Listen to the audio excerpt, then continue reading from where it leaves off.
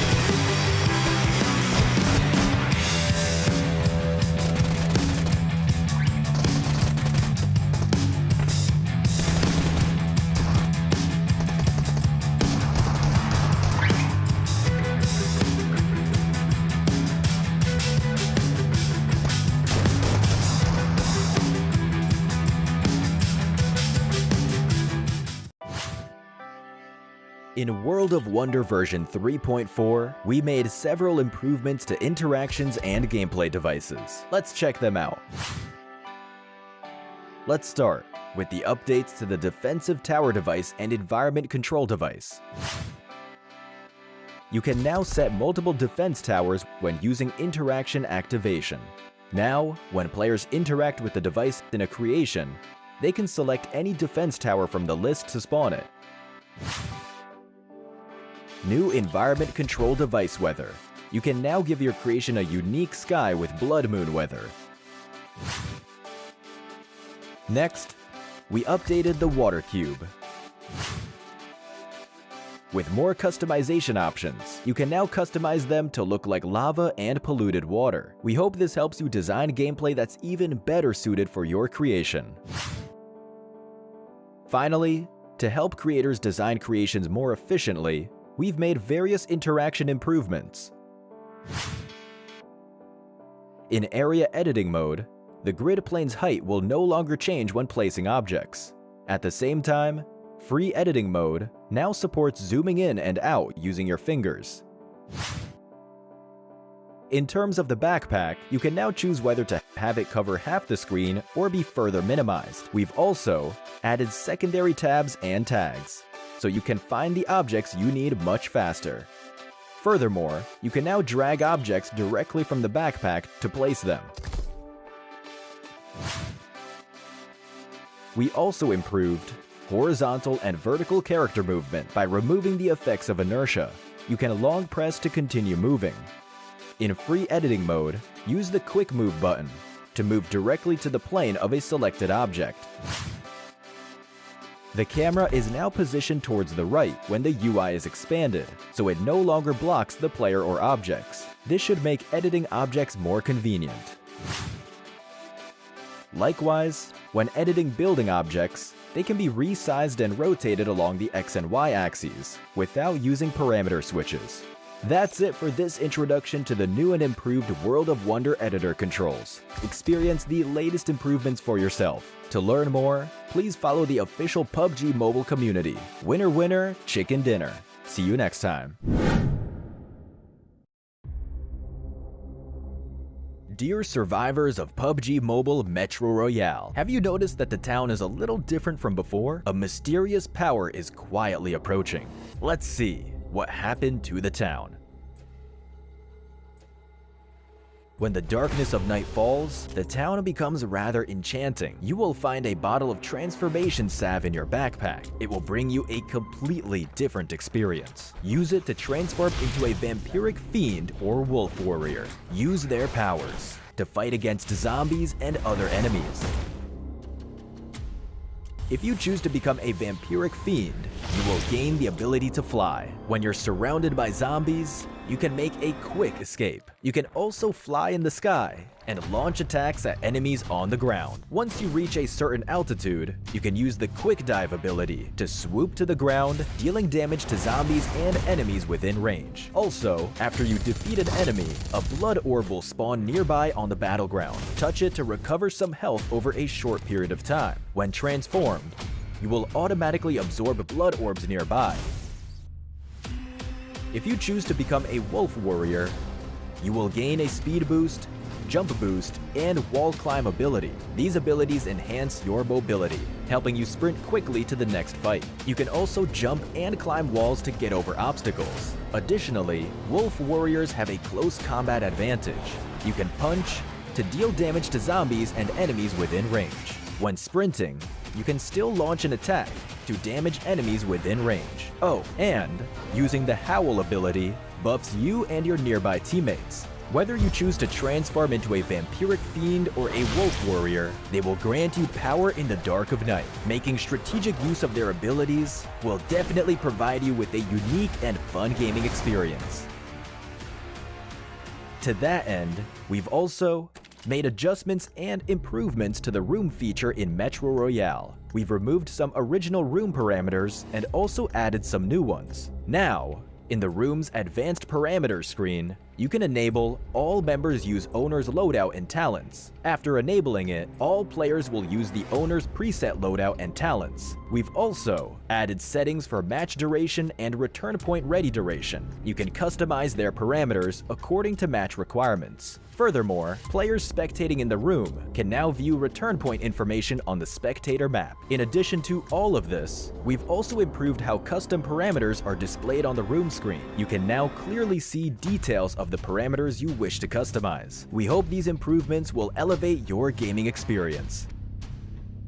Some basic functions have also been improved. From Chapter 22 onwards, you can head to Settings, Controls, Advanced Controls to choose if you want to show teammate outfits in the lobby and during matches. Furthermore, on the screen to hide advanced equipment, we've added the Hide Advanced Helmet option so you can further customize your look in the lobby and during matches. Additionally, players who play both Classic Mode and Metro Royale can head to Settings and, depending on their needs, independently disable Auto Pickup for just Metro Royale.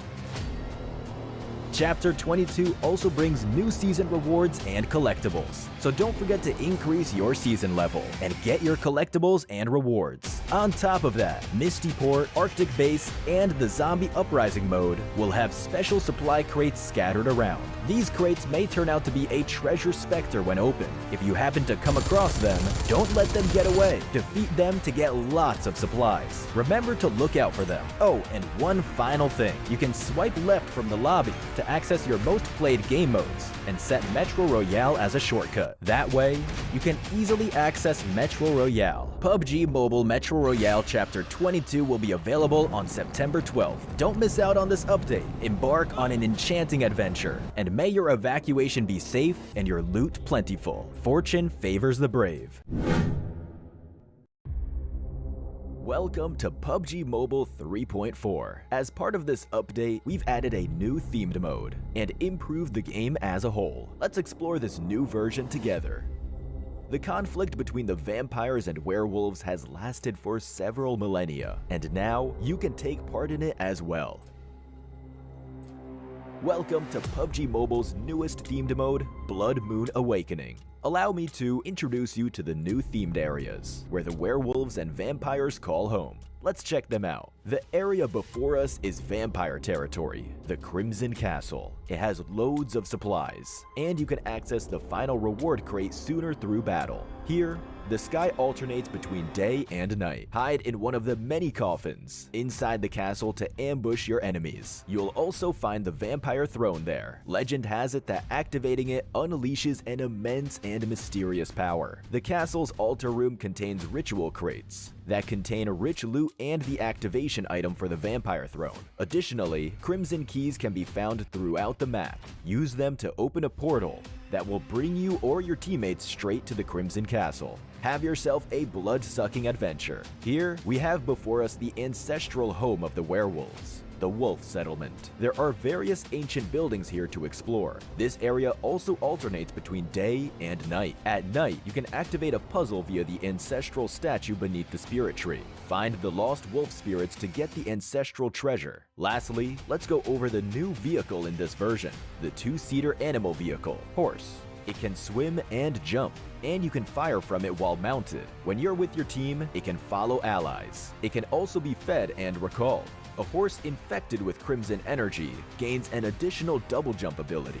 Are you ready to explore the land of the supernatural? I look forward to seeing how you fare. Now, you can use the new character transformation mechanic to join the battle as a vampire or a werewolf. First, let's go over the Wolf Warrior. Use Wolf Salve to turn into a Wolf Warrior. After transforming, you'll gain a dash ability and the ability to scale walls by jumping. Finally, they have a special Howl ability that grants themselves and all nearby allies enhanced movement speed and damage reduction. Next, let's go over the Vampiric Fiend. Use Blood Oath Extract to become one. After doing so, eliminating an enemy in either human or vampiric fiend form will generate a blood orb. Touch them to quickly restore your health. Vampiric fiends can absorb these orbs from a distance. Right after transforming into a vampire, you'll grow wings and gain the ability to fly. Fly swiftly over short distances, or swoop down swiftly to strike a target area, dealing damage and knocking enemies back. Finally, vampiric fiends can fire energy bombs that unleash crimson gas on impact. Players caught within the gas cannot use medical items. Now then, which of these two creatures do you prefer? Get in the game and try it out. In the new version, we've added several new mechanics. Within the Crimson Castle, you'll find the formidable boss, Dracula. Pick up a crimson crystal from the map and crush it to open a crimson rift that will bring you straight to his lair. Dracula has two forms. In his first form, he'll approach his prey swiftly and unleash powerful melee attacks. He may also turn into a bat and teleport beside you. After defeating him in the first phase, he'll enter a frenzied state. Dracula uses various ranged attacks in the frenzied state and also brings out a shield. But fear not, after breaking his shield, he'll take a lot more damage. Get behind cover to evade his ranged attacks. Challenge Dracula now to get amazing rewards. Moving on, we've also spiced up treasure hunting with gargoyle troves and treasure specters. You'll get loads of great rewards from them. Additionally, we've added a banner display mechanic that lets you show off your elimination count after transforming. Let everyone know your achievements in Blood Moon Awakening. In this version's updated classic mode, we added a new dual-wield firearm, the Dual MP7. It equips to the pistol slot, is agile, enjoys a fast rate of fire, but does not support aiming down sights. Likewise, we added a new vehicle, the Hovercraft. It can be operated on land and in water, and is equipped with armored glass that prevents players inside and outside from firing at each other. We've also added the self-AED to classic mode. We hope it adds another layer of tactics. Also, the Crimson Castle Plaza themed map has been added to arena mode. Defeat enemies with your teammates in intense battles like never before. Stay tuned for classic mode update videos to learn more. With Blood Moon Awakening's arrival, you can now also fight zombies in Metro Royale's Zombie Uprising mode as a werewolf or vampire. Choose from different abilities to thwart the zombie waves. We've also added treasure specters to the Misty Port and Arctic base maps. Defeat them to get great rewards. Furthermore, we've made some room and basic feature updates. Follow Metro Royale announcements for more details. The new version brings the debut of the Maple Courtyard Palace series of home items, along with an event celebrating its launch. New stylish items await you. Don't forget to join the home competition. Unleash your creativity and build your dream home. Stay tuned for home update videos to learn more. Version 3.4 also brings Wonder Season to World of Wonder. Also, we've added a new map template featuring Erangel after a century-long drought. More importantly, vampire and werewolf transformations are now available in World of Wonder. May this bring your World of Wonder creativity to a new level. For more details, stay tuned for World of Wonder news. Plus, Cycle 7 Season 20 has been updated, with new tier rewards for both Classic Season and Casual Season.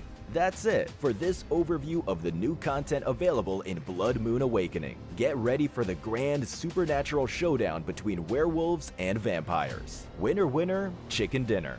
See you next time.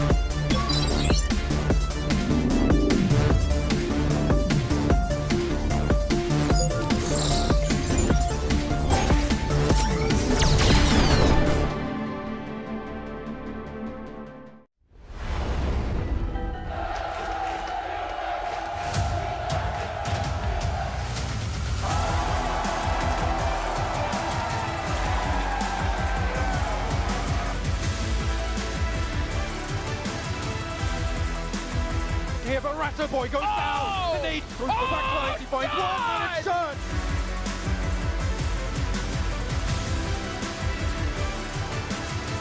There's the response back though. First pickup. Yo! He goes on to do it.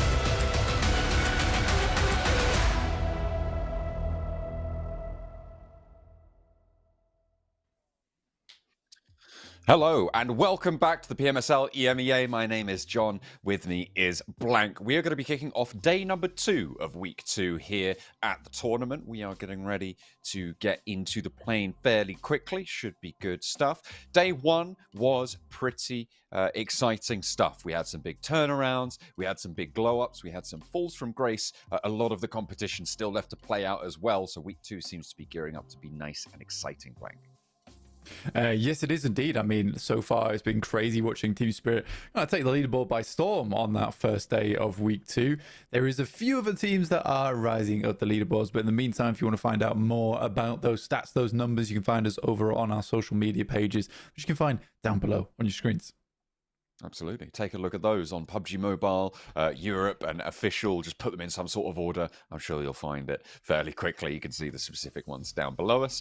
And keep up to date with everything that's going on, because it was pretty monumental yesterday. They have quite a lot of really strong performances for teams like Team Spirit. I was also quite impressed with Brute Force over the course of yesterday. They managed to keep up their consistency to maybe have a chance to defend their title and earn some of our prize pool. Let's take a look at what the teams have on the line over the course of the next, now remaining 3 weeks of games. The participation reward, $2,000, a team that is guaranteed in the bank accounts. Not quite yet. I don't know exactly when the payouts come through for that, but fairly soon. But it's the finals that these teams are going to be focusing towards. $227,500 will be split up amongst those teams heading over to the finals, and some goodies to grab along the way too.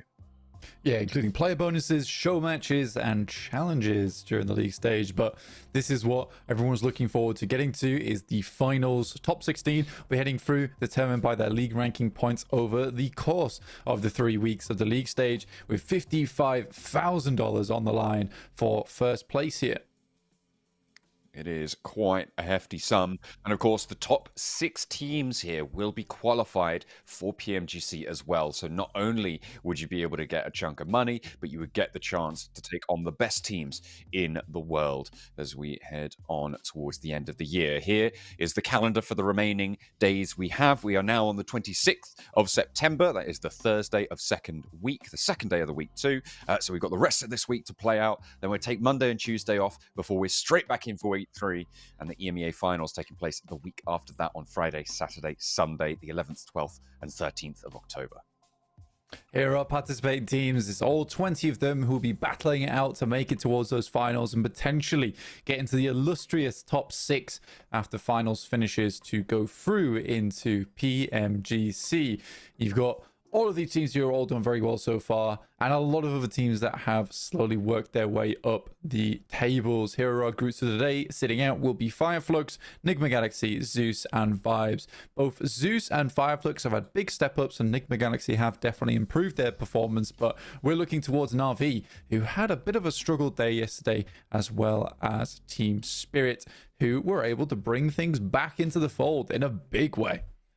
Yeah, the Na'Vi and IWNRX fall off was a little bit concerning, potentially, as we hop on over to our overalls. Fireflux as well, but they get that day off to cool down. But let's turn our focus again to the top of the table. Zeus going to be happy with their 51-point day. Heroic as well, with a great effort to put 60 points up on the board. but Team Spirit sit way out in front. 22-point lead, 3 chicken dinners. They have equaled their tally from week 1 in just 1 day's games, which is a phenomenal achievement. And maybe something that they wouldn't have been able to do if they hadn't have done so, quite frankly, poorly in week 1. So this is a great start to their week 2. Brute Force on 47. This is a team that I said I really enjoyed watching. They are on the 3rd highest elimination tally, and I feel like they're getting nice and aggressive with it. I like how they're stepping into this lobby, really leaning into the wins.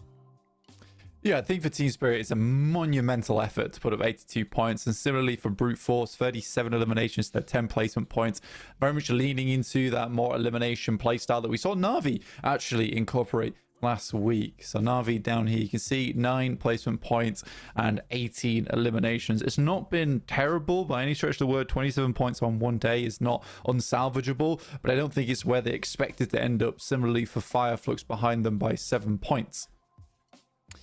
Yeah, it's been a little bit of a fall off for them. We'll see what they can do today. Sanhok, Erangel, Miramar, and of course that very secret, very unexpected thing that could happen in the middle of the day, the TDM challenges that we'll have from Nomi, who was able to get the MVP spot from yesterday.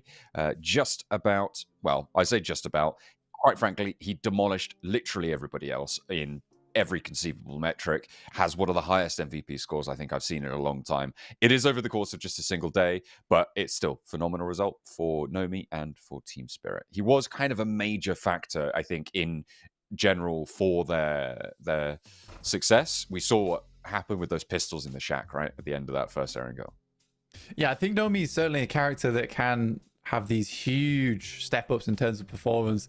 It is sometimes frustrating to see him like on his bad days where really is not able to do too much, unfortunately. Let's take a look at some head-to-heads here as we head in towards our 2nd day of week 2. And we've got Brute Force versus IWNRX on their current averages, 994 damage to 1066. So very similar right now in terms of their performance.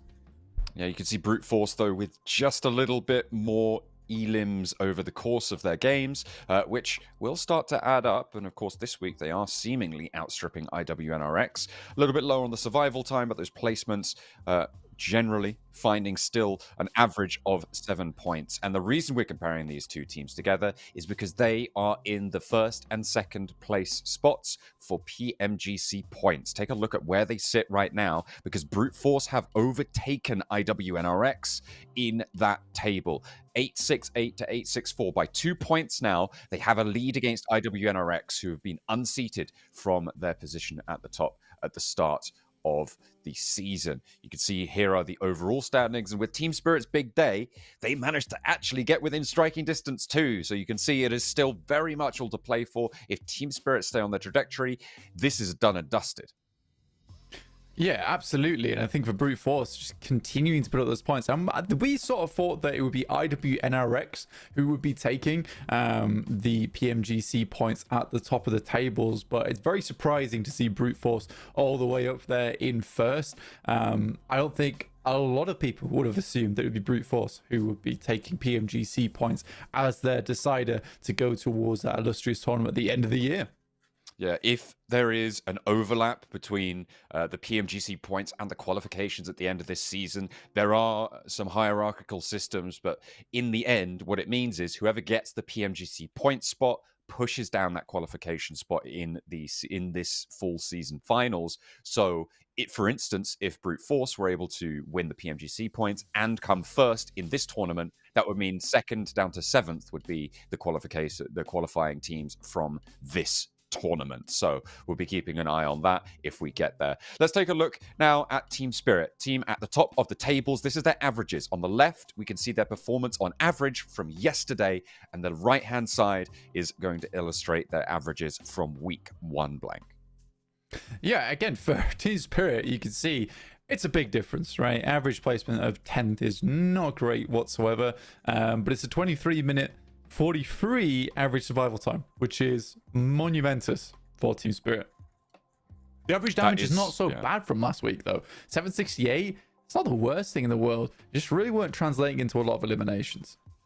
They needed to capitalize a little bit more. I think that the fact that we were looking at and sort of observing in Team Spirit was that they were a little bit timid, a little bit reticent to go in for some precise strikes, some confident rotates. They felt a little bit unsure of themselves. And maybe that was a factor of the lobby. Maybe there were other factors playing into that as well. But it seems like over the course of yesterday, they found their feet and will be able to push on in. Let's take a look at our top Sanhok performers, though, before we head into map number 1. These teams were able to do the most over in the jungle. No surprise to see a few of these teams here, but I think probably the most surprising is Zeus on the right-hand side blank with 4 elimination averages, keeping up that average damage nicely. The placement's looking healthy, but to see them here, maybe a little bit unexpected. And they're gone immediately. We're going straight into Sanhok. There we are, getting right into it. No hesitation, no messing around. I like it a lot. And here's the plane, heading over from Kampong to the other side of the map. Very horizontal plane path here for us, down towards the south side, making it a little bit more difficult. Head up towards the north here, John. Over on the south side, for the plane to sail over. Are we going to see Painan be a battlefield once more? I mean, it certainly could be if Virtus Pro decide to drop out there again, and if RCB decide to join them. Looks like we might. I'm seeing a little bit of pink underneath the salmon of Virtus Pro. Everyone else, though, heading up towards that northern side of the map. S2G heading up towards Paris Resort right now. 77 on their way up towards the northern side of the Northwest Islands to be 477 the first time we'll see them during this week. And they did have a good step up towards the end of their week last year. Last week, not last year. Dang. Does seem like a while ago, doesn't it? It's been a long, long time. Potential for 77 and Power up in the north side to come crashing into one another. With Twisted Minds down on the south. We are seeing that Painan hot drop, as we have Koa already down, but 3 players in that building for Virtus Pro means that Loxy unlikely to be able to push forwards. Icy taking the fight on his own now as RCB try and navigate the corridors on the inside. Azel with the shotgun pushes him on the upstairs, but Loxy goes down and Icy looks to confirm. Unfortunately, Azel is there and takes the revenge that he was looking for, and it is going to be a 1-for-1 knock and flush in Painan. Goodness me, this fight just keeps raging on every single time. Last time went the way of Virtus Pro, and I said I sort of expected for RCB to try and take hold of the western portion of Painan, but they're still trying to force the issue here at Sanhok. It does confuse me, and I wish they would stop it. Well, your wish, certainly not their command right now. Silas looking for the off angle as over on the north side near Hartin, 77 and Power do still crash one another, do still clash and lock horns. Virtus Pro looking a bit unhealthy here, but Azel again lined up by Koa. Cover from the wall, Silas half HP, and Koa pops the reload there. Malloy healing up on the back lines. Wild with the challenge. Has to spray in through the window. Doesn't quite connect, but gets the flush. Silas now up and to the top floor as Malloy tries to hold the staircase. Unfortunately, Wild sails on through. No, wait, hang on a minute. That's Trovo 2030. Third party. An off angle. A descent into this position. Moves in. And this is the first time we've seen a full Painan descent from a third party. And finally, these teams are going to get punished for it. Yeah, and to be expected as well. I think Trovo absolutely should be taking advantage of this fight. It's a silly fight to start out with, especially because teams can quickly fold over towards the high ground that sits on that north side. When that RCB is eliminated, this is the second time in a row that RCB has been removed from this position. And they're just throwing away. They're throwing away their Sanhoks. And for a team that is currently in 4th place, imagine how many more points they would have had if they just had a more steady Sanhok. 77 shots over towards Al-Haji, but it is just being traded off. Unfortunately, Al-Haji gets flushed away. Limbo Boom so low. Satan in a position to make this one a full knock and confirm, but in he goes. Is he going to get sprayed down? Is he going to win the challenge? Yes, he will. And that is 77 taken away. It is so unfortunate for Al-Haji that he goes down there, but Power play on with 3, needing to go over on the north side because the circle is popping up northeast. Na'Vi and Guild clashing on the southwest island. Twisted Minds looking for the third party over towards Hartin. And again, it seems like these hot drops are finally starting to get punished, Blank. Yeah, and as they should do as well. I mean, it's sort of interesting the way that the circle moves as well. Right now, Guild taking a few bits of damage coming through from Na'Vi. Overwhelmed them down this south side. The rest of Guild, though, did fly off into the distance. Left this one alone. 2 players going down in 0, as well as Wagner. Na'Vi being able to pick both of those up as they attempted to get themselves out from the northwest side of Tambang. Virtus Pro will get eliminated as well. Weren't able to take down anyone from Trovo 2030. Of course, today is the first day that we're going to see Twisted Minds 77, Trovo 2030, and Black Esports. So a good start to their first day. Team Spirit, they sent away early, got into the middle now, and they are really embracing the playstyle of this lobby. They are now one of the middle map marauders and will try and take residence up on the slight west side, just next to the middle of this zone. A lot of damage pouring on in. A lot of people already going down here, Blank. We're in stage 1 and 47 players remain. Yeah, our Sanhoks are quite truly aggressive, honestly. It's a lot of anger that goes into these first couple of minutes of Sanhok. Na'Vi looking for Lewis from Black. But yeah, for Team Spirits, rocking up, find themselves a quick, easy win on the initial engagement between them and S2G, find 1 pick off, and get themselves a center. Again, it's a confident and quick rotate from Team Spirit straight towards that central side of the circle. And I think it's more a case they just need to realize that they can make that jump. They don't have to be so afraid of these lobbies a lot of times.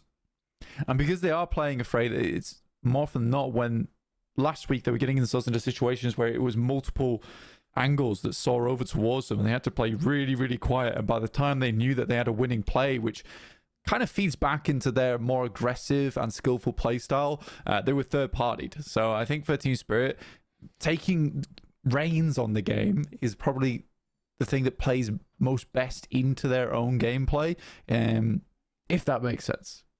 I feel like, yeah, it's been kind of a weird one for them, right? They definitely were taking more of the approach that they would take in a global level situation where every team is trying to play quite cerebrally,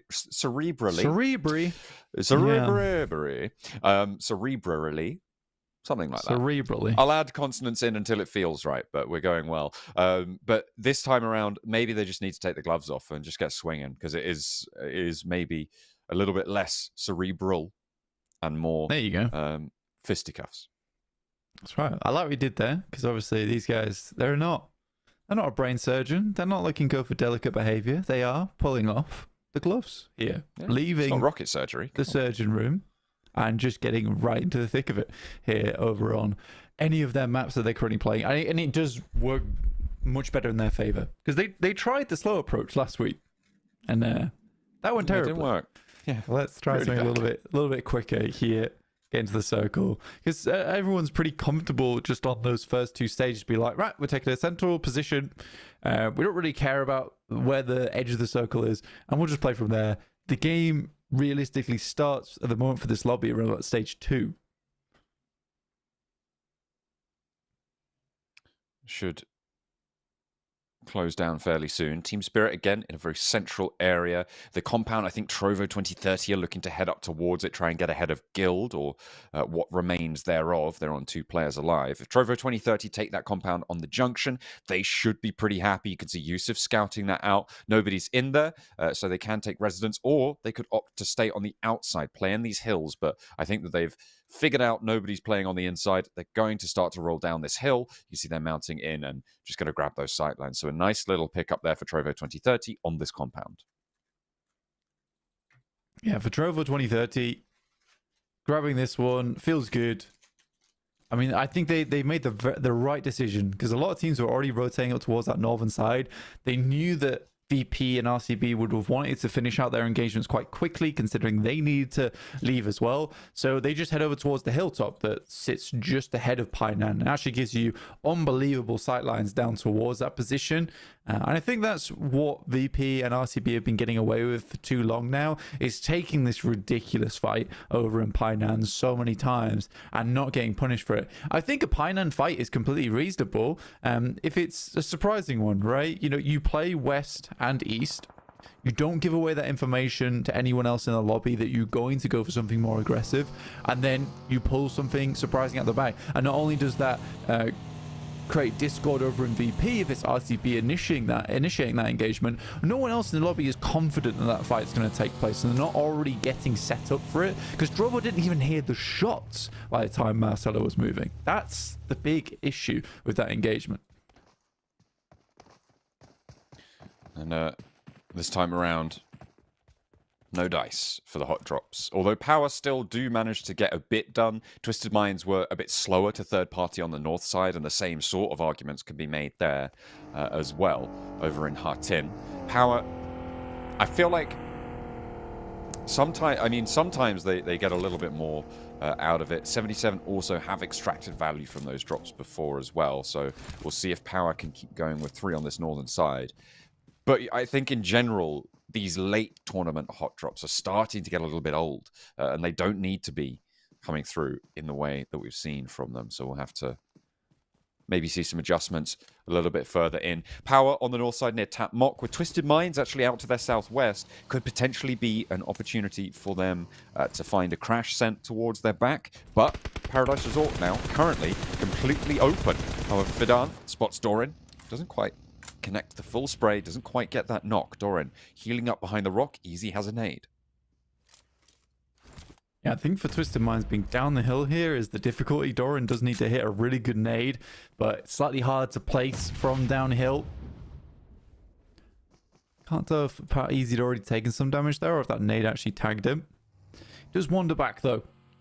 A little bit unsure of his position now.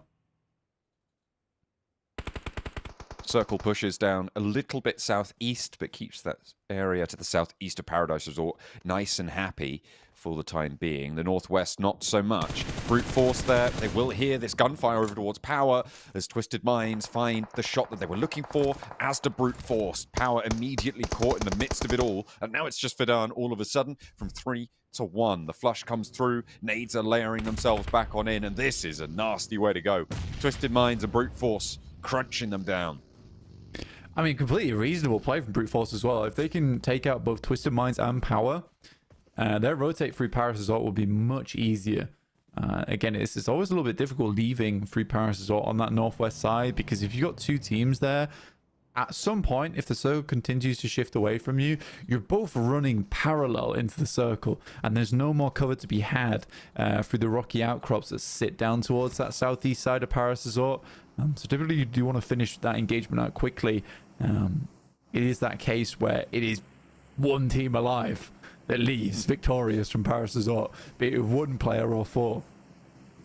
You set them up in the lock-in, there's no real strong escape routes. You're right, it's a very difficult area to play. Around Barn, or trying to get out of the area around Barn, you've got Heroic on the southeast side right now. We're on board with Walsh, who is just on the edge of the circle. You can see he's got a teammate, Kevin, just further in. The other 2 further out back. Na'Vi as well, trying to push up from the south. You can see these long open valleys that sit around this barn area that make it really, really nasty to play around. So they're going to want to get out of there as soon as possible. Unfortunately for Na'Vi, there's not really too many strong positions that they can head towards that won't be heavily contested. You've got Black Esports ahead of them.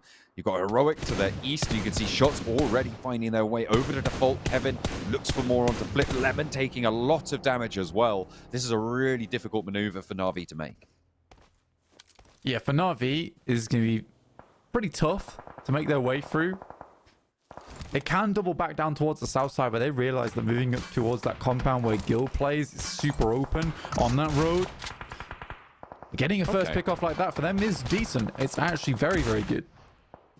Really wants that flush, but Kevin's there and puts Lemon back up in the watchtower. I think that point might be stolen away. Yeah, Black Esports able to claim Jafar. means no points for Na'Vi. They've already managed to find 3 eliminations, though, so wouldn't be a complete bust if they go down here, but a lovely splay. That comes from Kakali there, who was able to spray it down across the way. Gets the flush as well.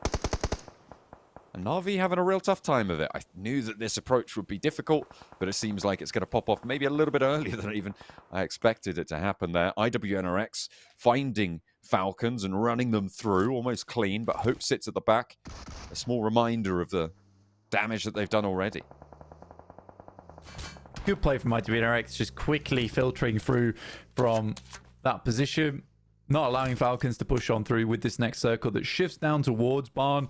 A lot of high ground and low ground incorporated into this circle. Some teams might opt to go down towards some lower points of the map just to provide them a little bit of safety going forward, but not likely to leave in future. Right now, for a lot of these teams that hold on the outer edges, though, it's just been a case of holding teams out. So for IWNRX, their biggest competition at the moment is probably Falcons. Maybe Heroic if they up to swing round to that north side. The Team Spirit is slightly more difficult. I think Football is Chaos as well as Brute Force. Both pretty competent teams, at least when it comes to firefights. Could be on for one now. I think that was one of the 2 teams mounting up there. Twisted Minds getting spotted. They try and scout out towards the compound and... yeah, no, that's not going to go well for you. No dice. Football is Chaos as well, losing players on the north side to IWNRX. They decide to send a little bit out to the east edge. As Brute Force seemingly looking to go a similar direction. They're all trying to rack up to this same position. Nico there on the back of the buggy will try and take some turret shots, but sends away, thinks better of it. Chudo rips Frozen down to size and will leave IWNRX playing on as 3. This is great news for Team Spirit. All the teams around them are starting to take the wind out of each other's sails. Yeah, Team Spirit's position is not the most ideal spot in the lobby. It doesn't give them too many options going forward, but it is defensible. That's the main thing. It's hard to crash on Team Spirit's spot. On the other hand, IWNRX, they hold the shack and they also can get backstabbed through the tiny little crack in the rock that sits behind them. So this position is much more accessible for a team like Brute Force to try and work on towards. And already finding Frozen and melting him is a very good start for them. You could imagine Team Spirit probably starts to look down this way at some point. Send out some scouting.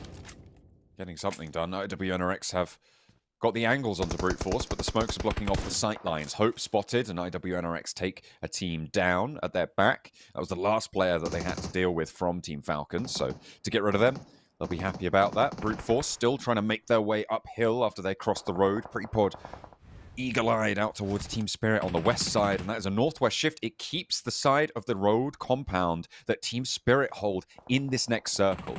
The difficulty, as it always is in Sanhok with these sorts of finishes, is that Team Spirit will be able to do a lot from this position now, but come the next circle, if they have to move, which is very, very likely, they're going to have a really difficult time getting out of this position. I think the useful thing for them, though, is that they're one of the only teams, if not the only teams, that has cover still to work with. I think IWNRX has a little bit over on the eastern side. But for Team Spirit, this is just safety. This is bottom. And safety as 4, which is the most important part here. A lot of the teams are going to take casualties. And that is something you can really leverage here on Sanhok, is having 4 players. All those sight lines are huge. Lemon does nade out default. I guess he denies the point.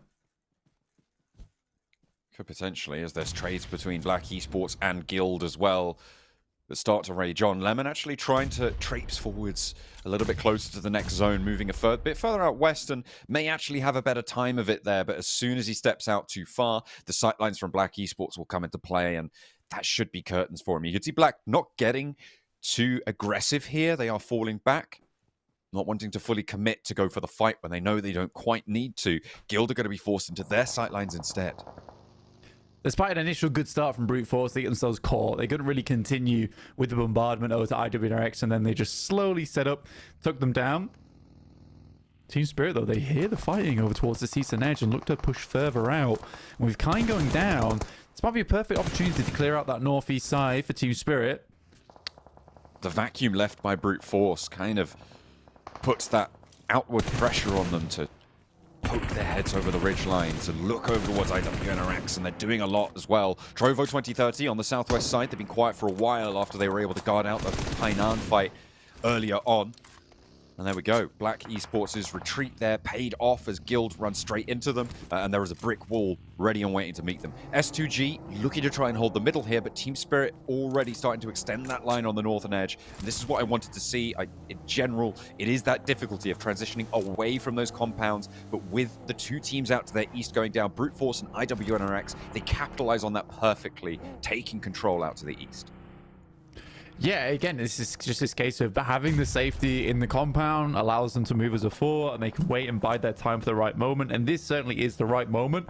Trovo 2030, though, with that circle shifting down towards the south side, they've realized they need to assault over towards Black Esports, and they need to do it now. Shots to Black, meaning that they are now down on 2. Unlikely that they can get this res. Cattell able to find the flush onto Toshbik. With 2 players left standing, Trovo 2030 want to keep the sweep.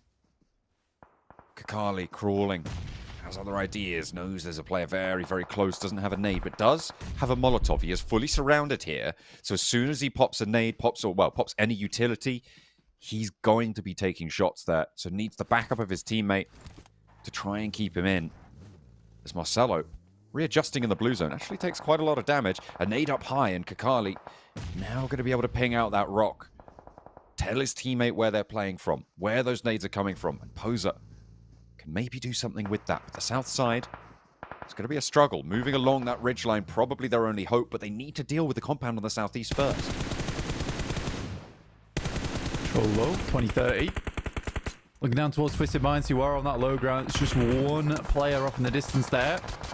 Wash does find Team Spirit's Kitsune to take that beating. And they'll accept the gunfire over towards his position. Lemon doing his best. Finds Poser. Ooh, maybe take it away again from Na'Vi. Walsh with the nade up high. Goes very, very low as Yusuf is trying to chime on in. Black Esports will lose another. Their last player now trying to push up to the rock. But Ragnarok has the auto shotty. Popping it around the geology and will be able to use his teammates effectively. Lemon still going for Na'Vi. They still want to play on. Not too much damage spotted there. And Kevin behind the rock for Heroic playing on.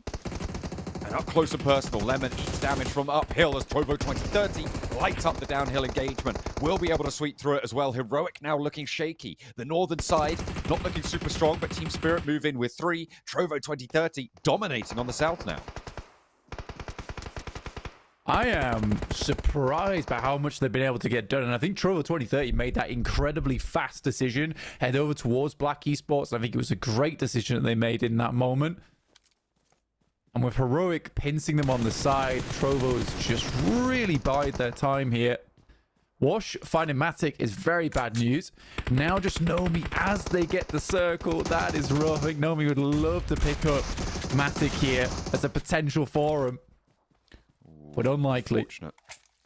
Volt goes down, so does Kevin. That means Heroic are out. Not enough damage done to make it possible for Nomi really to hold off on this western side, but the blue zone is putting pressure on. Nomi steps out into S2G, has 2 first aids, steps for the flush. Will he be able to find it? He manages to pick up the point. Looks for the last player, for Ali as well, and 1 player down on the flip side as well as the trade comes on through. Picking up the points is important here. Trovo 2030 have to move. He's got a Molotov. Does he have any nades? I don't think so, because the nades are coming up high. Bounce goes long. Nomi's still alive. The cook is there. Will he be able to hold up on the rock? I don't think so, but will be put down, shoved into the dirt by the DBS. Nomi can't hold off against Trovo 2030, but they find a second place and an excellent first match from Trovo 2030. They played it slow and then immediately turned that switch to be all guns blazing. A nice little swift switch up for them, showing that they've got pace.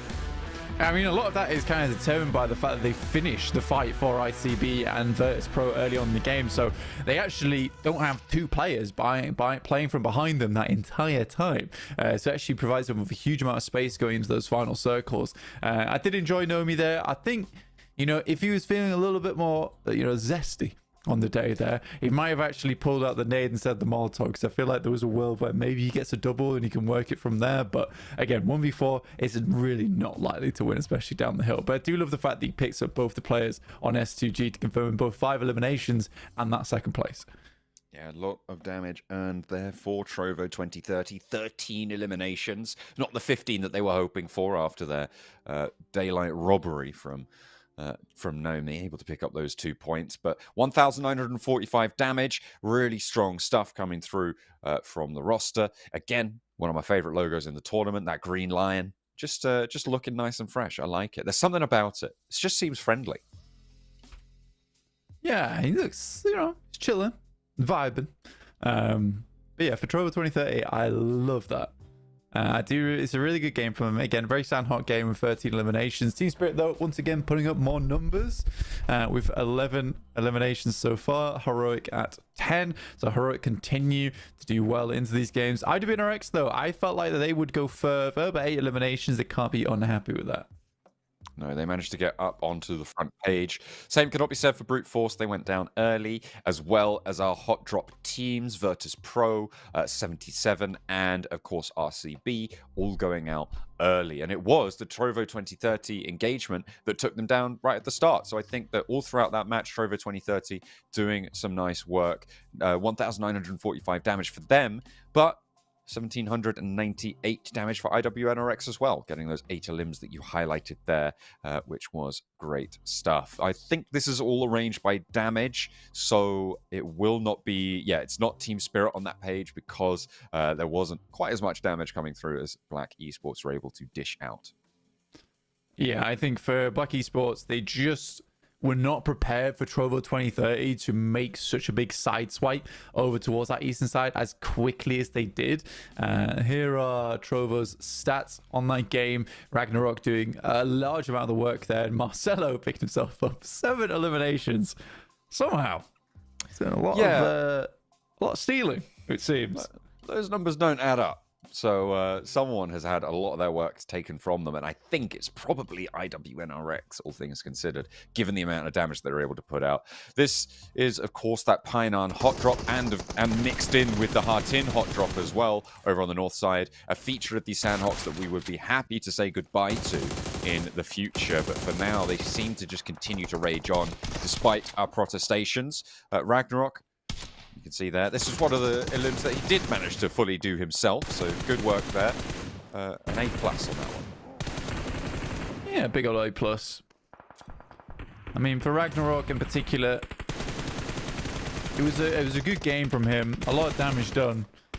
The rest of the team was doing good. I mean, if you can pick up eliminations here and there on Sanhok, it is a good idea to do it because you can bump it with points that way because a lot of eliminations are coming through thick and fast, and so are the knocks. But for Trovo 2030, I think it's a strong game. I was also very impressed by Team Spirit in terms of their rotations. In the meantime, we're going to rotate right out of here. So we go to a quick break. We'll be back soon. So the next time you're lonely, checking your phone for the only, trying to kickstart my heartbeat. You won't find me begging now. I'm feeling supernatural. I'm feeling supernatural. I'm feeling supernatural.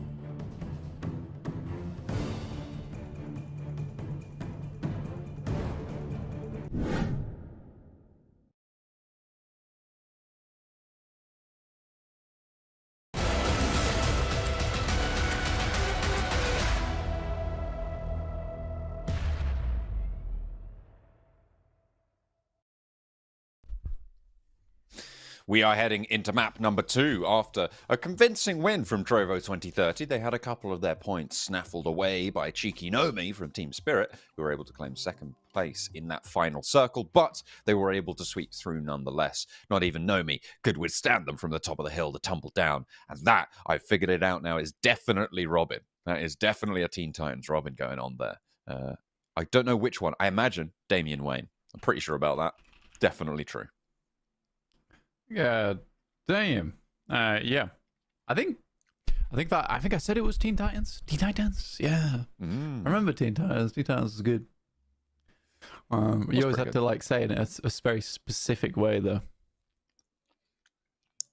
Na'Vi honestly struggling to unleash the beast this week with Monster Energy, www.monsterenergy.com/gaming, because Team Spirit, they've taken all the monster. They've got it under their desk. You can tell. Look, they are so beastly this week so far, able to get up in second place this match. It'll be interesting to see if Trovo 2030 are going to be able to keep their record nice and strong. Last week, they were able to do fairly decently. I think it's safe to say they could have done potentially a little bit better, I'm sure, but you know, which team couldn't? We're heading into Erangel, so let's take a look at our best teams from Erangel. Yeah, right now we got Power sitting at the tippy top here with 5.6 average eliminations. Brute Force just underneath them, and it cycles down the tally to Idwinner X, RCB, and Heroic so far. Yeah, Brute Force have done very, very well, but Power, not the team I expected to be currently in first place. No, they have managed to do a lot of damage, I think it's safe to say, on those eliminations, right? Their placements as well, looking very, very strong. So, interesting that they've been able to do that. But then again, when you take a look at what's happened over the last day, maybe they're just the only team that hasn't had an up paired with a down coming through. I mean, Na'Vi potentially could be close to overtaking them, but yeah, they're managing to get to the top of the table. It's great stuff for Power. Yeah, I'm pretty happy with that, honestly, so far. And I think that for Power, it's an interesting one that they're able to continue putting up a good performance. And I think everyone on that team is more of the case of there's no one individual really strong player anymore. I mean, Al-Haji's very, very good, but I think all of them have risen now to somewhat equal levels. I think Al-Haji does pull ahead a little bit, but honestly, it's very marginal at best. Let's take a look at our overalls as they stand after that last match. In the lead, of course, still sits Team Spirit with 93 points now, nearly breaking that 3-point barrier, which is really nice and strong. Heroic keeping up their 10-point average here, Blank, as well. They were on that east side getting quite late into that match. They were on 70 points, able to earn 10 on that game. And, of course, Zeus a little bit behind there, but not playing today, keeping that 51 points, still just a little bit ahead of Brute Force on 50. I mean, for Heroic, I'm more surprised about them than anyone else. I think that they're a team that, in terms of players, we didn't put a lot of stock into. Yeah, here they are in second place, and it's still fairly consistent, all things considered, going into our second game of the day, when they felt more like a cop-out team last week in terms of getting towards that end game, but really not doing all that much. They seem to have a bit more confidence in terms of taking those fights and actually trying to follow through with them. 13th place there. 1 point and 77 are off the start line as well, which means that nobody has got 0 points. Everybody has gotten something, and there is something that you guys too can get at home. That's right, a 40% limited early bird discount. Scan the QR code for a ticket to the PUBG MOBILE Global Championship this year, at the end of the year in London. It'll be taking place in the Excel Centre over in East London, I believe that is. So you can head on out there and watch at least 6, probably, I think 7 guaranteed of our teams from EMEA take on the rest of the world in the group stages and for the finals in the PMGC as well. That is going to be an excellent event and one that every single team here is going to want to crack at. I mean, there are a lot of slots available. I mean, when we were playing in PMPLs, it wasn't the case. There was limited slots, but much more PMPLs around the world. This time around, we have far more intense amount of teams here in terms of competition. But it does mean 6 of these teams will be heading through to PMGC and potentially more if one of those teams is Brute Force, currently with them leading the PMGC points rankings. Erangel, for the first time today, day 2, we are going to be heading over to the grassy pastures. Plane path comes from Severny and ends up in Primorsk. A nice quick commute down to the southwest side for our teams with the Infinix GT20 Pro. I'm hoping to outplay the rest of the lobby. Given the opportunity, I'm sure they will. Milta, difficult to get to. Potentially difficult rotate for Brute Force to get to Novo here. I think that could potentially spark a hot drop. The question is where. They've been out north before. Could challenge in Severny. And I think we may be seeing that against the Falcons. Yeah, for Falcons, they drop in Severny quite a few times, and we'll see if anyone wants to head on top of them. In Brute Force have done it before, and looks like they're going to do it again. I suppose they're heading down towards Nova Rapnoia. I mean, Falcons are exactly the most tough team in the world, and Brute Force have somewhat done well against them. But again, they know Severny very, very well, and they're one of the teams that made it to PMSL EMEA, so they're no pushover. And they did win that fight last time, albeit taking about ages to complete. See how long it takes this time around. Brute Force could, of course, opt to disengage if they so choose, but I don't think they so choose. Not just yet, anyway. You saw the knockouts there on the left-hand side of your screen, or if you didn't, let me catch you up. Nomi's on 22, and Neos from Brute Force is on 16 knockouts in this week so far. It has been really quite impressive stuff coming through for those two players. There's the circle. We're going out to the east side here, keeping a lot of Yaz Fields in. We haven't had a Yaz Fields finish in a while, Blank, so maybe we need to have a refresher there and wet the palate for it. Yeah, I know. Head back over, see what's good. And I mean, a lot of teams that are out up towards that western side. There's going to be a big old clump up towards the western side of the map. Power, VP down Primorsk, and Na'Vi as well as IWNRX in a similar area, but Na'Vi should just be able to move on through past C block towards our eastern bridge and get across there.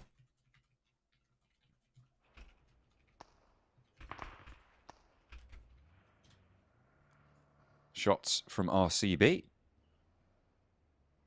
Finding a flush early on into the match. That is good for business. 77 and Foot Chaos both losing a player. Heroic taking, I believe, one of the 77 players down. And RCB able to claim a life from Foot Chaos. It could actually very easily be the other way around. I didn't quite catch exactly who went down to who there at the start. But Falcons, they've managed to open the bidding in their engagement. Immediately answered, though, over towards Ali. Neos can drop down off this rooftop. Freezer has a decent sightline to control all of this, but the res can come through for both of these two teams. The cross across the road for Spark does just manage to get through, but takes a bullet to the thigh. And we'll have to heal that up just a little bit. And always on these early fights, healing is a major issue. Looks like Ali does have something in the back pocket, though, to help him keep going. And they roll forwards, trying to find Neos. Fair enough. I think that was a pretty ineffectual grenade towards Brute Force. Basically lobbed it out the wall. Another that doesn't really get too much done. That one looks a little bit better though. Prepod does sidestep it though, and they'll know his position. No first aid kit either, so instantly there needs to be some shots over that way, but a nice one around the corner. We'll find Neos, and I'm more surprised by the fact that Falcons have been able to find so much ordnance in such a short amount of time. And immediately a transferal over up onto the hill. Chudo goes down. Another nade into the back, and Brute Force are struggling. They are suffering under the watchful eyes of the Falcons here. Hope now with Freezer left to handle. Can he be at this long-range laser to keep his teammates safe? They haven't broken out uphill to try and get rid of Chudo fully, to try and go for that flush. They're more preoccupied with marshalling their forces. They should know that he's on this side of the road, and the Falcons got to move their way on over. Freezer waiting for them to get closer so he can do a little bit more close-range damage. So, strange fight from Brute Force. I mean, already losing 3 players is not great. and likely will lose all three of them to the Elims 2 with Freezer last alive. Clutch Maestro Freezer, though, back on the case. Let's see if he's able to solve the mystery of how the rest of his team died. Potentially redeem himself in the office. I highly doubt it. Super Sleuth Freezer on the case, as we saw the early drops there, the early knocks coming through. Hey, that's what I said.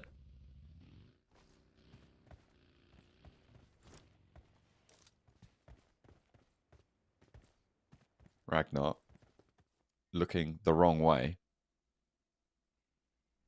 That is not where Freezer is.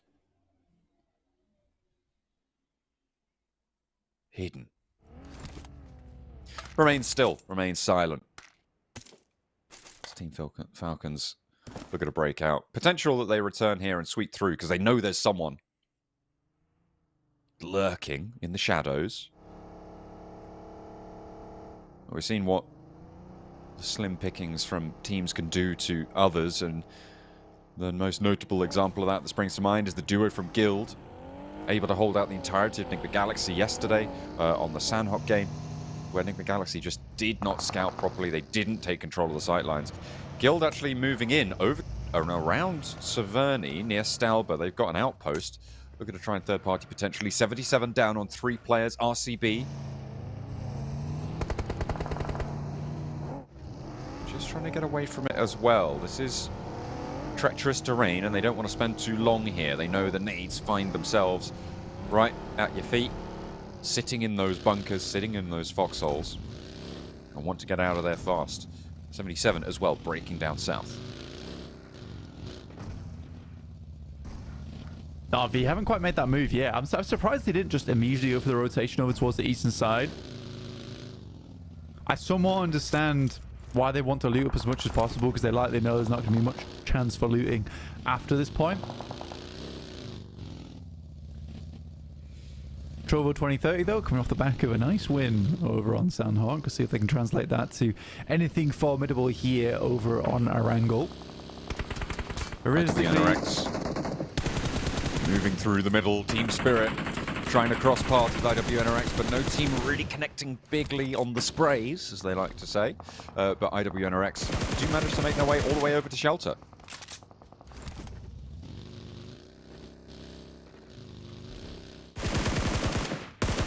I take that back. Dolkenmer spots one.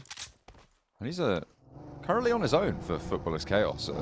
Lone Ranger able to do a lot over to IWNRX. No discernible reason to stop out in the open like that, but they do stop a player. Maybe the tyres on the vehicle got blown out and they didn't quite catch it, but not ideal for IWNRX, playing as 3. Yeah, down to 3 now. I think for IWNRX is not ideal for them. Try to think what I was saying before. I think it was Twisted Minds as well as Heroic I wanted to touch on in terms of that Eastern hold. It's a strong position for them to sit them outside of the chaos of the rest of the lobby quite some time.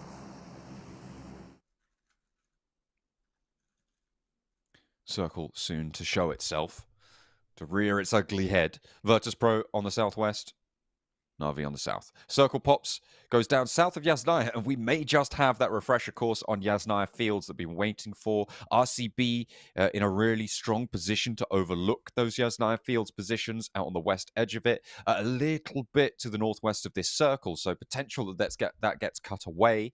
You also have quite a lot of that area around the mansion splits, around that west side of prison and around shelter on the south edge that we were on board with IWNRX earlier. Everybody crunching in now, taking up as much space as they can. It's an odd one on the south side of Yasnaya. Usually that fielded area definitely comes into play quite a bit. But I think the main thing for a lot of teams is setting yourself up in a position where you can at least play in several spots that might have value towards the future. And it's kind of a guessing game almost. I am just going to alert you all to the fact that a loot crate just dropped directly into the ocean. So whoever's flying that plane needs to be fired. Oh no, it's not the pilot, it's the the cargo door bay operator. That's who needs to be fired. That's usually the They're pilot. dropping those out the back. Is it? Yeah, You don't think you'd have a... No. Okay. They have someone that like unlocks it. Be crazy if the pilot couldn't sort that out. But the pilot's busy flying the plane, surely. That's correct. They've got a co-pilot for that. Or Yeah. a That's dog's still body a in the pilot, back. though. Oh. No, that makes sense. Yeah, that makes sense. Yeah, thanks. Okay. Loxy. Trying to make sense of the hail of bullets he's just received. You're thinking, what have you guys been doing in the compound to allow him to catch it? And Silas, message received. Roger, roger. Over towards Hope now. They turn their attention. Falcons. Could potentially be going down before brute force, as that is the last of them to fall. Ragnar will get flushed away by Hope's demise, and it is RCB to pick up the points. 5 eliminations found on this match. They're up into 3rd place on the overalls, and it is indeed brute force to outlast them on the match. The Falcons can't go the distance again. Yeah, kind of amusing. The fact the Freezer is able to make it through. He'll never solve the mystery, though, as they were buried by different teams. Now he needs to follow the path. The dark tale of Falcon's demise. Maybe he'll... Or just die himself. I don't know. Yeah, could also do that. Maybe he'll follow the clues and find the entirety of RCB and be able to find the points. That's better. Look at the loot crate there. That's far more respectful. Although it is still kind of out in no man's land a little bit, but Virtus.pro could potentially divert Bishke up there to grab the resupply. Circle on the southeast side, so we're not going to Yas Fields. No, which I think a lot of teams will be pretty pleased about, actually.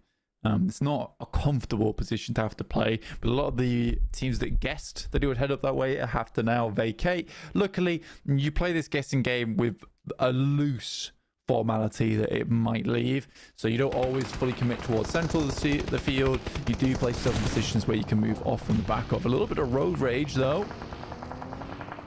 RCB, you got Loxy just staying still out in the field, trying not to acquire too much attention. Unfortunately, 77 spots that one from a mile off.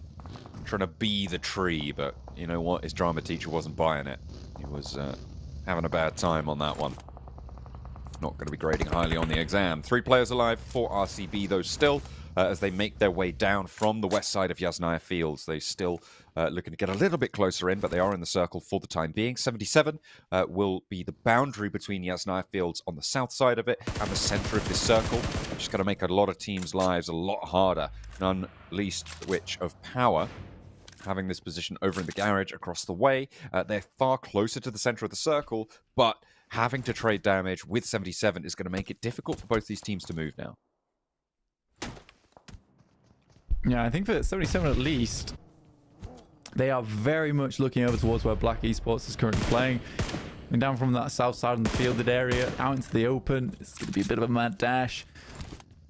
They could try a wide wrap, but a wide wrap down towards the southwest side isn't ideal at this point in time, knowing that most of the teams did push in from the western side of the map anyway, so you know there's going to be a bit of a line there. A barricade of players.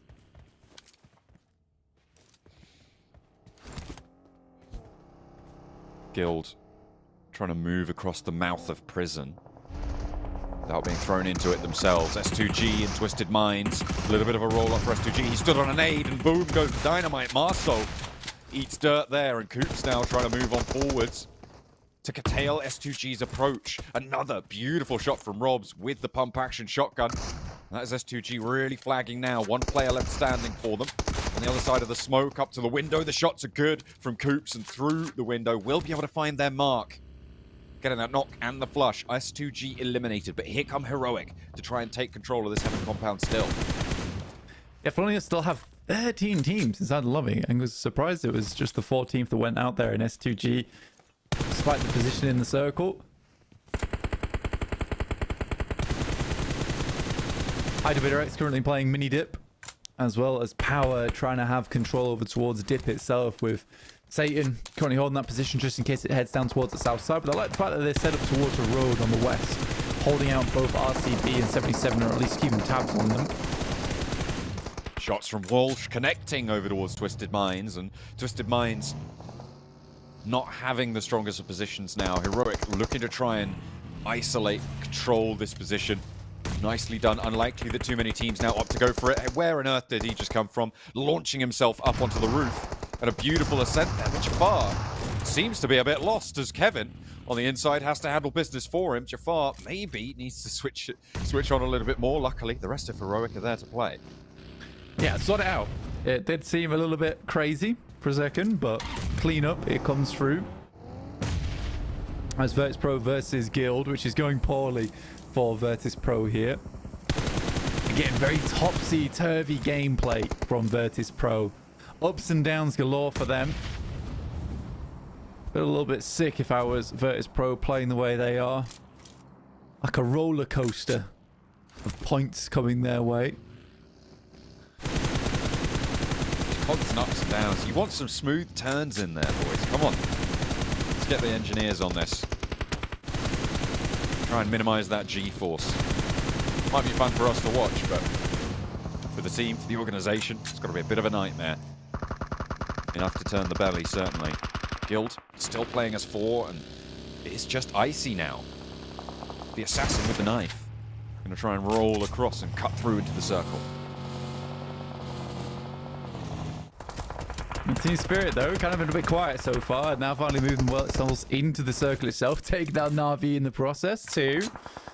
One player left for them. That's Virtus Pro out. As Team Spirit takes a prominent position down towards that south side. IDVRX, though, they get the better end of the deal there up towards the northern edge of midi-dip. With that position just north of Team Spirit, they're going to control that run out. Team Spirit going to want to go for the res onto their downed player, but they don't have a lot of time to do it. Need to figure out how to get across, establish those smokes, get some cover, and move in. But time is bleeding away. They might actually just be giving this one up if they're not careful. Shots, again, continue to come through, and Guild are starting to turn on the thrusters here. Heroic having a chance, and finally there's the answer, but Kevin is down and very, very low. Same story for Heroic. They're going to need to commit a lot and quickly to this res. It's not going to be enough or fast enough either, and Heroic are down a player. Wagner, same for Guild, however. That should be a point going either way on the northeast side, down to 3. Heroic, nades over the top. Your Guild on both sides here, making it a little bit difficult to actually pin down any of them, but nice nade over towards Exo. Potentially resable, but an explosion on the vehicle finally finishes him off there. That is a decent nade over the top, and it's sad that it bounces just on the ridge. Doesn't quite get the arc right there. He steps and goes long again. These nades are pretty difficult to nail. They need to be a perfect air burst. You need to time it. You need to time your peak. It's a lot of moving parts to get this one to do the damage that they're looking for. When they get it, it looks beautiful, but it is really hard to coordinate. Jafar now with just one nade left standing, moves up and actually wants to peek boldly over to the downhill. Circle shifts down south. Team Spirit, in the meantime, they've managed to go for a transition over to the east side, and they'll see if they can keep going, but Guild still yet to depart from the base of the cliff beneath Heroic. Jafar sending shot over the top. Nade does a lot of damage. Doesn't quite take him out, though. Wagner has sent some back and some shotgun shots going up. And this is a sad, sad story for Guild, who are basically trapped out on this outer edge. And this fight is only going to go poorly in the future for them. Trover 2030, though, set themselves up strongly towards the center of the circle and down towards the southeast. Already with one chicken dinner today.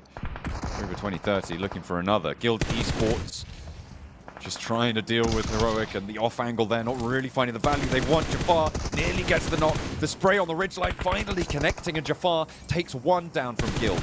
Is there going to be a second to follow it up? Because Walsh, he's swinging. He's going for 1, going for 2. That's what they needed, but they needed it a lot earlier, Blank, and now they're going to have a lot of trouble moving in as fast as they might like. But Trovo 2030, they've got their attention turned down south, and there may be an opening for them to slip on through. Team Spirit have been doing work, but Heroic on the north have 11 eliminations. This is a great game for them.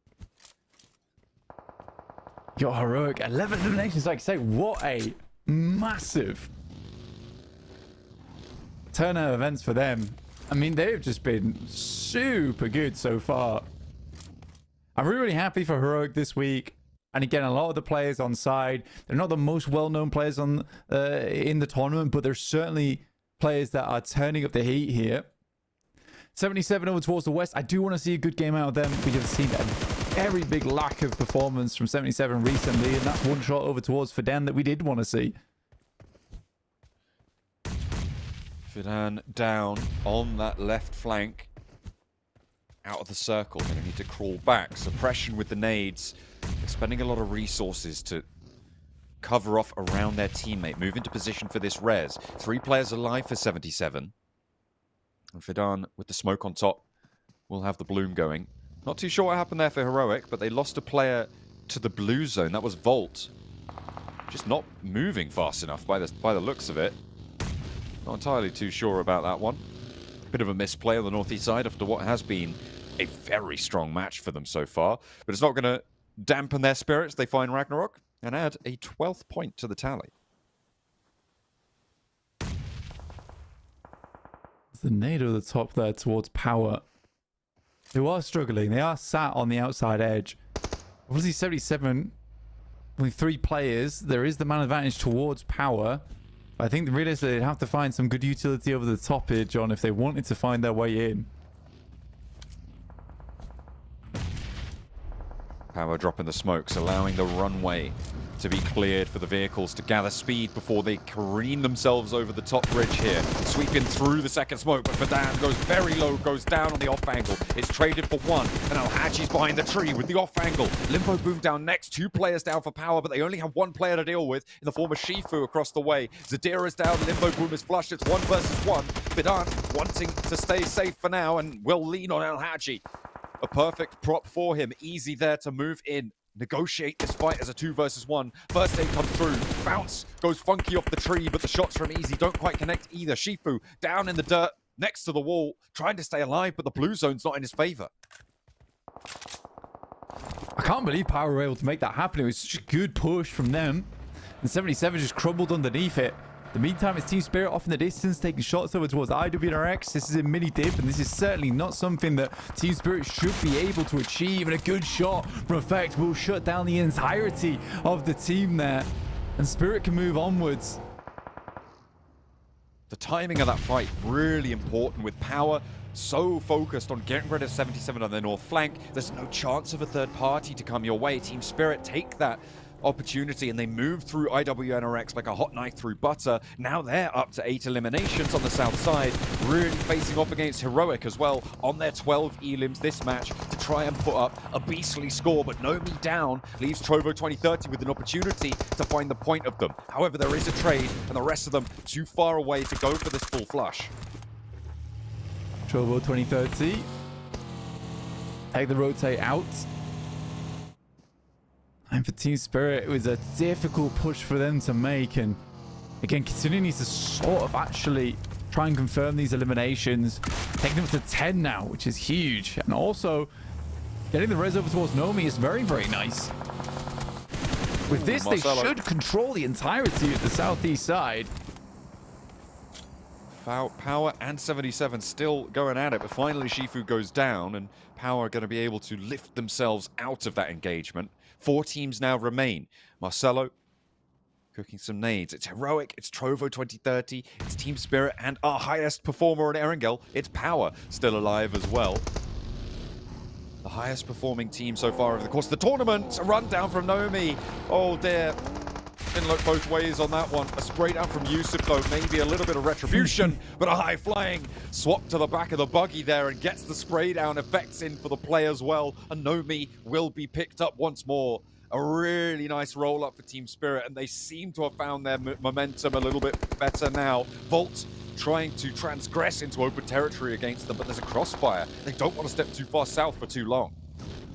Yeah, that's maybe a mistake from Heroic, but at least they get information on where the players are roughly playing on the southeast side, which is smart, but directly rock back up, and this is realistically the team that they should have been worried about. Good shots from Kitsune, but not enough to topple Alhaji.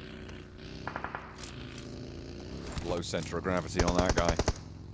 Very difficult to push over. will not go down without a fight. Hard southwest shift. This favors Team Spirit quite heavily. Power going to have to creep their way forwards. Heroic going to want to fend that off. You can see Walsh there with a lot to do. 13 eliminations, though, for Heroic. They've already done so much this match. As Satan finds a tree with a front bumper. Dodges it the second time around. Much better. El Hadji launching a nade. Should spot that one coming up. Satan tries to get across, but Walsh is there. And that's another player down for Power. Easy tries to break out wide. They are still playing as 4, but with now losing 1, Power down to 3. A catch from Walsh, and he continues his work over towards Power. He is slicing them apart here, Blank. Easy behind the rock. He's been taken down by almost 1 man entirely. Volt is on the off angle for them, but he doesn't quite have the stones to go for it. We'll find the knock, and it has to be Effect to deal with him. Power have their legs cut out from underneath them. Volt trying to roll in for some retribution, and it's just Fidan who's going to meet him. Yeah, it's just a surprising amount of power coming out from Heroic now and again. Right now, Heroic realize just need to confirm more of his eliminations. A 15 elim game already is ginormous for Heroic. Looking like a Hercules of old as they bring strength through to the squad. Then it's all through from Walsh on those 9 elims. Looking mythical on it. Fidan has nades sent out his way. Team Spirit bouncing them through, not quite connecting. Going shorter onto the tree with a buggy just in front of Fidan. Heroic find 2 players on their feet now, get some healing done as well. Fidan on the off angle does get spotted. Matic will be able to have that one, and Volt actually able to pinch that off. So it is 17 eliminations now for Heroic in a 2 versus 4 against Team Spirit, who have really closed this circle down for them. No opportunity to go for a big push out there, but Nomi catches one with the Axel. Effect wants the old traditional with the bullets. As Nomi does go down, pays the price for his hubris, but that bouncer looks good. Volt forced out and will be into the gunfire. Matic to close it out, and it's Team Spirit with another chicken dinner, and Heroic with a monumental match to find a 2nd place and potentially a point lead on this match. Yeah, this is their 4th chicken dinner over 2 days at the moment. So average is looking pretty nice at the moment for Team Spirit. Very well played. They knew that they could corner a lot of the teams over on that southeast side and then control across the road. So that's exactly what they go for. And for Team Spirit, this has been another wonderful chicken dinner. However, it is Heroic. It steals the hearts of many in this game with an outstanding performance from them.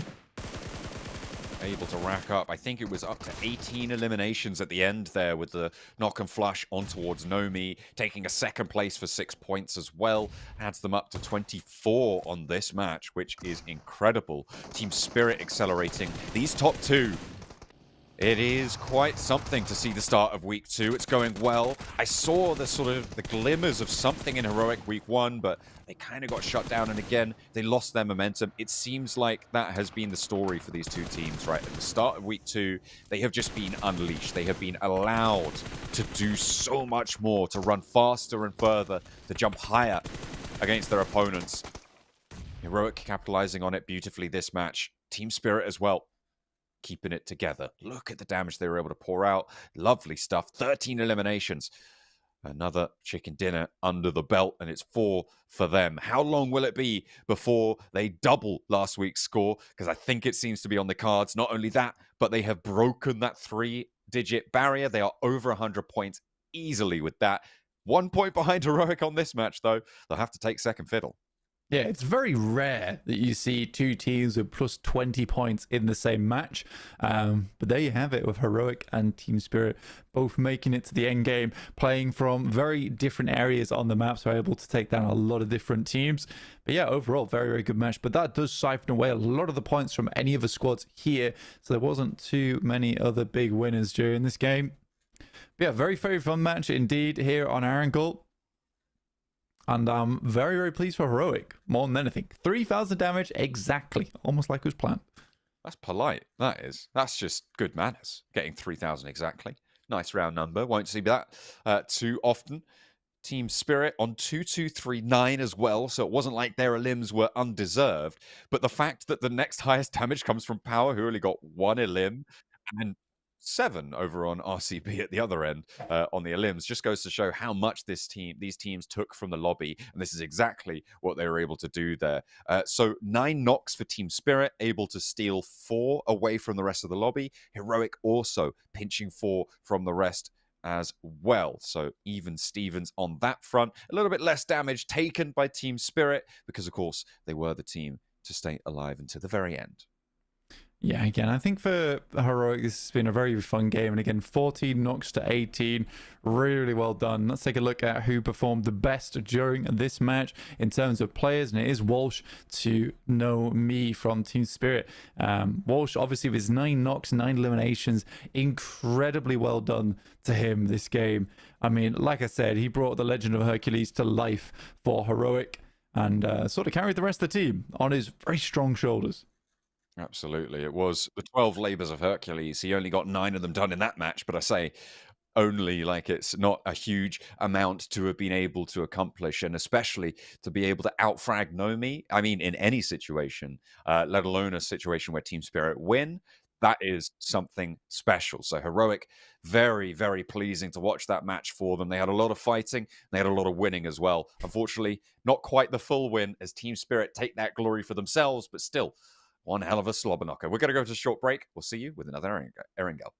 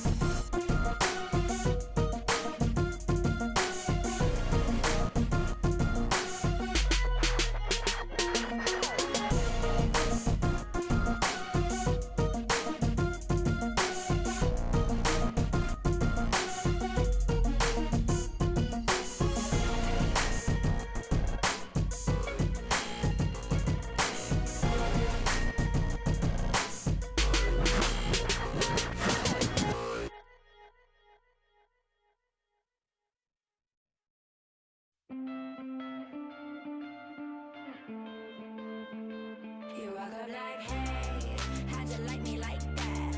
You lay it down, but it's coming off flat. Like, hey, why you acting like that? Lay it down, kiss your mom with that mouth. I've been feeling oh so marvelous. You stand back and just don't bother this. There's some things that I just rather miss now. So the next time you're lonely, checking your phone for your me, trying to kickstart my heartbeat. You won't find me begging now. I'm feeling supernatural. I'm feeling supernatural. I'm feeling supernatural. Hey, how'd you like me like that? I hit the town and I ain't looking back. So hey, how'd you like me like that? We cruising around, got the pedal down flat. I've been feeling oh so marvelous. You stand back and just don't bother this. 88% of PUBG mobile players say they are concerned about the future of climate change. This shows a need for us to help make change.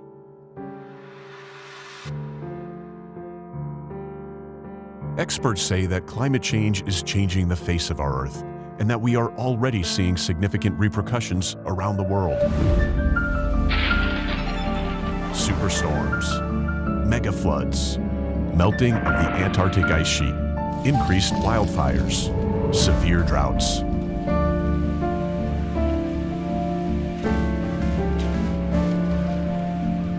Experience the ruins of Erangel after 100 years if we don't take action.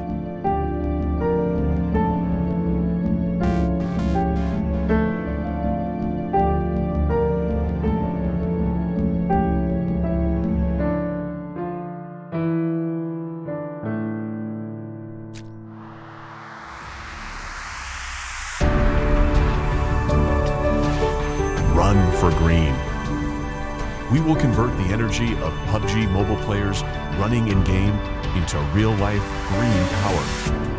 PUBG Mobile will join hands with hundreds of millions of players to implement offline protection plans around the world to help safeguard the future of our planet. Help protect the world today. Every step in PUBG Mobile will support real-world projects. Play for green. Together for Earth.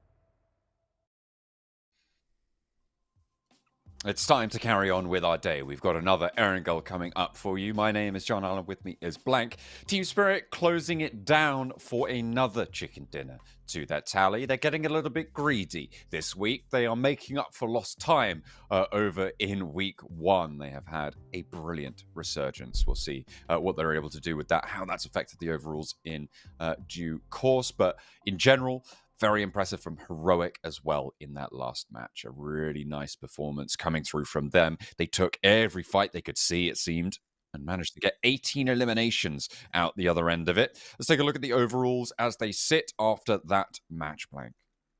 Yeah, Team Spirit, I was just about to say that they have broken into the top teams that have made it through those triple digits. 116 points for them. Finally looking a lot more on form here, with half of their games being chicken dinners, which is no small feat indeed. Heroic with no chicken dinners, but not too far behind with 65 eliminations and 94 points, only really falling behind Team Spirit in placement points here, actually ahead of them in those eliminations with 65, the highest in the lobby currently. I mean, you look at that 94 points and 116, you think, okay, that's quite close, that's nice. And then you see third place, 55 points, right? That is a 39-point drop-off right now from second down to third. There is a clear front-running pair out in front so far that it's going to be really, really difficult to catch people as time goes on.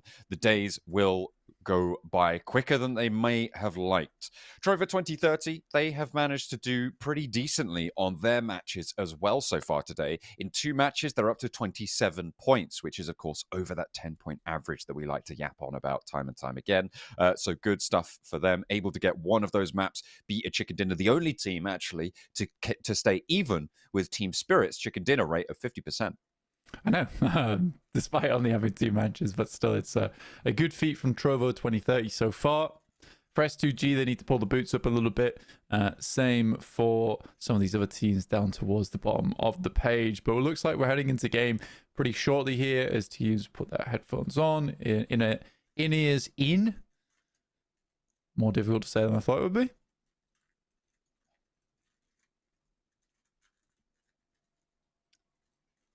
You know what? Sometimes it just is like that. And if you know of things that are sometimes just like that, or if you want something to be a little bit better about the PMSL, if you think you've got the opinions that matter, fill in the survey in the various chats that appear in whatever platform you're watching on. Make sure you head on over and have your say to have an impact on the future of PMSL. Which is what we want. We absolutely want to hear your thoughts on the PMSL, how you change it, what you think could be better, what do you think is really good so far, and what should stay the same, because I'm certain that we can improve in some parts and improve on things that we do well already. But here at the PMSL EMEA, we aim to please you guys over at home, especially with the Infinix GT20 Pro that features the dual chipset and 144Hz AMOLED display, which looks absolutely gorgeous on screen, delivering up to 120 FPS, which all the teams here at the PMSL EMEA 2024 are currently using in-game. Everybody locked in on them. Everybody doing nicely. See who's going to take this next Erangel, the playing path soon to develop into reality, to become actualized in its scenario. You can see camera 2 there, labeled nicely in the yellow. Taking a look at the screens, the Footballers Chaos logo on the thumb. No prizes for guessing which team that is, but we're heading in, and again, it's down a little bit further southwest, but this time around, it does have a little bit more kick to the east, which makes Nova potentially more attainable, or we could see another repeat of the hot drop in Severny with Brute Force and Falcons. The difference is that it's not starting in the north this time around, which means that in general, if you're going for a backup drop, you don't want it to be super late because you don't want to get super embroiled into that spot, unless they're just determined to take vengeance upon the Falcons that did so much to them last match. Yeah, I think the big difference here for Virtus Pro, Brute Force, who wants to head over to Nova at Neuer, is that they do drop in Severny. It's a bit of a long drop for them, and they likely would have to contest with Na'Vi anyway for vehicles. The very least, Brute Force would be able to see the circle actually pop, as it will be quite late in the playing path they'll be getting out, and divert from there. I think that's the only big difference for them. And it might be the case. Seems like it. Yeah, it might very well be. They're out a little bit before Falcons, which means they're going to touch the ground, but they have to go laterally a bit more. Who's going to have the better parachute path? Looks like Falcons are going to keep the north side of Severny under their control as well on the hot drop. I'm also scanning around for any other hot drops that may develop over time. I'll try and keep an eye out for those, but it looks like the rest of the map still fairly safe. The circle down southwest side. Is this the prompt for Falcons to break out, grab a vehicle, head over to Zaki, to North George, even to South George? No, I mean, for Brute Force, it's not gone ideally, right? I think they actually would have much rather contested with Na'Vi here. And Ragnar already finding Neos right off the bat is so awkward to deal with the micro Uzi. It is unfortunate. It is a full flush as well, so Falcons pick the point away. Ragnar wants more. He's got that level 3 helmet as well. I think he's just picked up a vest. Kind of like a raid boss right now in the early game. That is a really, really difficult player to deal with at this stage. So much gear. So many points to pick up in his local vicinity. Unfortunately, though, Hope does get spotted. Shudo is there. Is he going to be able to cover the cross? He's on the corner. Freezer should have been spotted there as well, as Shudo lines up and nearly tags on for a second, but evaded for the time being. Ragnar in the window, and Tudo is laser accurate with this thing. Iron sights, not to worry. I mean, they have to move in, though, on this, because they've been able to isolate at least a fight here. Stun grenade goes in to at least disorientate 2 players in the building. Who are now pincered. Chudo, though, with a barrel. This thing kicks, but it does a mighty amount of damage to the head. Hope with the nade, drops it right at his feet, but he's already leapt over it. Tries to get the cut across, but will not be able to find it. Allows him into the ground floor. And Team Falcons, they've taken one away from brute force. Is there retribution? Freezer gets spotted, will be falling down. And again, unfortunate, but Tudo is still there and putting pressure onto 2 players for Falcons. Nade in hand, but doesn't quite connect. Now sat on the staircase. Rez comes through. The stunner is there. He sails straight in, misses with the first, the second, the third, and it has to be pre-pod to be able to get the job done. Swaps back to the barrel. You're much better on that, Tudo. You need to be cleaner with the shotgun, but it's not going to matter, because now it's Ragnar and Ali trying to move in on the ground floor. Ali breaks out, takes a lot of damage with the pump action, but again, doesn't find it cleanly. Ali with 1, finds a second drop in from the balcony, and there's no time to react. It's brute force down again. Falcons 2 for 2. A very nice lineup from Ali. Prepod's almost able to do something there, but again, I think from initial engagement, especially at the stairs, he gets stunned and he moves so awkwardly in the building. They expected him to jump around a little bit more. So instead of just lining up the shot, they were expecting him to move wildly. And but Falcon, the second time on the drop, second win on the fight versus brute force. Very, very nicely done. Talk about the circle very quickly, though, down towards that southwest edge. You got Virtus Pro, who set themselves up around Quarry. They move up a little bit more from Primos. They realize that they're likely one of the teams that has an inside track, considering they got to loot the earliest. I think they were the first out of the plane over towards Primos. These remnants of the fight as Ali hops over for one with the shotgun. That was really close to going poorly for the Falcons. He ate, I think, 1 shotgun shell, just got winged by it, just got clipped a little bit, didn't go down fully, and was able to answer beautifully. A little bit of a mistime drop down, but Kine maybe has a drop down of his own against Team Spirit now, as Team Spirit try and push into the farmland compound against IWNRX. They have made successful first contact, but Kine has nades. They need to stay safe from them. Will not be the case for Kitsune, and now he could potentially be picked up from an off angle. Effect with a nade, lobs it around the corner, trying to stop Kine moving in, and will do so successfully. Effect steps out as well, picks up more, and now there's another player trying to flee him upstairs. Will be able to do just that. Kitsune still alive. Effect bobbles one down the staircase, breaks out wide, bouncer into the top floor, looking for the flush, looking for the knock, but does not connect up to the roof. And IWNRX are looking to move Swain into position to get that res, to find that player on the inside. Effect heals up, now looking to stack the res. It's a very, very good nade that comes through to start this all off over towards Kitsune, but it's an even better run out there from Effect. A desperately needed run out as well, but now they have control over towards this building. They're able to get time to get the res through. This could be a very well-placed grenade from Nomi. Don't know if that was the re-knock. I think potentially the heal came through just at the final moment.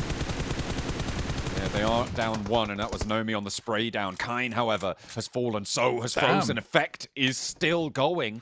He's gotten so much value out of these positions. Smoke's being thrown on top of him as well. This guy is on every single corner, peeking you, no matter where you aim. And Swain doesn't have a teammate on the inside. Effect has to hit the deck. His belly found in time to stay alive. Kitsune on the roof and Swain on the rooftop. Zedwolf on the outside. They are not playing together. You can see they are far off in the distance, and these bleed outs are going to be brutal. The heal is there, and Effect is just on a tear. Zedwolf, with no longer a head to his shoulders, will have to lay down behind the buggy and think about what he's done. You dare to peek Effect. Swain may be looking to get so bold with it too. I mean, it's an insane play from Effect. The fact that because he's pressured down by Swain every single time. So it's a case where he has to be so quick on lining up that shot after coming out from prone. It's not easy to do, as opposed to just third person peeking out the window. It's so wonderfully set up from Effect. Again, I think Nomi really assists him by getting that nade out the window. He just bobbles it through. But if he didn't hit that first nade, which dropped both of them quite low in the process, the second nade that was thrown by Effect probably wouldn't have knocked both of them. But yeah, good team effort. But you have to say that Effect had the most effect in this entirety of the fight. He's just finding head after head after head, and it is lovely to watch. As everybody on Team Spirit stabilizes, they're going to allow a little bit for Swain to stay alive, as Zed Wolf will be passing back the information about Team Spirit's movements on these flanks. You'll know, you can see that's why he's repositioning his crosshairs over towards this angle. Matic sending forwards, they've stabilized, and they go for the crash. Now, all the information in the world isn't going to stop, isn't going to help. And will be go time as Nomi sends first into the low ground as Swain finally does what the rest of his team could not. Finds effect on the fight. Moves in for another 1 versus 1, and up the stairs he goes. Nearly going down there, but Nomi on the inside wants to find the shots. It's Kitsune to deal the damage. Effect goes down, and that's where he utilizes the rest of his team. Is that Virtus Pro poking their noses in on the west? They're not sailing through. They're not committing. They have information. Bishke should have heard a lot of this fight. And they could move over if they wanted to clear out this southeast side, but it's Na'Vi also flowing through, and Effect going down does draw Team Spirit a little bit short in terms of time to reset this. But overall, a very, very nice play from them. I do think that they realized their mistake a little bit speedily in that fight, where it almost felt like last week's gameplay from Team Spirit. They started to give Swain some 1v1s, and Nomi goes to push through the doorway. I'm pretty sure there's a call back from the rest of the squad that actually we should wait. We should absolutely just pin him in. We don't have to take the push. Yeah, it's a nice nade out the window. Oh, clean shot over there as well. Gilda descending onto the north side here. And Falcons, remember, they lost a player earlier to the fight in Severny. Gilda here, but Heroic are also moving in on this north side. Exo, nade on over to the building next door. Not going to find the connection. Heroic wanting to third party, but torn between that and getting south of the river, because in theory you could let this play out and move over to a position on the north edge of Everest, spot out exactly what's going to happen here. But maybe they want more points, more value for it, and we know that Heroic like to get aggressive. I mean, currently they're in a position where they have to battle through Guild and Falcons to get into the circle. Na'Vi, though, lost a player already, but it's Virtus Pro looking to take them out as they swung past Team Spirit over towards this angle on the side of Quarry. Lemon's actually forced to jump off there, but not before he gets a nice nade over towards IC. Flip with the nade clearance on the ridgeline, steps forwards. Axa nearly goes down to Koa, but they are going to back it up now. Flip controlling these sightlines. Virtus Pro, unfortunate position there, and that's a beautiful nade to the backlines. Koa still under pressure. Bishke trying to find an opening, but not going to be able to do so. They once more just keep getting pushed back and back and back. Axa on the low ground looking to heal. The airburst just short, but that one is just behind Koa. It is side to side, and Lemon finally is found. Virtus Pro with a touch of retribution. And now they can move forwards. They want to commit for this res onto Icy. I mean, it would be super valuable if Bishke can make this cross, but it's risky. But Icy isn't safe here either. He's just going to have to stick it. They know that this is happening. Axa has a nade. He's going to be backed off the ridgeline, and it's right over towards Koa. One in the right spot, and that's another re-knock over towards the players on the east side. They look for more. Lemon goes down, and the Icy is back to his feet. That is a miraculous pullback. It's a bold move from Virtus Pro, but not one they can really challenge from Na'Vi. There's some really good angles set from them. Lands that one perfectly on the top side of the rock and looks for another. That is the last nade in the deep pockets of Axa. With Na'Vi going down to just the 2 players with potential res coming through, I think, again, another not so great game here from Na'Vi to be shown to us as we head further down towards the south side of the map, alongside with Quarry and the swamp area. This is the south arm of the Quarry mound that sits curved around that west side. Na'Vi losing Lemon. I don't think I really expected it. Icy going to have an nade sent out his way as well, but fades the damage again. Neither team can really play on the top of this effectively. The fact that there's nobody on the north side of Quarry right now is allowing them to do this. But Twisted Minds are going to move up. You can see they've just managed to get to the top. That's going to force Virtus Pro to play on one side. And Na'Vi are going to have to turn around. It's like naughty school children. They've been caught at something they shouldn't be. And the admonishment will force them to behave for just a little bit longer. But I'm sure they'll be up to their old tricks soon enough. I mean, technically for Na'Vi, it's not so bad as they control this side and they have the easiest way down off of this edge. For Virtus Pro, though, they desperately know that they need to get some knocks flowing through before Twisted Minds starts to take residence and take some shots down towards that southern edge, because at this point in time, as the circle starts to come in, a lot of other teams will get themselves into position. Look at that, though. Malloy finds a knock over towards Twisted Minds. They're at least aware of them. Also, with S2G now on the west side, pressure. Heroic as well are sailing down slowly on this side. S2G will spot Twisted Minds, so it is a four-way engagement here. AXA still quite close and potentially unknown to Virtus Pro if they think that there's been a pullback. S2G desert the fight, do not want to hold on the west. Instead, they capitalize on that knock. Kelsey's the next to go down. And they move on through towards this position on the north side. Lord cuts through one, and Twisted Minds handling S2G. A bold push out, a bold rotate, but it's not going to pan out as S2G go down. Na'Vi, however, in a fight of their own still with Virtus Pro. 2 players down and knocked. Lemon was out earlier, so Flip, important for Default to get back up. Icy, however, not going to be able to do so just yet. The shots across the way. Yeah, Team Spirit actually entering the fray now too. Fighting more shots towards them. They waited for quite a while, but as they start to see the circle move up towards the northern side, they know that they'd like to take control of the high ground that sits just a little bit further towards the northeast side of Quarry. And to do that, they'll need to remove these two teams. Look at the position that Matic has against Malloy. He can't step out from the cliff because Nomi's there. You can't step into the cliff because Matic has sightlines. A really difficult position, and it will not play well for them. Na'Vi and Virtus Pro both getting punished on the south end of Quarry, but everybody around them going to have to move up north side with this circle closing.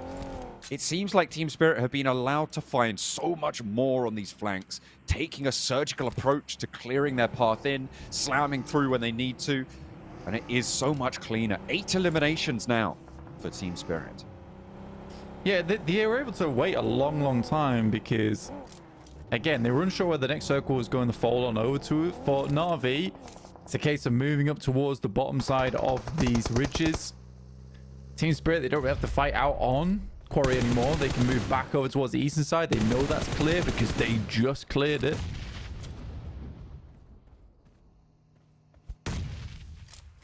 Nade over from Ragnarok.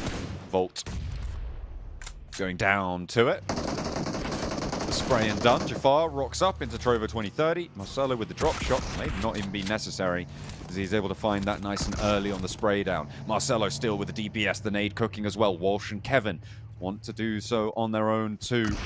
The nade is good on the cook, but they've strafed out wide. Kevin caught as Yusuf's ready. Look at that back angle there. The nade does find Cattell, but they should be able to rally around this position. Just Walsh left standing. A massive amount of damage he was able to do last match, but they've only found the 1 elimination so far. Marcelo spotted. It's an off angle. A third party from up on the high ground. A bouncer on the in. And Kevin just behind the ridgeline. Does go for the cross, pops it around the corner, thinks Yusuf is there, but he's repositioned. Walsh now up to the challenge with the DBS. He wants to find another player from Trovo 2030 because there's only 2 still left standing. Walsh is low, breaks past the broken wall. Yusuf has the nade cook. He has the timer on it. And he will go down to a 1-2 burst on the nades. Heroic down, and they will fall short. 95 points on the totals, but still a really good start to the day. Team Spirit still a lot left to go with 8 left and all 4 standing on the south side. Yeah, for Heroic, it's the first time in a while we haven't seen them get all the way towards an end game. It's going to happen at some point though, but for Team Spirit, it's such a strong spot they hold. Like, they have all of this high ground down towards the southeast to play around with. And I think that they're surprised. They will be surprised at least to find out that there is no space been taken up towards their northern edge. A lot of teams have just confirmed over towards the north side of the map at the moment on the low ground. And Na'Vi's forced to play the shack. Next circle.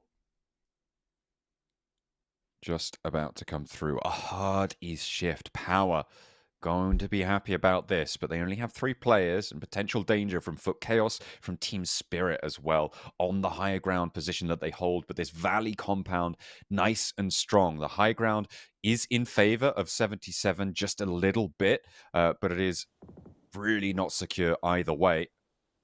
There's neither team at full force. 2 players alive for 77. Power also taking a knock. I think they're going to be able to establish that res, though. For Twisted Minds, the path ahead is a difficult one, especially because Team Spirit's already been set up over towards that west side to prevent them from wrapping down towards the south, which is what they likely want to go for. But Matic will have to call for reinforcements. That is the big thing. There's no way he can hold off the full team from Twisted Minds on his own.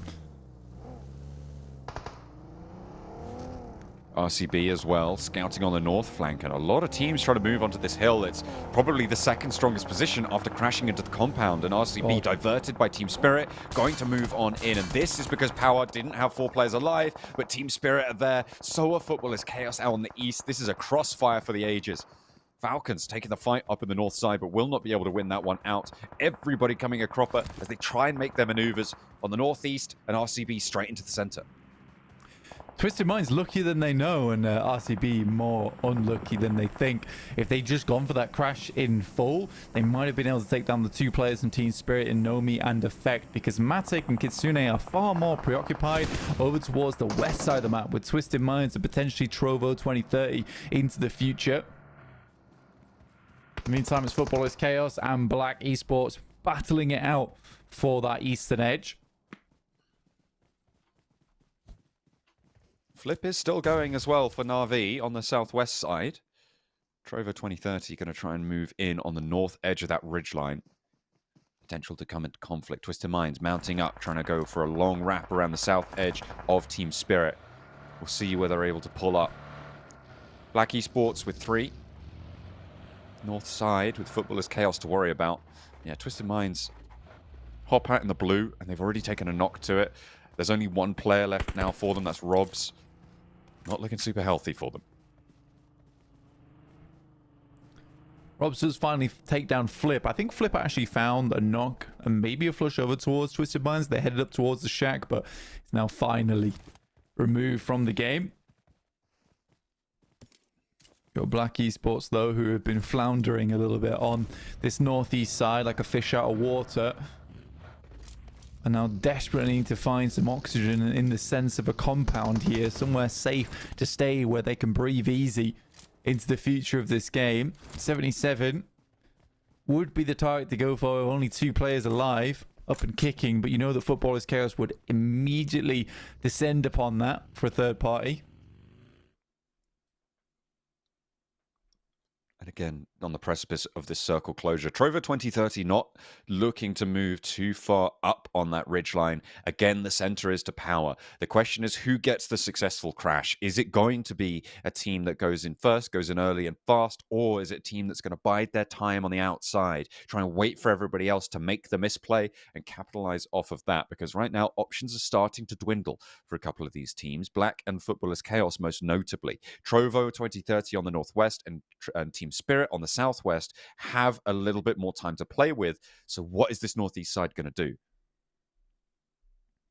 So much strength here for Power, though. A game that could be won for them. And again, it's annoying that they're only on 3 players. They had the full 4-man. This would be a far more convincing win for them, but it's such a huge compound to hold that it does get hard towards that end game, and there likely will be a crash. They'll have to give up space. In comes Black Esports, though, over towards 77. An initial pump shotgun is amazing. Where is Black Esports looking? They walk straight past Shifu. Only the one was looking at him, but he's already met with a face full of lead. The buckshot blast them back, and now Black need to reassess because they've just got one player left standing. Lewis on the outside. They didn't fully commit to it. They may have wanted to there as a first good hold. Now, on to the next. Footballers Chaos, with the removal of Black on their north, can move up to these high grounds here. These hills that sit as they do. Maybe play for time. Move back into a more passive stance. They don't actually need to drop down if they keep control of this position on the plateau that they have on the south side of their ridge.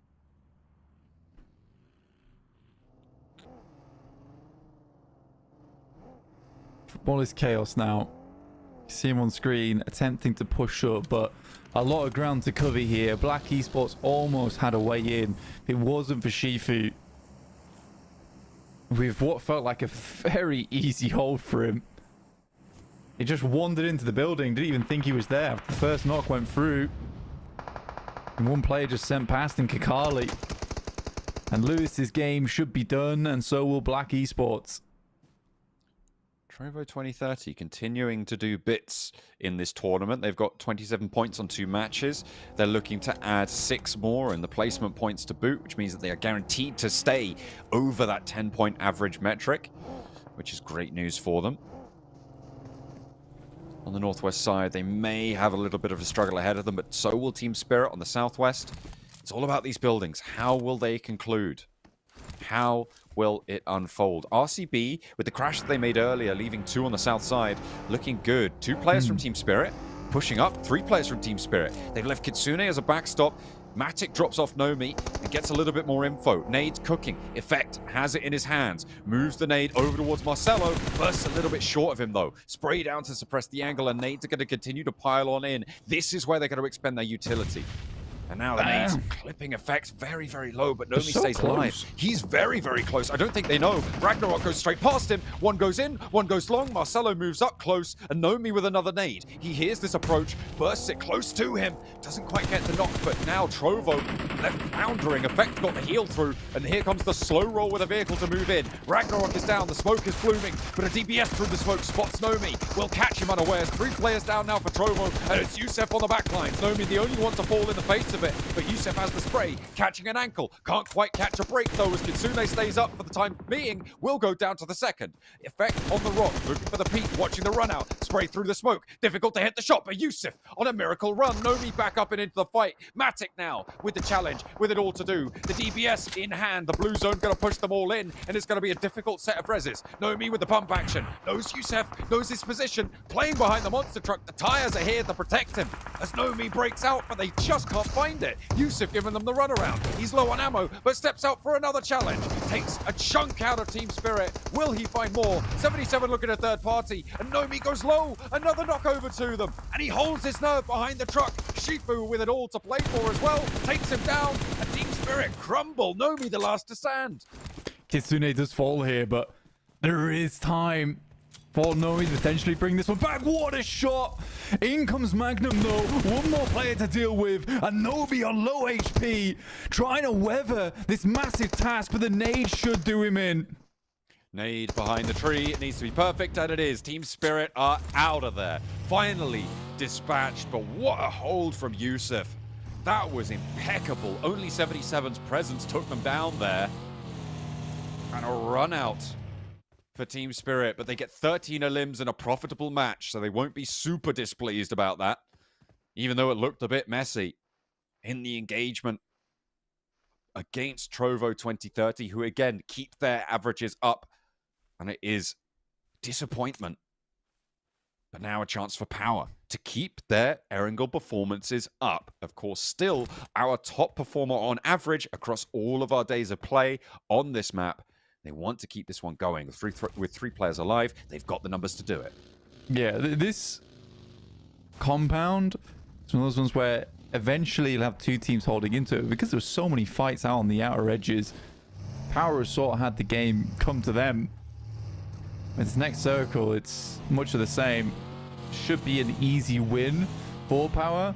Though for 77, it's wonderful timing from them to head over towards the other side of the map. I mean, they just take their chances with it, hope that they can win the fight out.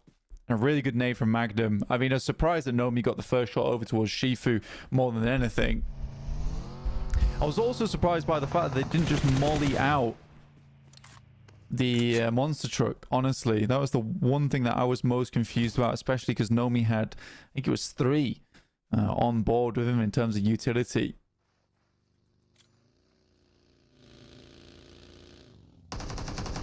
Unfortunate turn, but there's the roll around. There's really nothing to say about that one. The buggy is able to get the rundown, and I'm glad we're seeing a little bit more buggy play. Back over in PMWC, the buggy took a little bit of a back seat, but in EMEA in the spring, we saw it be highly utilized, and again, over in the fall season, we're seeing it come back to power, who are able to take that chicken dinner. Playing in the compound, they got shrink on shrink on shrink, and they did not need to hold out Team Spirit in the end because they took care of business with Trovo 2030 being their opponents. It could have gone a whole lot differently. And you saw what Nomi was nearly able to do as well against 77, but the rundown was just too strong for them. Marcelo held his nerve in the end. But a nice high point scoring game for Team Spirit, for Trovo 2030, and for Power to keep their averages up on this map. A really even split on the points here. Yeah, Team Spirit's still pulling ahead though with only 4 placement points. I think for Power with the 3 elims, yeah, this was probably the most boring game they've played this entire tournament. I think they were waiting and waiting and waiting for someone to crash the compound, so they had to actually do anything in that game. But it ends up all just resolving itself around them. That's just one rundown to finish it off for them at the end there. Overall, a fun game, and definitely it was a battle for the ages between Team Spirit and Trovo 2030. And they were so caught off guard by the vehicle that was just parked slightly close to the blue. Constantly thought someone was playing underneath it, and I think that threw them off the most. Perhaps a little bit of distraction there. See a lot of damage going around, but it was Nomi to take the highest damage in that match. Shifu, though, took most eliminations for 77, despite Effect getting those 2 nade eliminations on side as well. Longest elimination, again, for Shifu. So double accolades there. Let's take a look at the stats for Team Spirit as they led the elimination count in that last match. Nomi doing a lot of damage, but it was, in fact, Effect to do a little bit more in terms of eliminations. That's from that early fight. If you'll remember, what a massive impact that Effect was able to have against IWNRX. Yeah, I think if we cast our minds back as well, it is unfortunate for Team Spirit, because if Footballers Chaos had their head screwed on a little tighter that game, potentially they don't just give Shifu those 2 free eliminations and he goes down in the process, and then Magnum never makes that long rotate to the other side of the map, because that is what 77 is known for. It's just third partying in general. So very, very fun how things could have turned out, but they didn't turn out that way, and we can only look back in hindsight. But for the time being, we need to look towards the future, and the future is still bright for Team Spirit with plenty of points every single game. Yeah, there is going to be plenty more opportunities for them to earn points today as well, but they have just continued, which is great to see. It's something that you always worry about when someone has a breakout day, is about that continuation phase. And right now they've had a chicken dinner. They've just had a high elimination count, late game finish with a lot of points added onto their tally. Is there any stopping these guys when they're on form? I just don't think so. It seems to be the case that if they are on their game, they can move mountains, but their own worst enemy does tend to be themselves, and hopefully they can keep things going. Let's take a look at how that's impacted their lead at the top of the tables. With Heroic going down a little bit earlier, they've put a massive divide between them and Heroic, almost up to 40 points there. They are on 38 points of difference between the two rosters. And behind Heroic, there's a further 34 points down towards RCB, who are able to jump up into the podium positions for 61 points on this game. 61 points total is not too bad for RCB. It definitely could be better, but it doesn't look horrible in the face of every other team here in the lobby. Look at Trovo. From 4th down to 8th. Yeah, no. I did see 3 that. matches. Wow. Front page. It's wild. It is wild. They've done so much in these 3 matches. They've been able to get 37 points added. Na'Vi, Virtus Pro, IWNRX. Disappointment to still be on this second page, despite having 9 matches played. It is not looking super illustrious for them. Obviously, Fireflux not playing today. They are just clinging on to 16th place. Yeah, I mean, for Fireflux, obviously they're taking a day off, but regardless, either way, I think for Fireflux, they definitely could improve. And we'll see more from them tomorrow. In the meantime, it's 77 with 3 matches and 19 points as a team that I really did want to see continue what we saw from last week, because they looked a lot better and a lot stronger.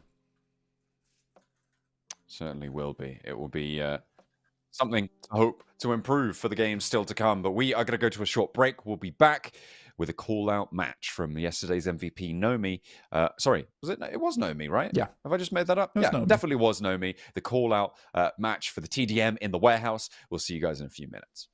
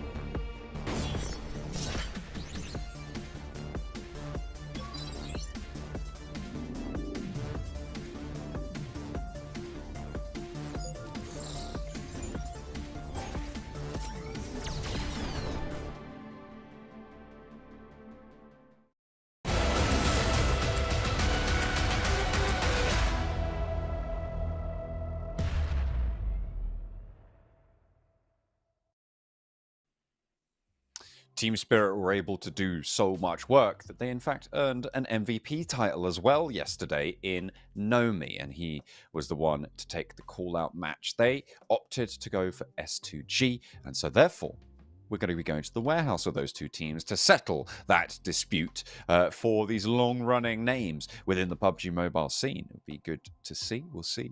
Going to be able to take the title, because at the moment we've had a couple of call-out matches. I think we've had 4 from our first week. Let's take a look at how all of those went for our teams that have been playing. Na'Vi were able to get 2 MVP call-outs in the start. One of them did not go to plan, though, because Fireflux were able to rinse them pretty convincingly. Twisted Minds were able to win their call-out, and 77 as well were able to take their match in stride. But now, will it be Team Spirit highlighted in orange, or will it be a steal going over to S2G? Yeah, I mean, for S2G, not a bad team, and Hamzy G as well as Kalsu both really good when it comes to mechanical skills. So I could see this going S2G's way. However, Team Spirit are on a massive high right now. Yeah, they definitely should be. Their performance has been nothing but stellar. They have been phenomenally powerful in basically every single scenario. They had one match yesterday where they didn't get any points. Every other match, I think they've gotten over 10 points in these games, which is phenomenal. Not to mention some games where they're getting over 20 as well, which is frequently really, really, really incredible. Very, very impressive stuff. It's not usual for this to happen. It is firmly abnormal. Consider that Na'Vi in their week 1 got 234 points right now, and we are before the end of day 2, which means that you should be around that halfway mark, which would be 115. It seems like Team Spirit have already broken that boundary, so they are definitely on form and a team to be worried about, especially if you're going to get up close and in their face in a warehouse. Yeah, and we'll see exactly what Team Spirit can get done over on this warehouse. I mean, obviously, weaponry going to be fairly similar for both squads. Nades galore coming through. But this is our format for the challenges. Each day, the MVP will pick a team for one TDM challenge on the next, and then they'll fight over on a warehouse map 4 versus 4. The winning team will grab themselves $500. That means that, of course, we get 4 challenges per week because the first day doesn't have any MVP from the previous day. So you can see Thursday, Friday, Saturday, Sunday, always after match 3. That's when our challenges will take place. So for all 3 weeks of the league stage, that is what we will be seeing. For the finals, it's not going to be the TDM challenge. The challenge prize pool, $6,000. $500 per win is a nice tidy prize, and Team Spirit will be happy to get a little slice of the pie on this one after their week 1 performance, a little pick-me-up if they can take it home against S2G. So let's see if Team Spirit can win their call-out challenge. Yeah, a little extra cash on the line here for Team Spirit. Let's see what they can grab here. Playing around the trophy. Not going to have an impact on the overall standings here. But a reminder of what it could mean if you keep that strength up as we go on in Team Spirit in blue, S2G donning the away colours in red. Team Spirit, no me. Obviously the big killer from a lot of the games so far for Team Spirit. Nice nade over the top straight away to start things off. I mean, what are you going to do? Immediate answer, though, onto Nomi from Swash. Hamzy G playing on the inside. Another nade in from Effect. It'd be quite miraculous to find 2 for the same position on that nade. Calci spotted and peeked out immediately, taken down. Didn't get the notification there that there was a player dead behind that barrier. Instead, pre-fires the angle. Worried that there's a second. Or perhaps his ghost come back to haunt. Watch from S2G though, finding effects on the drop down. A little bit desynced, but still gets the elim for his troubles. Yeah, Swash able to get a little bit of an opening, but still 1 point in the lead for Team Spirit. 2 points now. Looking for a third. Gonna have to trade it off. Only the 2 points still. No me. The reload spots the player on the cross. Yeah, no way you can get away with that. Marceau has another challenge, and this time Hamzy G able to win it out, but still 2 points in the lead. Fairly slow, fairly quiet right now on this iteration of the TDM challenge. Nomi has the nade. He's looking for the cook. Matic bouncing it. Gets damage, but nothing more. Spots the cross as Calci has the challenge up towards the boxes. Not going to go well for either side. Hamzy takes damage from the nade. Sune looking for the sideswipe angle. Able to connect, but not on the full elimination there. Nomi hiding behind the concretes. And now they're 4 points in the lead. Team Spirit opening early. Yeah, Team Spirit getting slightly ahead, but Hamzy not willing to let that one keep going until he is shot in the back there. Matic sees off in the distance. It is Calci. There's some very well-disciplined shots coming through from both teams. But at the moment, the discipline seems to be favoring Team Spirit. 12 points now, up to 7, so 5 points in the lead. Matic still on these boxes, doesn't have a nade. Waiting, the bold hop up. That's a dangerous position to go for Matic. You're really exposed to the back of the warehouse, but it is going to pay off, pay out dividends. 14 points now added, 6 in the lead. Sorry, just 5 now as 9 is the scoreline for S2G. And nade takes a lot of damage off of Swash's health bar. Kitsune goes down, keeping the 5-point distance. 6 now extended. Effect puts the reload in. Hamzy with the challenge, doesn't connect. Kitsune. 19 points right now for Team Spirit. And S2G still looking to bring this one back. Team Spirit just really not giving them any kind of edge here. And it's a double spray down that comes through over towards him from Kitsune. Seems to be lighting up here on the warehouse. Nomi turns the corner, an 11-point lead. Now up to a 12-point lead, a 13-point lead, and Nomi still has another challenge at the contest for the peak, but not going to go around this time. Back into 11 points, but 24-13. And Matic rampaging through the sidelines will get cut through in the end. Spray downs back towards Team Spirit, and Hamzy G leads the charge into the warehouse. They're pushing out the sidelines, trying to get some scoreline back here, because 26 points to 17, a 9-point lead is looking good for Team Spirit. S2G still getting backed off though. Team Spirit's ending all the way in. Marso does find a bit of a response here, as does Hamzy, but it still feels like Team Spirit consistently pulling ahead.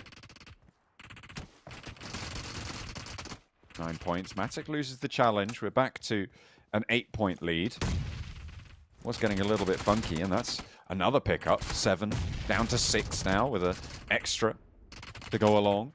A side plate, a side dish. 30 points now achieved, though, from Team Spirit. They just need to go even on these trades and find small openings, win out these challenges. 31 points. 23. I mean, overall, this has been some real strategic gameplay from both teams. I mean, both squads have players that have seen the very upper echelons of international play. Even a stun grenade been sent through. Now, that is cheeky. Gonna get the full white out there. 8 points needed now for Team Spirit to take this one home to win those $500. But they are showing their broadside a little bit more than perhaps they would like to. Hamzy not going to peek out for that spray. There's Nomi fades it back. Aggression to be the counterpoint on the other side of this as well. Matic taken down. 26 points right now for S2G. I mean, they haven't gone down easy. In 34 points for Team Spirit, they are just really looking to close this out. It's trying to squeeze S2G for the remnant of what they have. But they are not ready to give that up. 5 points remain for them to pick up, but 28 points for S2G. A nade over towards Marso, but he's already repositioned. And Matic now back up to the boxes. Spots one, but sprayed down quickly. Kelsey sees this hop up, knows that there's a jump coming, and is ready for the peak over the top. 5 points behind now. They're closing the gap for S2G. Hamzy, 10 eliminations so far. Swash as well on 9. Kelsey keeps another one. Tucks it under his belt. Matic goes down and effect nearly follows him. 32 points now. Kitsune in danger as Marso leans out, steps wide, breaks through, and it's the other side as well to take him down. 33-35. Team Spirit, they had it all in the palm of their hand, and they're letting it slip away here. S2G going to resurge a little bit. 34, but finally there's an answer. 37 points. Can Team Spirit keep this under control? Because Kelsey's got the M249. Plenty of ammo to handle these close fights. 2 points now needed. 35 in hand for S2G. I cannot believe that S2G's been able to bring this back. This is one hell of a comeback from them. And now it's even Stevens. 38-38, 39 to S2G. Almost from the back of the fence here, S2G have made the warehouse their own versus Team Spirit, who are terrified to let this one slip. 39-39, and somehow Kitsune, who started off this game so well, is able to finish it in a panic. Oh my goodness, that got way closer than it needed to be there for Team Spirit. Chuckles. Hopefully they're taking it in their stride. And that is $500 to add to Team Spirit's bank. Very happy to be able to achieve that. They will paste their That was name iffy, up there alongside 77, Twisted Minds, Fireflux, and Na'Vi as our TDM Challenge winners so far. Still maintaining the high ratio of the challengers' victories to the challengees. It seems to be a little bit favorable when you can elect exactly who you go up against. Who knew? Yeah, I mean, to be honest with you, S2G is still a difficult one to go up against, I would say, as we saw right there, where they brought it back a little bit. I mean, Hamzy and Kelsey, two players mechanically that I really would not want to play against myself, personally. I think they're absolutely dumpster me. But for Team Spirit, they had a little bit more to say about it. In the meantime, we'll head to a quick break before we head to our last Erangel of the day. See you there.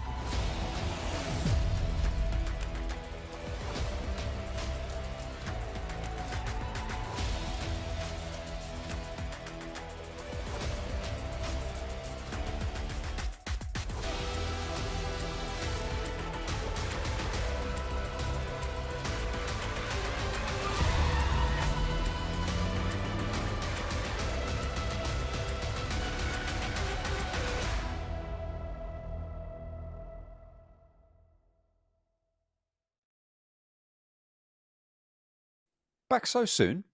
Goodness me. It's like you never left. Well, we're going to be heading into our next Erangel. The players getting loaded into our lobby. I can see that lobby full. Someone needs to press the start button. That's normally blank, and he's just holding us up, really. It's purely blank, so if you have any complaints about that, address them to send him. it to me. Absolutely.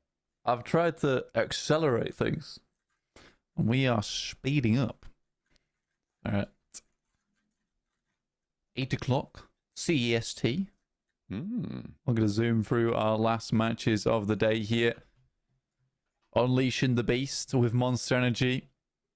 You know where to go. And if you don't, it's www.monsterenergy.com/gaming. Find out a little bit more of everything that Monster is doing within the gaming sphere. There's something I don't like on my screen right now, Blank, and that is the lack of earphones in IWNRX. They are not getting locked in. Koa trying to grab attention of someone very specific. Oh, friendship. Friendship across team boundaries there, I think. It's quite cute. Yeah. Very sweet indeed. Big old smile from Axa, as per usual. Hey, there you go. Navi Gotta give a little bit of boys, love. maybe not excelling as much in-game, but still very cheery. I mean, we'd hoped this was a resurgence for Na'Vi in the long run as well. In their first week, they were able to do so much more and potentially looking good to qualify to the PMGC. And if you would have wanted to see them, well, you'd have had to get a ticket. And the best way to do that is with a limited 40% early bird discount. Scan the QR code on your screens right now in order to get in on that sale that will be taking place in London at the end of the year. There's all the information that you need behind that QR code. So make sure that you're scanning that and snaffling up those tickets before they sell out. It will be in the Excel Centre in London at the end of this year, which is going to be very, very exciting. 6 of our teams will qualify from this tournament. There's also various regional qualifications from PMGC points, and that is all going to be announced on our various social media. So make sure that you stay tuned over there, as well as staying tuned to this tournament to find out which 6 will be going through. Still just waiting for players to get into the game here. Just come off the back of this one. Matic's asleep. Fair play. Wake up. Time to game. Wake up. New PUBG Mobile map just dropped, Matic. Come on. Oh. He woke up for the high five. I don't even know he knew that it happened. He sensed it. That's brotherhood right there. Your boy asks you for a high five. You wake up. You come out of that slumber. Doesn't matter. Doesn't matter what you're doing. Stop it. You don't leave him hanging. Everyone is sleeping. I sleep. I sleep right now too. Yeah, we do have the map on screen right now. Just waiting for players to fly back in. Seems like everyone's gearing themselves up, warming up, ready to pop off anytime now on Erangel. This will be our last Erangel of the day. Rob's on screen. Gives the big thumbs up.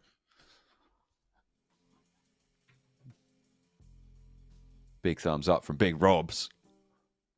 Looking ready to wield one of those shotguns more into this next match as we hopefully hop into the plane pod. Power staying hydrated. Look at that. Goodness me. Excellent strategy. And if they want to keep their performance on Erangel up, that's the way to do it. Staying hydrated. Got to be done. Good trick. It's got to be done. Especially if you don't fall asleep during these games like Matic, who apparently it's too easy for Team Spirit at the moment. Yawning. 2 eyes closed. Yeah. Just imagining where the players are going to be, like a high five from Kitsune. Heading in for the plane path, it's Primorsk over to Lipovka. Brute Force may actually be able to not go to Severny this time around and fight off against the Falcons and lose another time running. We'll have to see if they do opt to go to Novo, or, and I would love this, if Falcons hot drop them in Novo. Yeah, it would be awesome. Unlikely, but unlikely, but you know, you got to give it back sometimes. They already know that they win the hot drops 9 times out of 10, so it may as well. Team Spirit dropping out. It looks like the Falcons are going to head further north on this one. yeah, biding their time, maybe dropping out over and around Mansion, grabbing vehicles, heading up to Severny. Of course, the plane path hasn't fully completed in the circle path. The circle hasn't popped yet, which means that you don't necessarily need to commit to going to Severny, but grabbing those vehicles will be profitable no matter where you want to end up. So we'll see if the Falcons are able to do that. They're very close to a lot of teams dropping around this area on the east side of the map. The west looking a lot quieter. And our northwest shift. Okay, moving up to Severny could be good. Na'Vi have lost a player. I reckon. Oh, that's down over towards military. Trovo 2030 have joined the party on the south. Yeah, we got a third team jumping in here. And Na'Vi is not able to win out on that one. Again, another poor start. Really, really unfortunate stuff. When they're circling all the way up towards that northwest side, completely on the other end of this plane path, there's going to be a bit of an awkward circle to work with. A lot of teams rotating at the same time, so have to tread carefully into the future of this game. This northwest circle causing a lot of problems. There were some shots out. I think it was from 77 over towards RCB or potentially Falcons as well. Power moving fairly early with Black Esports over in ruins. Actually, they're going to go send for a rundown here, but Satan doesn't have a weapon. Kakali does. He's got armor and a helmet as well. So whatever Satan can get in this building is what he's going to have to face off against. I mean, the bike there could potentially give them pause for thought. Satan hops in, finds a helmet, but really not much more to play with.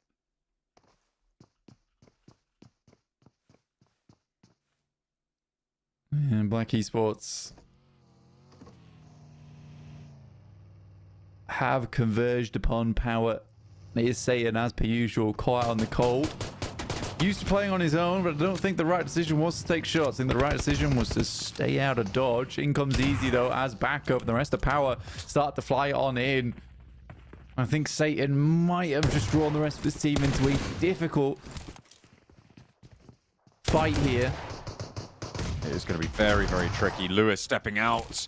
Will be able to handle Easy. Auto shotgun versus pump action, and it's a win for Black Esports. Again, finding a second. They've had time to loot. They've had time to grab weapons. Now Satan with a pistol on the inside. I think you might be right. Has baited his team in. Fidan now the last to stand, and Power's record on Erangel suffers as they lose 3. There's no way that Easy gets back up here. Oh, Easy's down. And here's the initial shot over towards Na'Vi. As Kittel does find default. Again, typical vehicle you want to pick up, and Na'Vi usually spreads out to find those vehicles.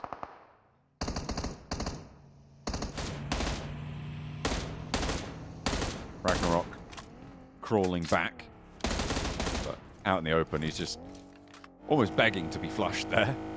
Says, look, let me just spec my team, and I'll get out your hair. Have my loot. You're very welcome. Thank you very much. Yours sincerely, Trovo 2030. So, are they going to be able to keep up their average? Are they going to be able to put 3 points on the board, which would keep them at a 10-point average this match? Well, after all of their matches for Trovo 2030. Up on that front page, resident there with only 3 maps played, which is really quite an achievement for Trovo 2030. Up, I think, yeah, on a 12-point average, 12.25? Yeah, 12.25 average. That is a Something really like that. strong number. It's exactly that. Something like that. No, it's 12.33 recurring. I was wrong. Damn. Something like that. But yeah, for Trovo, I'll try to do you a favor, man. For Trovo 2030, heading on upwards. And they immediately left from Sosnovka. It makes sense, to be honest. With a lot of teams opting to send far up towards that northwest side as well. And they get towards Hospital, through the field. Be able to play over towards those south apartments in George. It's not a bad spot to play either. Few rotational paths available.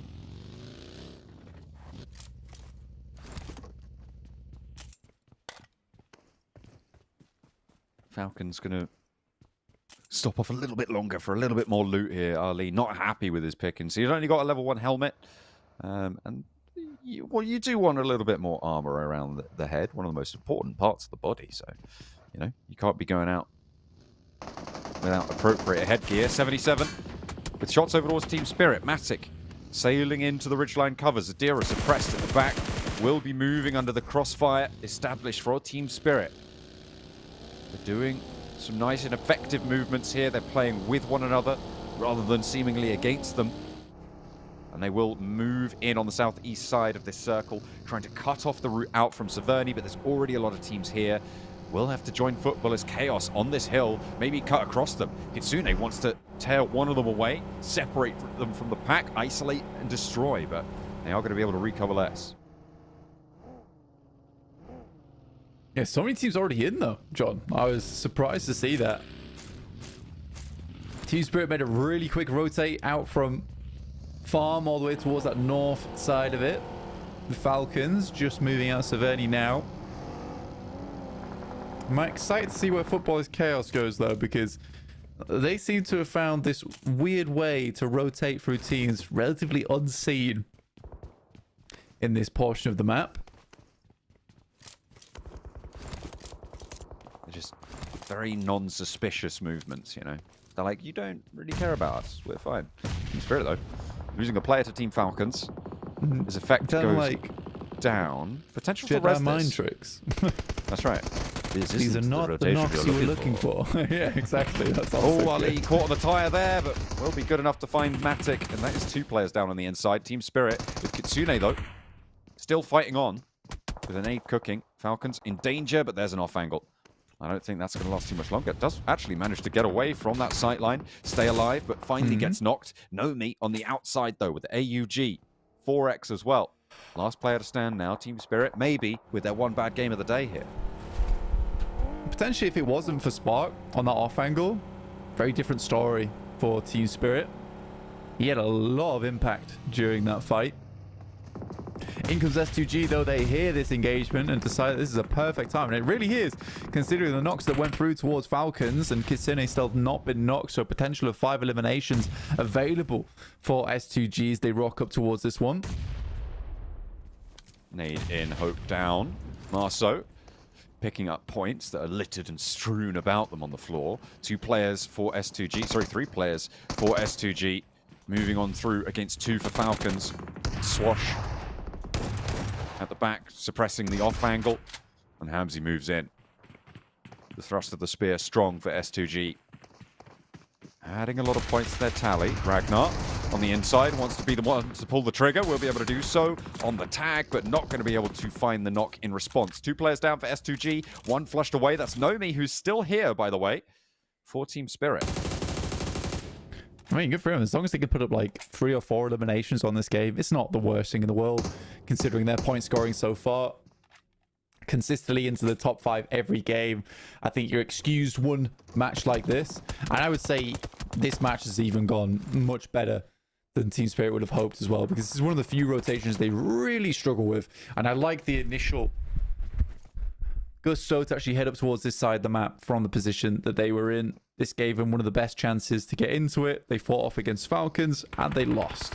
But as we've seen before, Falcons are not an easy team to go up against. Considering it actually drops, I don't know if anyone even got themselves an elimination from that. Be interesting. He took so long to go down. I think the Falcons may have been able to get the credit for that one. Not too sure. No, they managed to pick up some points somewhere else. I'd have to go back and do some forensics here to try and figure that one out. But either way, Team Spirit are going to be left as 1 player alive. But Nomi is he's kind of him right now. So like, maybe? He is that guy. He is that guy. Waiting on stage 3 though. We're halfway through stage 2. Starts to pull together.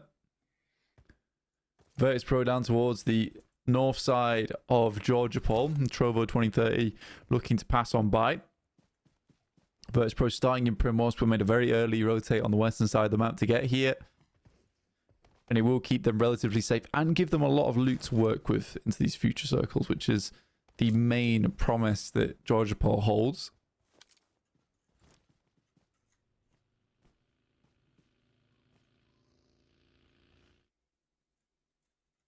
Circle shrinking, containing all of these players.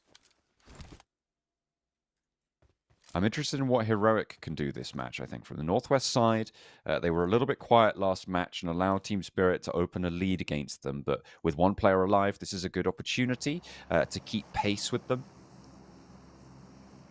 and see if they can eat into what was a 38-point gap. That is a nasty shift to the south flank. Keeps the river in, keeps the south side in as well. Na'Vi going to be very happy about this, potentially, because they'll be able to just watch as chaos unfolds on the northern side. Could Brute Force swing down past Roshok out in the blue instead and divert away? I think they are turning around and going to be going in onto the south side, trying to get across the river. A nice diversion for Brute Force. I think it's the right call to try and get south. 77 also trying to get across the river, and everybody looking for Sanctuary. No one going to find it. Yeah, again, for Na'Vi, like you said, on that high ground Everest, wonderful spot to be playing. So many other teams are going to start rocking on through. Whoever takes box compound, though, is going to be very pleased. And currently that is Black Esports with 4 players. You can hold each individual building as one player. Eventually, you're likely going to have to regroup onto one singular location. I like that Toshpik played Wizards Tower early. Gives you a little bit of time and chance. Thought our players coming over the bridge. In comes Twisted Minds, though, over towards Guild. And can they hold their own? Guild on the ground floor with one. GG not GG loses his teammate, and Exo will go down next himself, and the DBS is ringing strong for Coops. A drop down, but it's not going to be needed. The last player to stand is on the inside of the outhouse, and Zero might just be turned inside out by the rest of Team Twisted Minds. Gets cornered like a rat in a trap. It's sprung. Team Twisted Minds able to find 4 eliminations, a position on the north. Team Spirit are eliminated in the meantime as well, drawing their match to a close with 2 points. Heroic flying through in towards North George. Bishke, though, immediately on the swivel. Does a lot of damage over towards Walsh, but this guy is not easily put down. He sends pallets back over towards Bishke.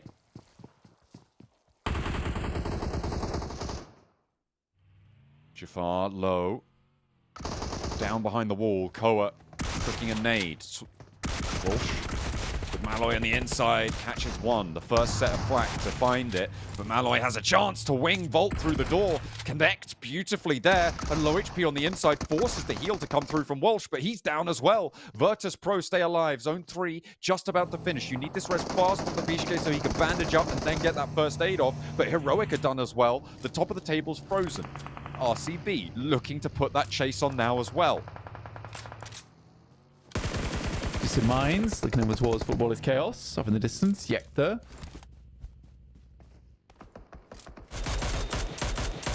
This is such a tough circle though, John. You're right. I mean, 12 teams, but 36 players.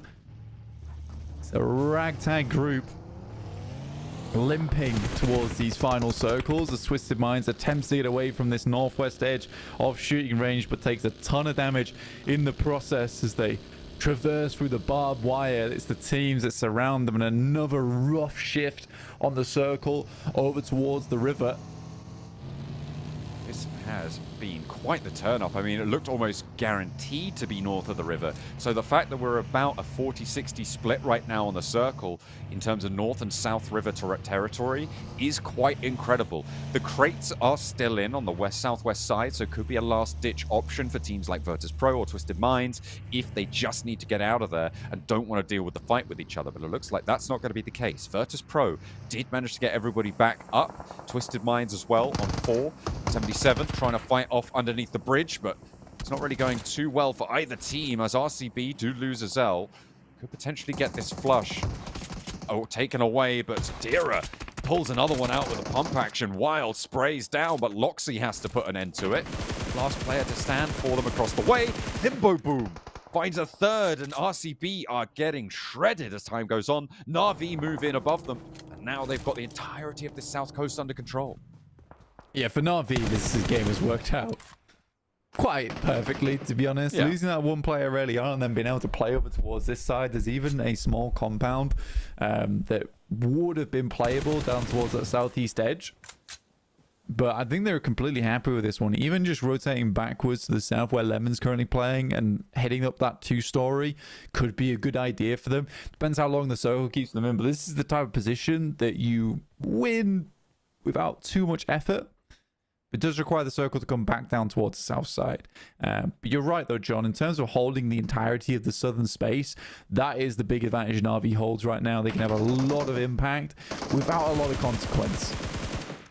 They also lock in this bridge standoff, which in turn adds to the sightlines that are looking over the coast to the west and to the east. This is putting an animal in a cage and aiming them at your enemy right now from Na'Vi.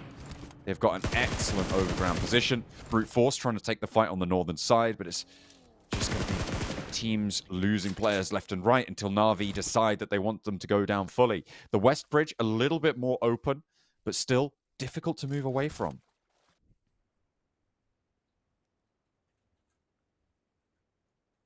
Stage 5 is going to be where it gets a little bit more rough. It's a really interesting circle. I always enjoy almost the Crescent Moon Ridge. This is just the eastern side of Footballist. It does cut the circle almost in half. I mean, for Virtus Pro as well as Footballist Chaos, they likely are the two teams to take advantage of that, but they need to wait for the circle to push a little bit further. Limbo Boom finds another. He's been doing fantastically well to pick up more and more points for 77. IWNRX here. Sweeping through on the northeast side. Brute Force just with pre-pod left. We'll be able to get some suppression down, but yeah, there's the shots from Kine. Last player to fall for Brute Force. They are down. Twisted Mind still in on the northwest side. And the Shrink finally seems to decide to go north as Black Esports try and find the shack, but Kelsey's already in residence. And does shift back up towards that northwest side. Means that Crescent Moon is in play. Black Esports, though, despite having an awesome position over towards the east. That is mean. That is nasty. Marceau split away from Kelsey as well with a big off angle to the northwest side. The shack that you were talking about just to the east of that Crescent Moon, right, gives Kelsey a little bit of cover. Marceau trying to peek on over the top of it and cover off the entryway to his teammates' little shack, little sanctuary.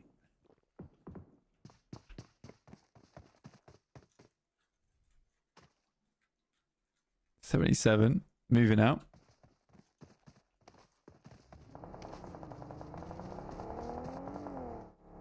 It's IWNRX who I'm most pleased to see here. And likely they'll have a good run down towards that south side. If they keep playing this out, they do need to clear out S2G, Twisted Minds, as well as 77, but if they can do that, IWNRX might score themselves a big game off the back of it. But it is Virtus Pro. I have the most confidence in here. It was Power actually third-partying that run-up against with Black Esports rather to be able to make that one work. IWNRX now looking to transition over to the ridgeline. Kelsey finally taking some heat from Swain here. So he is keeping that shack under suppression. On notice, Sadira with a nade up. Not going to be able to post that through the window. This one may be a different story. We'll see if he is going to get taken down. No. Still alive for the time being. Two players from 77 now do have the angles on it. He needs to be careful.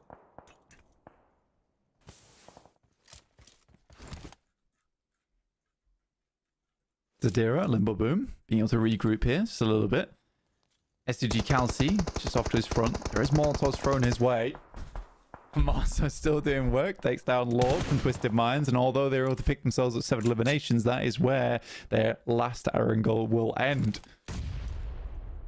Na'Vi, though, still very happy on that south side job. Yeah, they've just been given so much freedom, but they haven't got any elims for it, right? And there are still 8 teams remaining. With the circle cutting out the south a little bit more, it's going to be tough. IWNRX have moved down now to that ridgeline that seems to be a really powerful area in this next map. With 4 players on the northeast side, I feel like they've got something going on. Marceau and Kelsey being these sort of winged guards on either side of this ridgeline as well. 8 eliminations for S2G right now, and IWNRX are actually fairly safe if they can leave S2G alive in these positions and not go down to them. Yeah, essentially for IWNRX, all they really need is for the circle to enclose a little bit outside of S2G Marceau, as well as 77 and Kelsey. They can do that, then their life becomes infinitely easier, but it does rely on this next shift. Oh dear. That is not what they wanted to see. That is perfectly imperfect circle for them. They will need to leave this ridgeline, which means they need to flush out their sides. And you can see that immediately they seem to be breaking into two teams. Kine and Frozen to the north to deal with Marso. Calci on the south, the worry, as is 77. But then they're going to need to figure out where to go. This may be a straight crash onto Foot Chaos position angle. Could just move up to the roadside. I think they can play on the ridge there potentially, but it's going to be very, very tight, and they can't move too far south either, given that Na'Vi is still in the circle on the south edge. Yeah, Lemon tries to get himself up towards some of the rocks here that plays hard cover on the bank. But you're right, this is the worst circle for IWNRX. They play out towards that western side now, and you know as soon as they come off that ridge side, they are in full view of both Virtus Pro and Football is Chaos, so super awkward to play. They could head down south though, and heading down south was probably their only option to try to play underneath the bridge for the end game.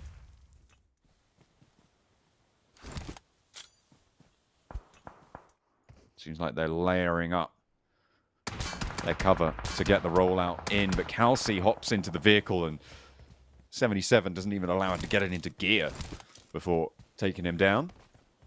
Moving through the riverbanks, seems like 77 have made their way to the bridge, and now Fidan for power. He's been alive for quite a while, actually. Flip also on the northern side for Na'Vi, taking shots out their way. Zadira is going to have a nade sent out his way. Falls just a little bit short, though.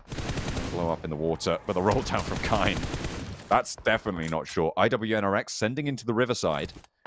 And Flip not willing to take this fight. I mean, he knows that there's suppression from the ridges behind, and the IWNRX are now going to be able to set up. This is a little bit nastier for Na'Vi than the earlier stages of this game. Yeah, for Na'Vi, it does get very, very difficult. But at the very least for them, they have some of this hard cover to work with. And it's not fully outside of the realm of possibility for this to shift back down towards the south side. And at least encompass them for a little while longer. I think what they'd like to have from this game is a top 3 or 4. How likely that is will be shown shortly on stage 7. IWNRX, though, they take the right decision to head down towards the south side, but it is Flip who's just domineering over this angle. Ooh. Trying to answer back, but it's like pointing a pea shooter at a cannon in this scenario. With Lemon on the nades as well. They can't peek around because Flip will immediately take them down. It's a real quandary for them.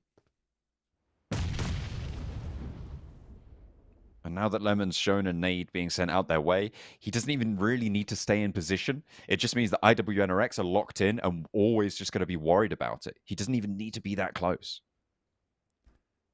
He's got them wondering, right? He's got them pondering on his next move. And that can be a lot of times more dangerous than anything else. Football is Chaos take a couple of shots, but they got a nice compound to play with.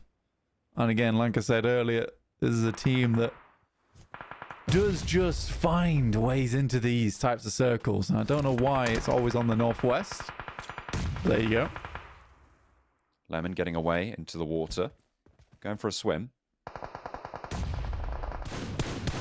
Flip does go down. Ooh, that's Virtus Pro. That's a big opener for IWNRX. Now's the time that they need to start moving. Axa wants to get across, get that res. Lemon as well, now desperate to suppress IWNRX. You can see he gets back out of the water. Kine, I think they know about this angle. Maybe they've heard this knock. Maybe they know that he's going down. A spray in, and IWNRX definitely know about it now. They've opened the door. Can they push their way on through? Can they shoulder charge into Na'Vi's defenses here? Nade does a lot of damage to Swain. Kine takes up the mantle. That looks good on the nade, and Lemon goes down next. Na'Vi's defenses are crumbling. Just Axa remains, and he's all the way away, trying to stay alive, dipping into the water as well as Lemon goes down. IWNRX can start to move along the river now. IWNRX, this is the perfect moment for them, and they desperately needed this entryway. They know where Axa is roughly.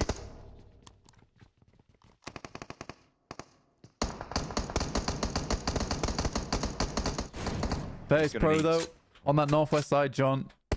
I'll have to move eventually, I imagine. Right on the edge now.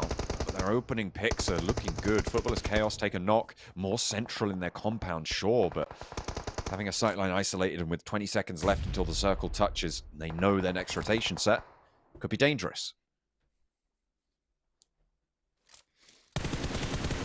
Shots out into the water. I'm surprised that Axe is still keeping this going, but 3 nades in the back pocket could be devastating to IWNRX as they try and make their move. But the bounce off the rock is truly abysmal. Oh no. You do not love to see it. Swain launching one forwards. Will it find Axa? Goes just to his top right and will do a lot of damage, but nothing more besides. 2 first aids as they swim down underneath him. He is healing.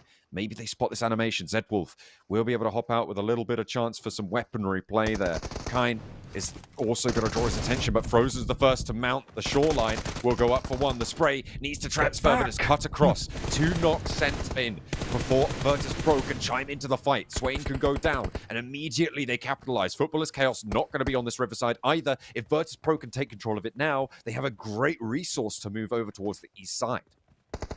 Trovo 2030 still in this game, by the way, with Marcelo in the water. There is shots over towards him. Ko is searching.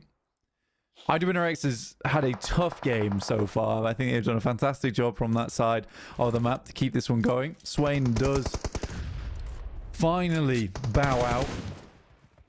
And the circle doesn't really favor either of these teams in Virtus Pro or Footballers Chaos. So Virtus Pro realizes they need to get rid of IWNRX because this bank actually might become the best playing field for anyone in the circle. Nades over. The knock came from Footballers Chaos over the top of the ridgeline, but they have managed to get that res back on board for IWNRX. They're looking to get Frozen healed, but that is a high nade and it bursts right on top of him, just tagging enough damage before the heal went through. It's unfortunate, but a rough bounce from Virtus Pro. That's going to allow them a little bit more time. Zedwolf, how on earth do you survive all of those nades? There's more being sent out his way, but he's still dodging them. They're sent back. There's an answer. Will they go for these long nades again? Footballers Chaos not going to be chiming in just yet either. They finally open with a nade from Dokima over towards Frozen. Kind down, and now IWNRX are going to start to pull, but Zedwolf is still there, swimming his way closer to Virtus Pro. We've lost Koa. Not res just yet, but they're going to start to initiate that now. Bishke getting them back. Picking him back up again with Zedwolf in the water, getting ever closer. Yekta gets knocked in the smoke. This is what I'm saying, is that once it didn't favor anyone, this natural cover that slings across the bank side becomes the biggest effect inside the circle. In comes Dokuma, though. One. Good for the spray. Second is found by Malloy, though, and Dokuma is down on his belly. Steps up for one more, but will not be able to find anything. 2 more players left standing for Virtus Pro. They get a load of eliminations on that match, adding up, I think, all the way to 23 points. They got 13 towards the end of that, and that is a great way to turn the day around. Virtus Pro taking a chicken dinner from the south side. Yeah, again, for Footballers Chaos, a good rotate, but way too passive in that end game, and Virtus Pro understand once that stage 8 comes through where the ideal place in the zone is to be, and they leverage the fact that they got a ton of loot. Like you said, they were in North George very early, so they were able to all have like 8 nades on site, 8 Molotovs. There was tons of smokes all over them, so they realized that they could take a very confident fight versus IWNRX just to set up on the coast. So I was super happy to see that. Yeah, it was a really nice set of navigational plays coming on through to make that one work. Some nice prioritization as well. Difficult rotates in a really tricky circle in general, as it looked almost certain to go up to the north side of the river. That allowed Na'Vi so much strength to play devil on the south shoreline, but could not quite get across in the end. It was Virtus Pro to be able to hold out that ridge and win through on the riverbank. Nice stuff. Looked like it may have been possible at the end for Dokkanma, but yeah, just the roll up, the high ground plateau under control. Nothing to worry about. Virtus Pro, 13 elims. Yeah, not bad stuff at all from Virtus Pro. Again, I really did like the fact that they were one of the more proactive ones in the lobby despite having a strong position. I mean, you look down towards IWNRX though, and I think that their game was so tough, John. So tough, yet they still made it work. And you can see the match ranking here, 23 points for Virtus Pro, like you said, and 14 points for IWNRX. You can look where Footballers Chaos is. 6 points in 5th place. All they got were placement points from 2nd. Yeah, that is far from ideal. They had the buildings for the longest time, but it was all murky in the water, drenched with the blood of hundreds, well, maybe tens in that scenario, but it sounds more poetic when you say it like that. Black Esports topping the 2nd page with 4, Guild, Heroic, RCB on 0, and Spirit on 2. So the top of the table's not doing so well. Hopefully they can just pick themselves back up, dust themselves off, some tough rotations, chalk it up to an L, take a bad game on the day, and carry on with proceedings as usual. Virtus Pro, though, able to eat into that match and do well. On 23 points, I mean, it's what they needed, right, for Virtus Pro. They hadn't been in the conversation as much as before. The same for IWNRX, able to add some more points to their tally, where we kind of missed it. Yeah, I think for IWNRX, it was a good game for them, but Virtus Pro certainly got themselves some more points to put on the board, which we would love to see. In the meantime, though, we'll be heading towards Miramar next, so stay tuned for some desert action.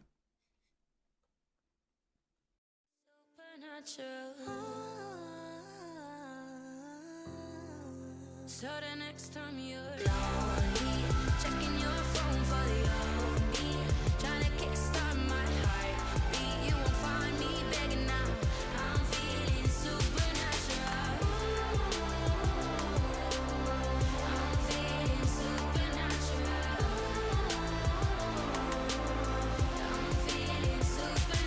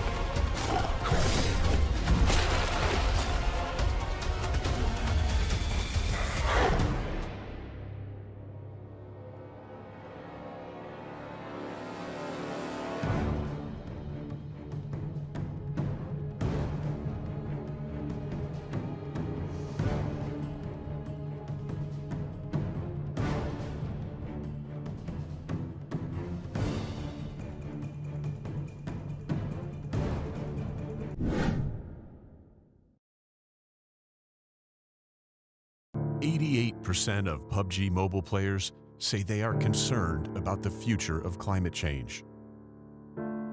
This shows a need for us to help make change.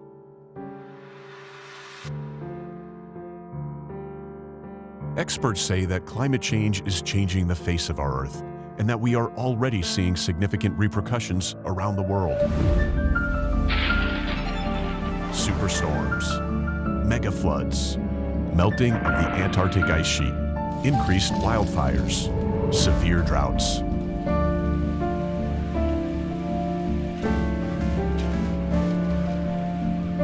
Experience the ruins of Erangel after 100 years if we don't take action.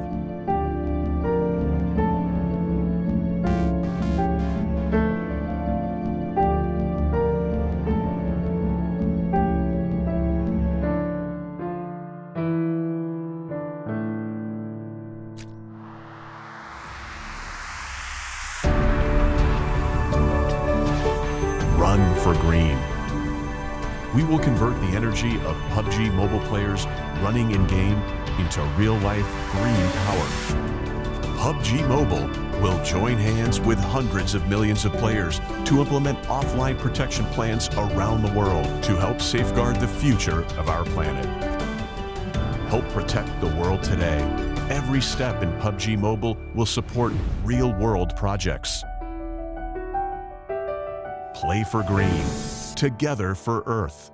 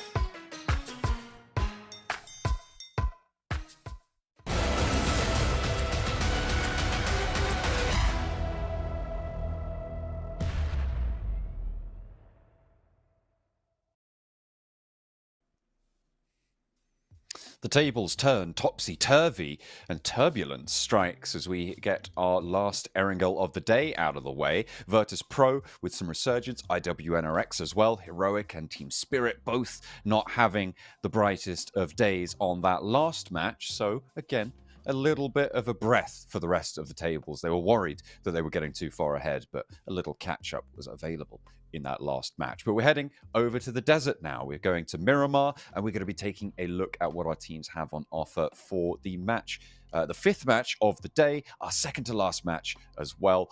So we're going to be getting underway with it fairly soon, I'm sure.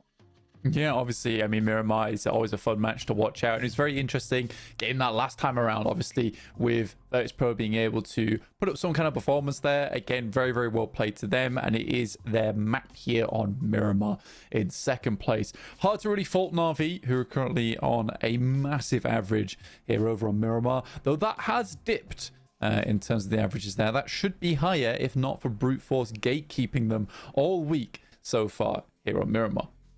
Yeah, you've got 77 as well on this list. Fireflux and Zeus, two of our top performers on Miramar, not going to be playing today, funnily enough, which means that there is a little bit of room on this front page for maybe some teams that have been performing a little bit less well so far. And if Na'Vi aren't going to be able to take that resurgence with them as well, there's a lot of room to be made for our top 5 Miramar teams.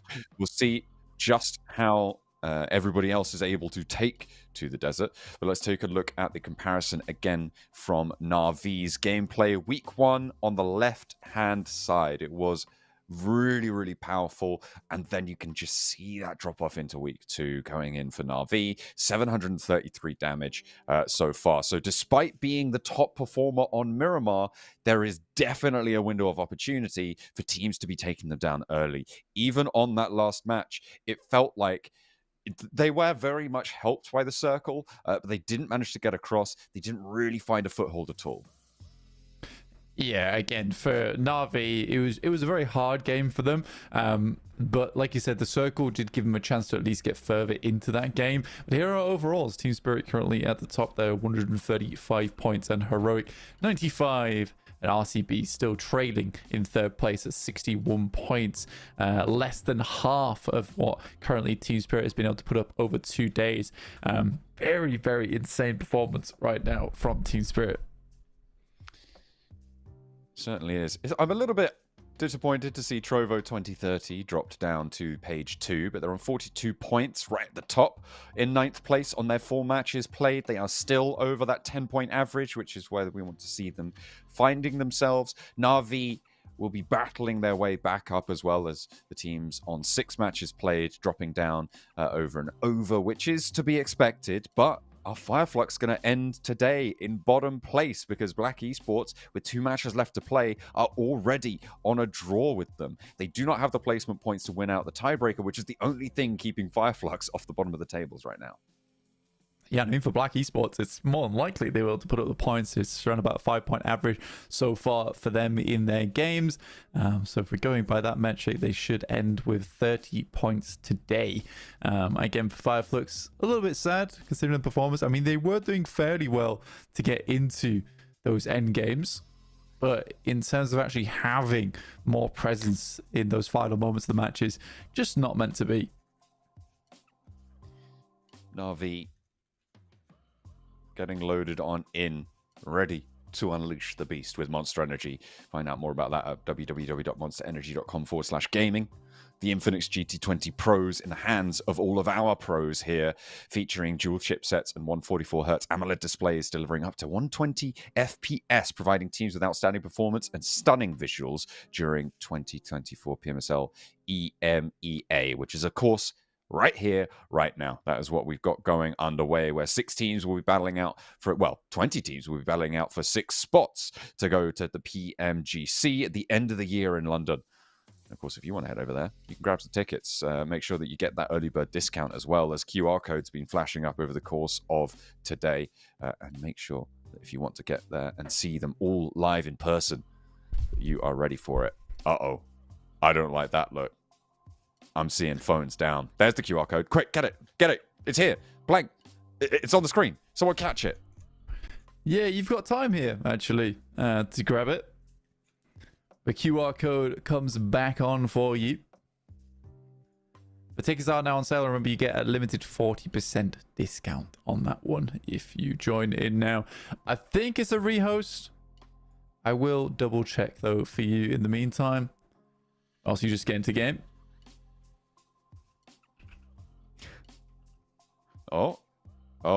Ooh, okay. Good form. So, oh, no. He's fluffed it. He's fluffed it entirely. Left, right, 2, left, right, 2, left, right, 2. Oh, they're nailing it. They're on a rhythm. Speed it up. Let's go faster. Let's increase the pace. Oh, dear. Someone mucked that up. Someone messed it up. I'm glad that the cameraman was just saying, let's leave. Let's get out of here. Let's just go over. That's embarrassing. It was for everyone. good whilst it lasted. They said the same about Na'Vi's day 1 and day 2. Oof. I mean, to be fair, day 3 wasn't too bad. Neither was the rest of the tournament. mean, it's not terrible. But when you compare it to days 1 and 2 for them in week 1, it's pretty awful, really, like, comparatively. Yeah, a little bit. Just a touch. Just a touch. Just a touch. Twisted Minds, though. Studying their play pass. Whilst we wait to get back into game. We're just getting the lobby reset up. And all the players back in.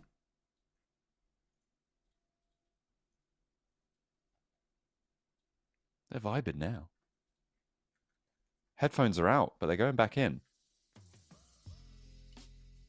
Okay. All right. Black Esports. Power. What do you think half M stands for on his shirt? Do you think that's a brand? Half Maybe. M. Yeah. Did you see that? No. Okay. Don't know. I promise I'm not making it up. Half a map? Would we just play half the map? Yeah. Why not? Could be. Play with half the men? Two players? Yeah. Certainly possible. Ooh. I'm hearing music, and I'm seeing a map on the map feed blank. Wow. Which means that potentially, I don't want to get your hopes up, but it might just be game time. It might be time to head over to Miramar for the first time today. We've got 2 of them up for you next. Delectable, delicious desserts on the desert, as always. We go down from Partona up towards Campo Militar and Tierra Bronca on the northeast side for our plane path. We are indeed loaded into the match. For that, in the plane, all the boys heading past Los Leones or towards Tierra Bronca. Virtus Pro getting out early over to Puerto Paraíso, which I think has absolutely helped them in their point scoring, particularly because not a lot of our squads actually drop down towards the southeast side. That has been filled out a little bit more this week. Most eliminations, 35 for Nomi, with Effect trailing with 19, but what a week it's been for him. Doubling the highest damage is crazy. Wow. I mean, that is special, right? You just don't see that. It's incredible. Over 2 days of games, I mean, somebody stop him. He's absolutely on a tear. There is no way that you could stand up to a force like that. It has revitalized Nomi, and he is dragging Team Spirit along with him. Not to say that they're not pulling their own weight, because second MVP is Effect, right? On these standings right now. I'm taking a look at this week. Nomi sits so far ahead on the MVP ratings, and then Effect is there behind him, and Matic not too far behind that as well. South shift on the circle, so their chance to establish a perimeter early down on the southwest side of Chumacera. Navi as well further over towards Minister Sur. Guild actually going all the way down to Partona, dropping out very, very early. Yeah, getting out of the plane. I mean, Guild, this actually works out for them. Navi heading over towards Via de Mar, though. Goodness me. Sick of dealing with brute force on that north side of the map, it seems. Yeah, why not? You know? Just get out of dodge. If it's not working for you, do something entirely different. Sometimes it's the best play, really. And I think a lot of teams are very hesitant to move away from their drop spots. God damn, this music goes on. Just keeps going. It's on a look. Oh, I miss it now. It's gone now. I miss it. You were mean about the music. Now the music's self-conscious. I was not mean about the music. You were. God, you... It's just I don't know. I think it's because I've got my volume on my browser very loud. So you just cyberbullied the concept of music. No, it's my that own includes volume. that includes Taylor Swift. That's dangerous to go against. Oh, is it? Well, I mean, it's just like I said, it's just on my browser, and I need to turn it down on my end because I cannot. You do not want to anger them. I cannot think. Can't believe you're so mean about music. All right, try cast while I'm doing this. Free pod. It's going to go 1-for-1 on the trade. As Blank rips a gnarly guitar solo off on the sidelines with his tonsils there, all a quiver. There you go. Look at that. Brute force. Nice play from them. Hey, they win a hot drop. Yeah, I mean, if they can't deal with Navi, like, oh, just grumble, go deal with someone else. Oh, dear. Yeah, they need can't action deal with early. Falcons either. They can't deal with Falcons either. They're like, just find us someone else. Twisted minds. There you go. Yeah, I think Falcons have been built up in the Coliseum that is Picardo. They really have. They got a real blood-soaked attitude to their hot drop fights. Rob's down. Yeah. Oh, we just saw that. Yeah. Well, Black Esports have 2 elims, so Football is Chaos, and Brute Force have 1 against Twisted Minds, which means that Black Esports must have found the other player from Twisted Minds. I was wondering why I was sorting his hair out. So it's really early in the game. I was like, oh, he's dead. My initial thought actually was not the logical one. It was like, damn, he's running with one hand whilst doing his hair. That's crazy. I mean, some of these players are just that good. Most Maybe he needs to get one of those no-knee one-handed. hairbands. Ooh. I mean, it must be possible, right? Because there's Never been accessibility done features. before. There's accessibility features in the game. I want to see it. Perform for me. show me the one-handed gameplay. Hey, if you've got maybe we should do a one. Oh, do you know what would be cool? What? Is if on for some content or something, we force some players to play like one hand each. Dual-handed. Yeah, like one person aims and like ADSs, the other person runs and moves. shoots. That'd be pretty cool. I'd like that. And they can lay out the phone however they want. Oh, that would be interesting. I'd That'd be be really on- tough. I Like think that'd be good. like a 1v1, but realistically it's a 2v2. Yeah, put them in the warehouse. Yeah. See how it goes. Yeah, Who I'd jumps enjoy though? that. Just a third guy. Yeah. A third guy. Yeah, everybody gets one button and they all get to press it. Yeah.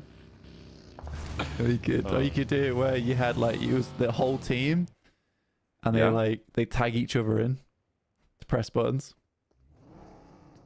How do you mean? I don't know. Maybe you have like there's buttons on the two rights, the right and left side of the screen, and then on the top and bottom of the screen. And you surround it. Yeah, okay. Oh, so one person's playing upside down. Yeah. Ah. You have to give him the controls that are the least exciting, though. Yeah. You have to give him shoot and jump stuff you could give call him for. lean left. That's lean left, and he's like, lean left. No, you're leaning right. My right, I'm your left. right. Who's right? I'm upside down. Oh, Yeah. dear. That would be bad. Don't think I've ever thought about port and starboard on a phone before, but there you go. Yeah, lean port. Port lean. Aye, Port sir. lean. Aye, sir. Port to full lean. Anchoring. That would be dear. good. I'd like a team that only played with nautical callouts. That'd be good. Probably not super effective. Unless they were all like really into it. I feel like one person would just get really annoyed and be like, guys, just tell me he's over there. I don't know what you mean. And what are they going to do? Like captain on deck every time Kitsune walks in? Yeah, exactly. And anytime anyone goes against it, it's a mutiny. You Molotov him. It's the equivalent of walking the plank. That's interesting. I could get behind that. Do you mean in the game, right? Molotov in the game. Okay. You don't just Molotov in real life. Just make him I don't walk think the that. I plank don't if think it the was in real studio life. is. I don't think the studio is rated for aggressive Molotovs between teammates. Oh, it depends That's if they a can that's a get on health and board with safety this. issue. No one has done the risk assessment for it. You can't be Molotoving. Sorry, the risk assessment isn't done. Maybe Falcons though. have done the risk assessment. Black Esports have not. Losing 2. Yeah, and this is a team that we were talking about to overtake Fireflux. Their 5-point average does not look good here. Just Lewis left here. I think this is the team that called for the rehost as well. Now, I'm not saying that they should have lost players for that. They deserve it. I'm not saying that. I'm not saying that. It has not been said. I don't think anybody's saying that. Yeah, no one said that. Stop saying that people have said that. You're being weird. Yeah, exactly. Guys, chat, come on. Be Don't reasonable. say that this is Black Esports' fault. Yeah, because ostensibly nobody said that. No. So you're just making that up. By the way, unless they get themselves a big game at the end of the day, we have one final Miramar to go. It's no bueno on the cards for taking over Fireflux. Should we talk about this really hard shift over to Los Leones? Because this is pretty nasty. It's going to force a lot of teams into the urban environments, into the hills that surround Los Leones. You can see a couple of teams already in there. Everybody who went to the Chumasauda Hills kind of high and dry now, and they're going to have a tough time to push in. They have to figure out if they're going to swing wide on the north. Black Esports may be losing another player here. Their risk assessment's really not up to date. Not on these engagements. Lewis on the crossfire. That's bad for the health. Lewis goes down, and that is Black Esports out. They need to get themselves further into that match, and Lewis needed to make for a heroic endgame push. Oh. Not possible. Not possible. S2G on the other hand, massively split, by the way. Oh, the Giga split. Yeah. Okay. Kelsey and Marceau, as you can see on the screen right now, just leaving Valdemar, past Ministervalle, and Hamzi.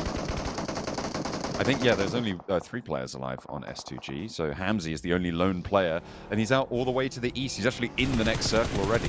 Here's a replay on the Falcons, racking up 2 eliminations. Nice little spray down from Hope. Twisted Minds, just Coops remaining. Brute Force took 1. I think a couple of other teams took the others. And it's bad news bears all around for Twisted Minds.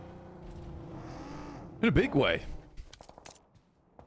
Twisted Minds, it's not looking great for them. Currently in 19th place.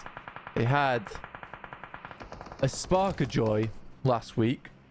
They were able to bring things back up to speed, and I think that they're still figuring things out. And those 2 days off, they seem to have wandered back to square zero, not consulting the compass or the telescope on their galleon. I need to break out the armillary sphere, figure out the stars. Try Yeah, and triangulate their position on the open seas, because right now it's getting choppy. they need to chart a map back to day 5, and they're doing well. Yeah, That's nasty. They don't like that circle. Heads up towards the northeast. Very certain to be a Los Leones job. I'm getting the band back together. It's a Los Leones job. And they are going to have to try and heist away a couple of positions over into this circle. I mean, the west side of Los Leones is kind of weird, right? It's this sort of long, sloping, tiered situation that is going to take up about half of the circle. You can see Power trying to get in, get a foothold in that area. Trovo 2030, they were already in there. Now they have to hold off against another team because RCB are marauding around. Al-Haji wanting to try and wrest control of that. Trovo 2030, they've lost Ragnarok. A lovely bounce on the nade. Goes high, though. It thought it was just going to post straight through the window.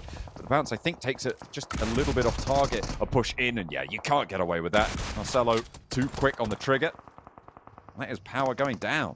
Getting taken away. No, they still got 1 player left out on the west side, but that might be under threat. There's still more to play for, and everybody is smashing into the west end tiers of Los Leones. S2G, it is Marceau. Up towards that top side. 3 players for S2G currently. They were on that massive split, and they've managed to somewhat get back together. There's Marceau on his own on the other side of the road.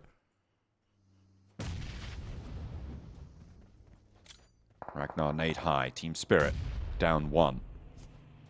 Res coming through quite quickly here. Gnarly down allows Team Spirit to maybe recoup a little bit of breath to their lungs.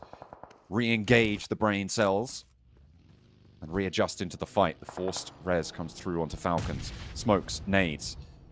Important over this ridgeline. Team Spirit do not need this fight. It's important to note. They could just swing around on the northern side, but it looks like there's a flank coming through. If they can catch this rotate from Ragnar, which is really bold, actually, they may just be able to keep this one going. Attention drawn. Are the rest of Falcons going to look to try and push out because of it? He's just thrown a lasso around Team Spirit.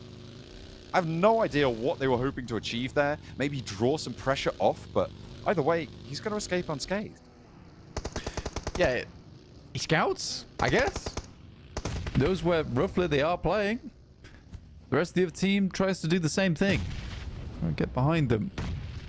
Some long nades from Team Spirit, but without too much value at all. It is Matic, though, to get terrifyingly close to the players from the Falcons.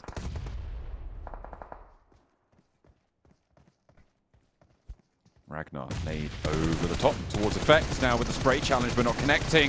Effect now trained on with the UMP, and you're not winning that fight. Not today. Effect with a second challenge, but he's got backup at distance. Spray down, knock, and that's Coops actually still for Twisted Minds. A solo player still alive on the southwest side takes the second player out of the fight for Team Spirit. Could potentially play spoiler. Hope with Kitsune now in his sights, and this is getting hairy. Last player for Falcons off in the distance. Effect gets picked up, and Coops is still trucking. Man, kind of wild. The Couponet are back at it again. Bring in the Couponing to Team Spirit. And the Falcons, I guess, as well. Yeah, a little bit. Can't keep him cooped up for too long. No. He's had a little bit of a coup up towards Team Spirit. Right, I think you should do another one.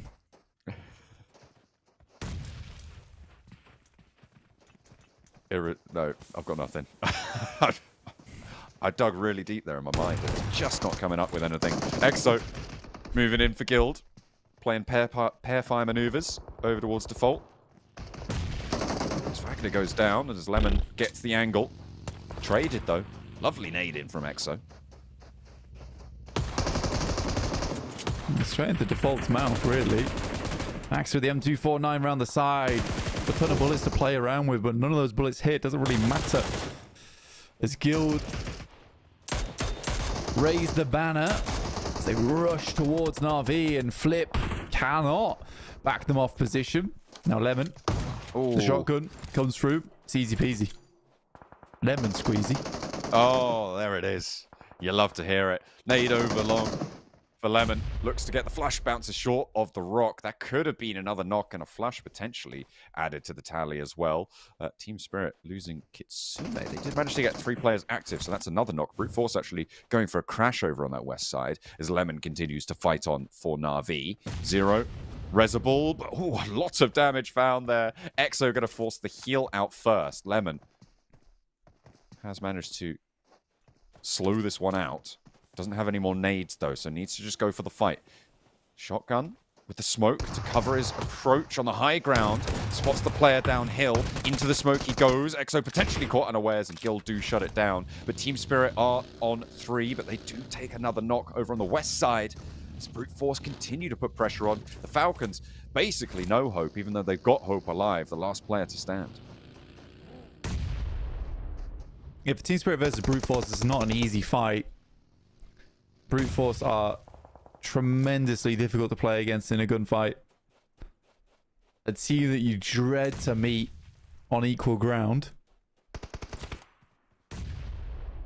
But once they do finish this one off, they'll have full control over towards the western side, if they can finish it cleanly, that is.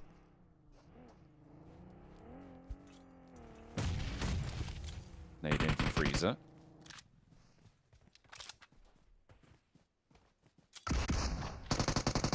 But playing it slow against Hope. They know that anyone in a house with a DBS is danger. Really giving him the runaround. Hope nearly gets Chudo. That was dangerous. but we'll step in to freeze it. And Freezer, it turns out, was the one inside the DPS with the house. Wait, switch that, reverse it. Other way around. You know what I meant. 77 on the southeast side of the circle. One of the few teams over in Los Leones. Matic, still going. Team Spirit. A dog with plenty of fight still in him. Yeah, Matic's just got no meds, though. That's the real issue. Neo's, the res onto him will need to come through immediately. Which it does. And now Nomi looks to challenge off against Prepod. Good pre-fire on that. But again, no meds on side for him either. So just confirming the elimination. That's the right thing to do there. Matic already took a knock. So 2 wins, Team Spirit. It's not great, but again, for today, it's been around about a 53-point day, I think. Still, yeah, they were on pretty awesome. 82 before this. So 55 with the 2 points they got this match as well. Yeah, very strong. They've still got a match left to play, so potentially keeping up a 10-point average today as well as just getting hella points overall. Shouldn't feel as cool as 80 points in a day, but well, still damn good. That would be the exact same scoring as VP on their 60 over 2 days. In the meantime, though, we do head over towards Los Leones. Pretty central on the outside edge towards the crates, which leads me to believe this is probably going to go all the way to stage 9. Probably 3 or 4 teams in that last circle.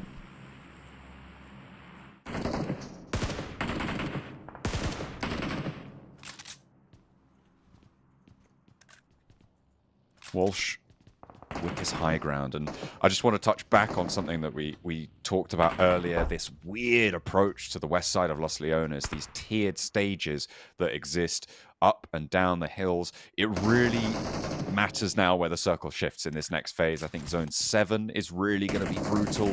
Stage 6 could also have the potential to cut more people out, but I think that's just going to be a fairly natural progression in the circle. It is going to be just all guns blazing in stage 7, as these tiered stages just are so inhospitable for teams moving between them. You kind of have to just pick one and stick to it. It's all you really can do. I mean, for Heroic, I'd be excited to see them get a strong game here. Capping off the day on this one would be good for them, and even just breaking into triple digits. They don't do great on that next game would be awesome. Well, it's Chaos here on the outside side, who always seem to be an outside chance, but still only on 35 points so far. Circle shrinks. It does go to the biggest and centralmost tier of the Los Leones approach. IWNRX, S2G, both with opportunity. Heroic, their high ground out to the east side as well. Look at how many sightlines they've got available to them. It's going to get messy. Teams are going to try and crunch in. 77 have to regroup up to the north. Guild have to find a way in somehow. But they are really on the outside, and it's getting cold, even in the desert. We'll have to push in fairly soon.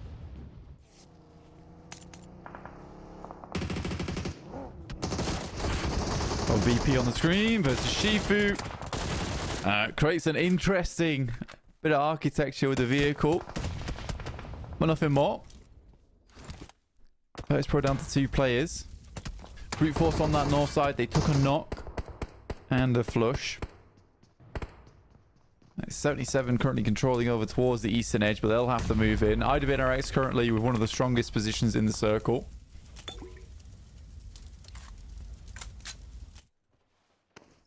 On the north side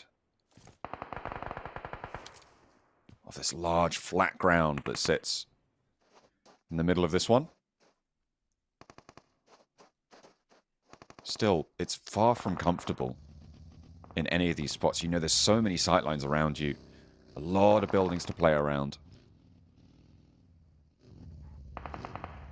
And nades can come through. Heroic may not have too many, or may just want to save them a little bit later, so you're still worried about when they're going to want to go for that move, but they don't need to just yet. They still have high ground positions for this next phase, so they can just bide their time, wait for other teams to make the move.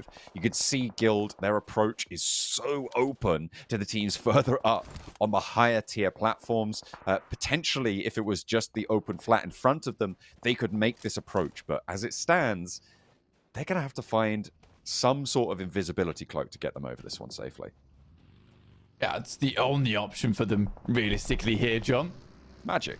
Magic requires some wizardry to pull this one off, which it certainly does with a circle like this. A lot of times you hell-bent on literally a burnt out tractor, anything like that to help you get through these horrible last parts of the game. I think this is one of the toughest positions on the map to play, despite having so much hard cover to work with. The rotations, the movements you have to make to be so quick and smooth to make it through, and one mistake can drag you down.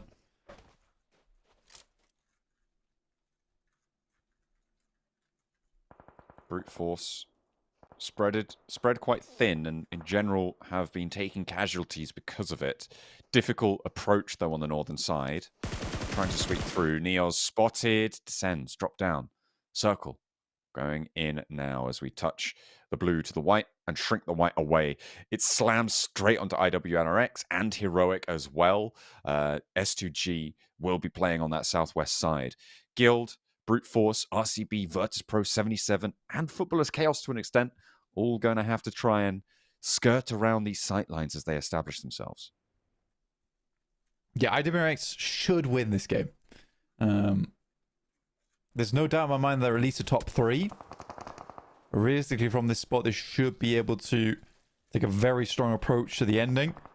Though I'd actually, if I want to see something a little bit more surprising, I'd love to see Heroic win this one, and they certainly can from that high ground.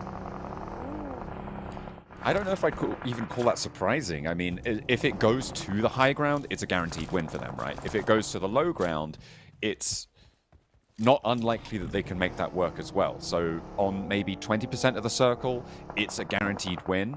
On the other 80, it's maybe like a 40% win. So the expected value of the position for Heroic, I think, is very high when it comes to looking for chicken dinners. As it pops off on the south, Virtus Pro, yeah, he's already gone.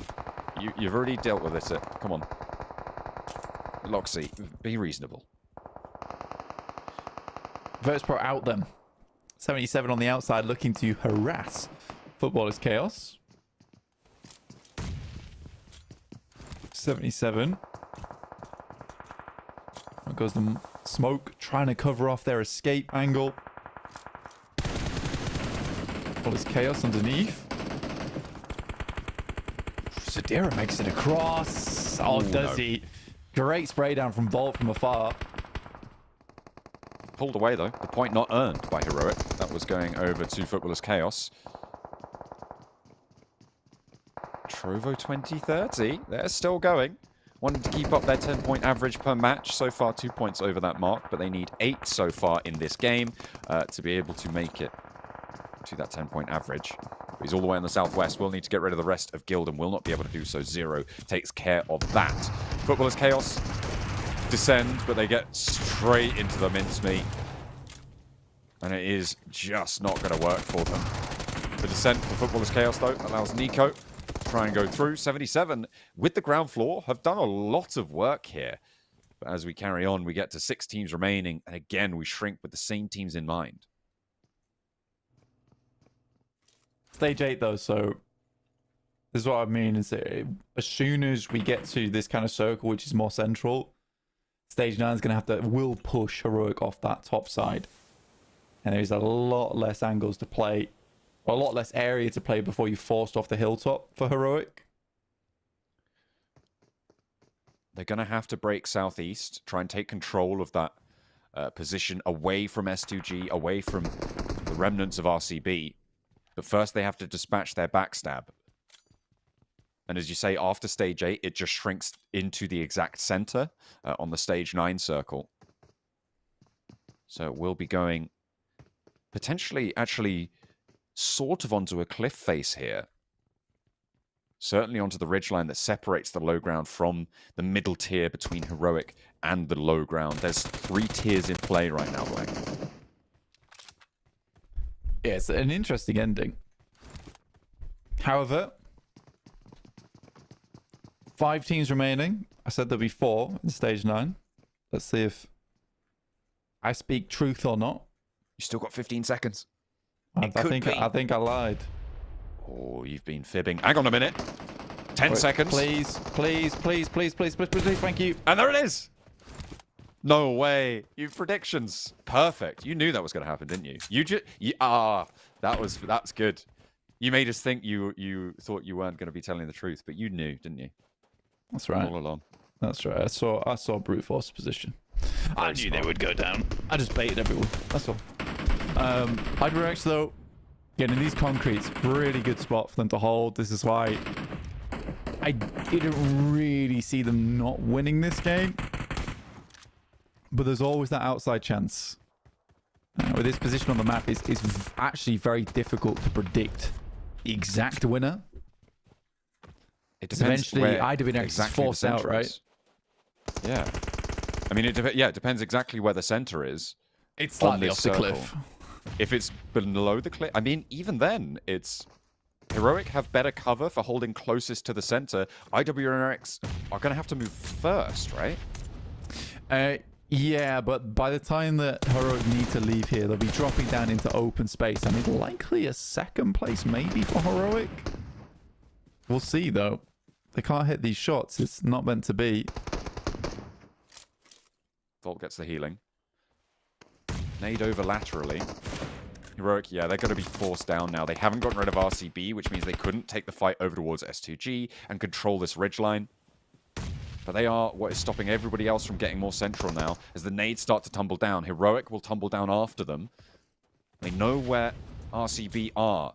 And breaking down, you can see, to this left side would have been so great for them. But they could not get that spray down. A nade up high, and they are so low now. There comes the spray. There comes the knocks. There comes the drop. IWNRX trying to take control and cresting the ridgeline. And they will be able to sweep everybody else aside. Just S2G left with 1 player against them. IWNRX not going to find the res. They have 1 player down. Hamzy to try and play for S2G. And Kine over the top. 10 eliminations for IWNRX. They want to put the 11th on there. And it will be Frozen to claim it. IWNRX, as predicted, 4 teams in Zone 9, and IWNRX the only one to win it. It was a good game, honestly. It was a very, very good game from Heroic, and I think that they did their best. It was just unfortunate because RCB just kept hitting their shots over towards them, and Volt wasn't able to hit those. And again, you might be asking why the rest of the squad didn't actually head over to help him, but essentially what they had to do was force IWNRX off position, S2G off position. So, wait a sec. Let's fix that. One more time. Does it work? There we go. It's just it required the old eyebrows. But yeah, the rest of the team actually had to hold out S2G as well as IWX, so they could only really afford to send Volt over there to take shots at RCB. It is unfortunate for Heroic, and I do think that although Volt hit some nasty shots, RCB hit some ones that were just so on point in that moment. It was wild. But they get themselves 9 points for their troubles. It is IWNRX to walk away with the most amount of points in the bag. Getting 21 on the game is good. And again, that is a great way to move through. The second half of today has been much, much stronger for IWNRX, and they are keeping that one going. Unfortunately for Team Spirit, that's the second I don't want to say bad game, because they did have an unfortunate turn of events with Coops just being springing up out of nowhere, right? He was kind of this third-party wild man of the hills, just taking them down on the off angle, which was unfortunate. But it is their second low-point scoring game today for Team Spirit, which is not great, but they have already done enough to be over a 10-point average, even if you include the next match, right? They're on 136 or 7, something like that. Yeah. So they have done incredibly well already, and they've done enough to keep that first place spot under control as long as they move through with momentum into the next 2 days. Yeah, again, for Troll 2030, pretty happy with how things have gone for them. 77 trying to bring up break themselves up to speed, and they do look to be playing a little bit better in these matches towards the end of the day. We still have one more Miramar, so don't go anywhere after this one. But it is Vault with highest damage at 668, so it'll do a lot from that high ground. Very nice stuff. Most eliminations deprived of that. Heroic, in general, I think that you highlighted, right? They just didn't hit those shots towards RCB. And that was a very different game. They had an opportunity to drop down, but they were not afforded it. They let it slip when it mattered the most. And IWNRX were there to catch the droppings, and they were able to put a whole bunch of points. Yeah, I'm unsure about that one as well. Let's go to a break and have a think about what I just said.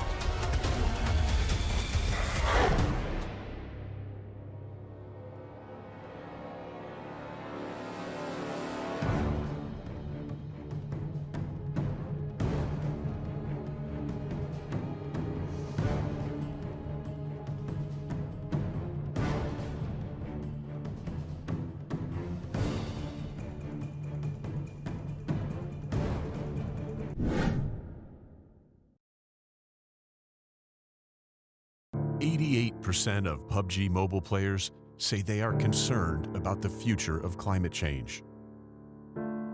This shows a need for us to help make change.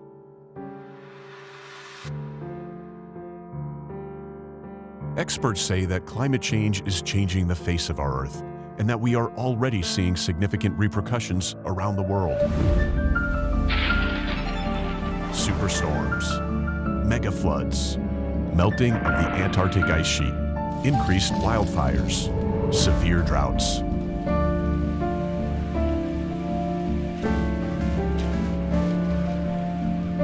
Experience the ruins of Erangel after 100 years if we don't take action.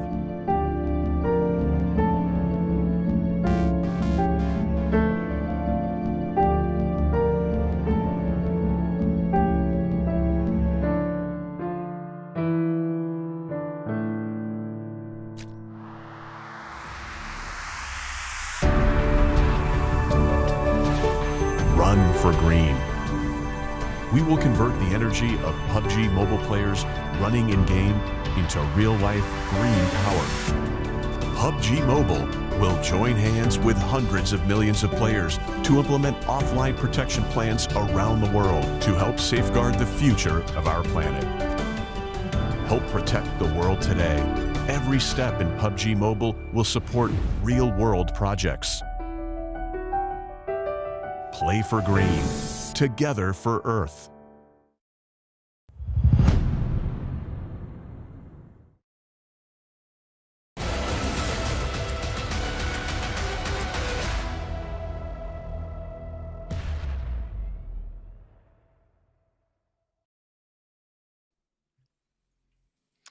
We have got one more map today, and I don't know why I'm talking like William Shatner, but we're going to be going into the PMSL EMEA yet again for a last map of Miramar.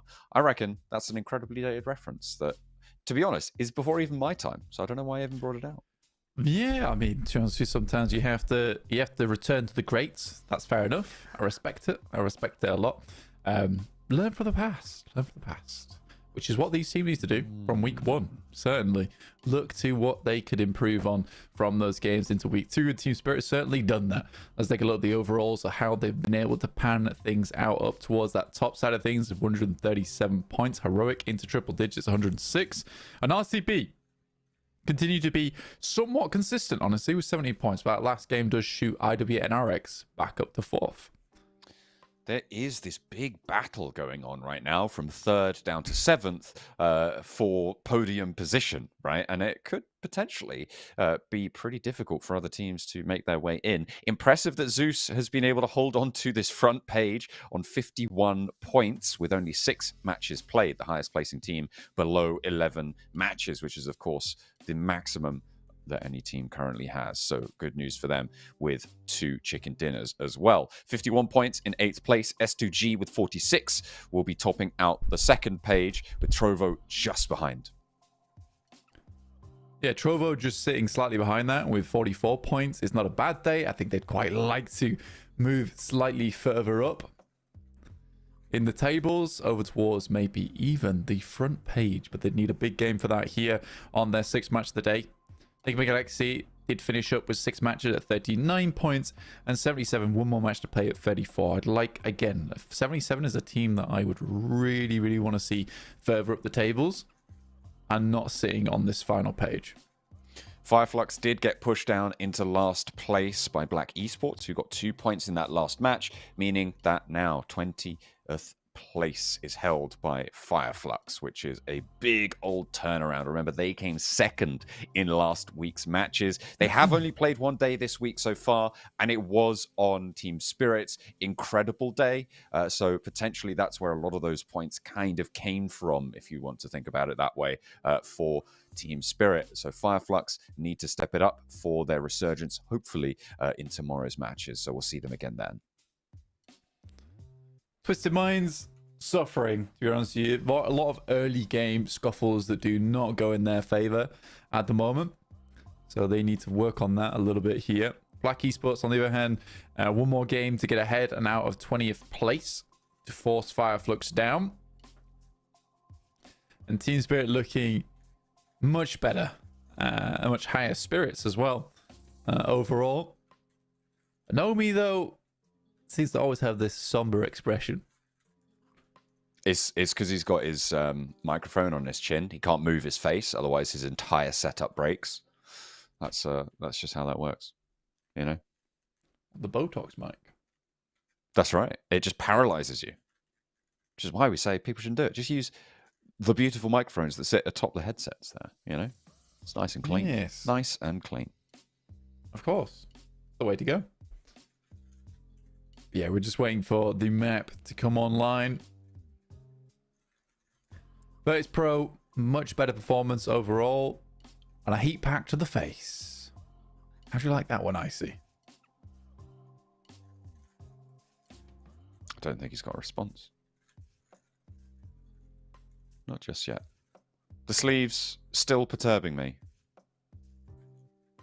On the end there. Yeah. Wake up. Time to game. Come on. Head up. Oh, yeah. Massage the muscles. Strong muscles. Oh, yeah.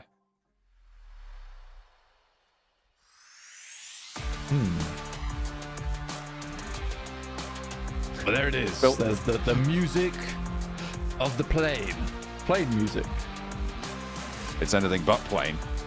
It's spicy. It's time to get into the spiciest of maps, Miramar. I would say, as things go, Miramar the most thematically spicy. Yeah, true. Although, I don't know. I mean, Sanhok, different kind of spice. It Lot has more spice. Definitely. Potentially even Spice Malone. What? Because it's the deserts. Some might even call it a dune. Oh. With the spice Malone. Oh, I get it. Right. Yes. I'm on board now. Right, that reference went way over my head. Did it? It was, yeah, no, for a while, a long time. And then I only just finally clocked it. But you know what? We're on board. With Lisan Yeah. Al-Ghaib. Yeah, you like that one? Yeah, it's good. It was a slow burn for me. Mm-hmm. You're like racking your mind. Landed in the end. Yeah. It's not a hole in one. Jason Momoa in that one film. Timothy Chalamet, Zendaya. Is it Zendaya or Zendaya? I think it's Zendaya. Pretty sure. I haven't asked her. I don't know. I'm always confused. I think I say it both ways multiple times. I'm Tom gonna I'm Holland looking it doesn't up. live too far from me, so I could go and ask him. Does he not? No, he lives around my end. How do you know where he lives? Because he lives near Stormzy, and Stormzy also lives around my ends. How do you know where Stormzy lives? They talked about it on an interview once. Oh, okay. Yeah. 1 second. Just be quiet a sec whilst I listen to this pronunciation. It is Zendaya. Oh, there you go. Yeah. Yeah. That's all right. Yeah. Zendaya sounds kind of cool though. No, because you're a feel like, dyer. but I feel like if You're a dyer as opposed to like being in the day. if I was like tell someone how to pronounce my name, and be like, I don't know. I've always sounds Just- cooler. Just like put some sounds. in I'd be order. like, I don't like that. So I think I'll have to stick with Zendaya, I guess. How do you pronounce your name? Loudly. That's how. Loudly. Pronounce it John. What about Joan? Sure. Yeah, I'll go to medieval France and fight off probably do. the English at that point, I think. The coolest thing about her is that they think Joan of her- Arc. yeah, that her feats were wildly under exaggerated. And then she actually was Oh, right. more okay. fearsome. I thought you said feet. So I thought you what meant the like hell? she just had massive feet. And everyone's like, no, she has really average sized feet. Yeah. No. Oh? Oh. No, but yeah, that's the general consensus. Yeah. Joan of Arc. Massive feet, mate. Massive feet. Quite cool though, really. They were like, That's right. she was such a problem though. Like, she wasn't even that great. Yeah, like she wasn't actually that great. Actually, like I'm probably like just as good at least. Yeah. Like maybe like she won, but like it could have been anyone really. Like anyone could have done that. Yeah, anyone could really do what. My sword play was really cool. She was lacking in some areas. Why are you talking about how Joan of Arc won like all of those battles? I sent my thank you letters for my birthday party the other day. Like that's quite good as well. Like come on. 1 second, sorry. You listening to more pronunciation videos? No, my cat is just screaming. Oh, it's that time. So I've grabbed him. It happens every day. I've got him. Is it like an alarm clock? All right. Okay. He's calm. Tell him about Joan of Arc. He'll simmer down. Can you hear that? No. Oh. I can't. Maybe the stream can though. Is it a big old machine gun purr? Yeah. Okay. That's what I was trying to impart. Hey yo, hang on a minute. Brute force. Blocking horns with 77, getting a knock and a flush. Circle is all the way out to the west side on this map, Blank. We're going over towards El Pozo, 77, Brute Force. Navi moving in from the north side. Heroic as well in Montenuevo, get a decent position in this circle. S2G moving around over on the east side, potentially making some noise. Brute Force with Magnum in their sights as he swaps over to the auto shotty. With the pomp action out the windows and the spray down from Prepod is there. 77, lose a second. You're just me. It's all popping off. I know. Well done to Brute Force, though. Seem to just single out one team and then just bully them in the early game. Kind of cruel. Yeah. I guess that they feel like they can't play unless they've got a lot of space in Zone 1. I guess this is one way to gain space. We want to be in the circle, but we don't want to have to play alongside a lot of people. Yeah. Solution. Space remove and teams. No enemies. Yeah. Yeah. I mean, it works, right? It does. I like what they were doing. There's a reasonable maneuver.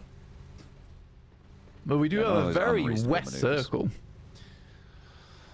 Yeah.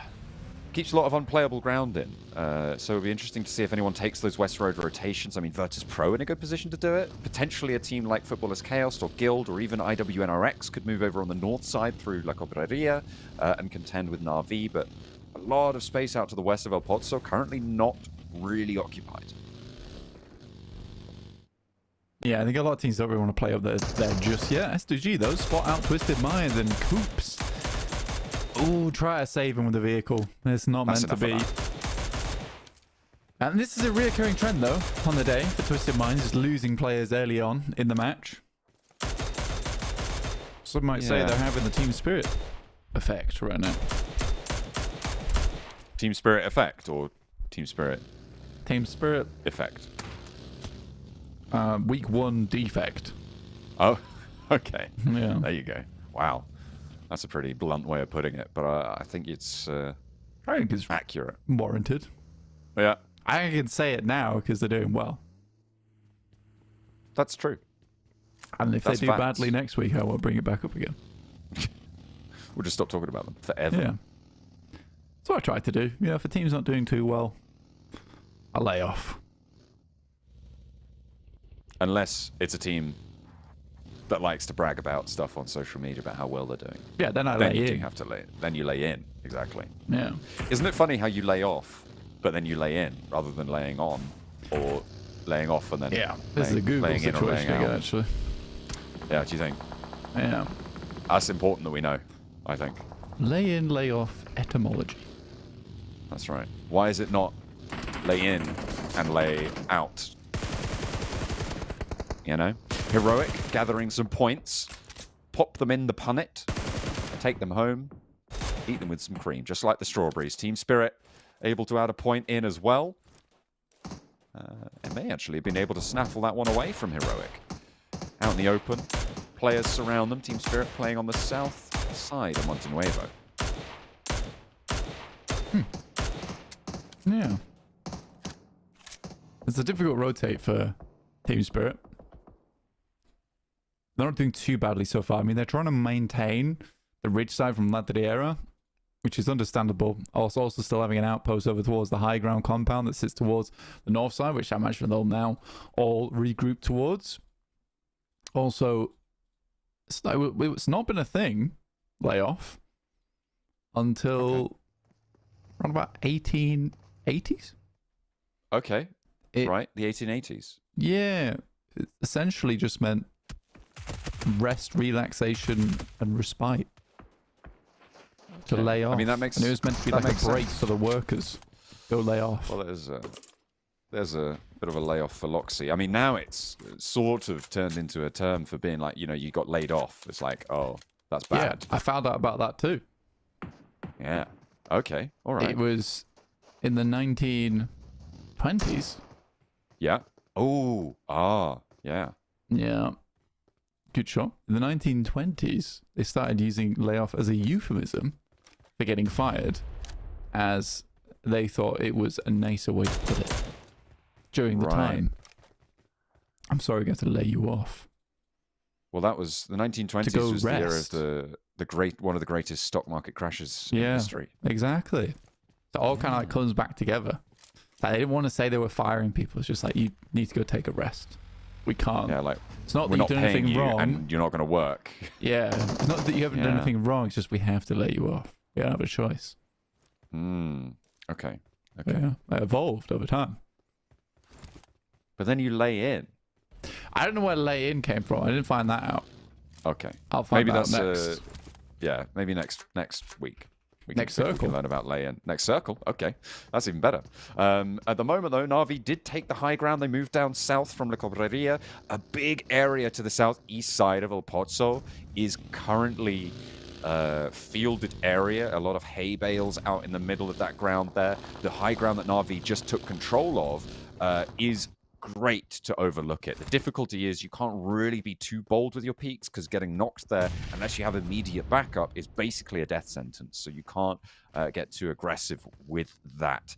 The areas to the southeast side of El Pozo going to push teams further in towards the rest of it. And I think actually a lot of players in the buildings of Monte Nuevo further down south, although a lot of that Monte Nuevo settlement sits on the west side of it. So teams are crunching in really in a lot of terrain, not too many buildings to be seen either. S2G holding some really important grouping right now, but they're holding with 3 players on 2 important compounds, and everybody's going to have their sights set on them. This central area is just going to be so hard to hold for S2G. A very, very big split to hold. Maybe not in size, but certainly in import. It is probably going to be wise to regroup for S2G.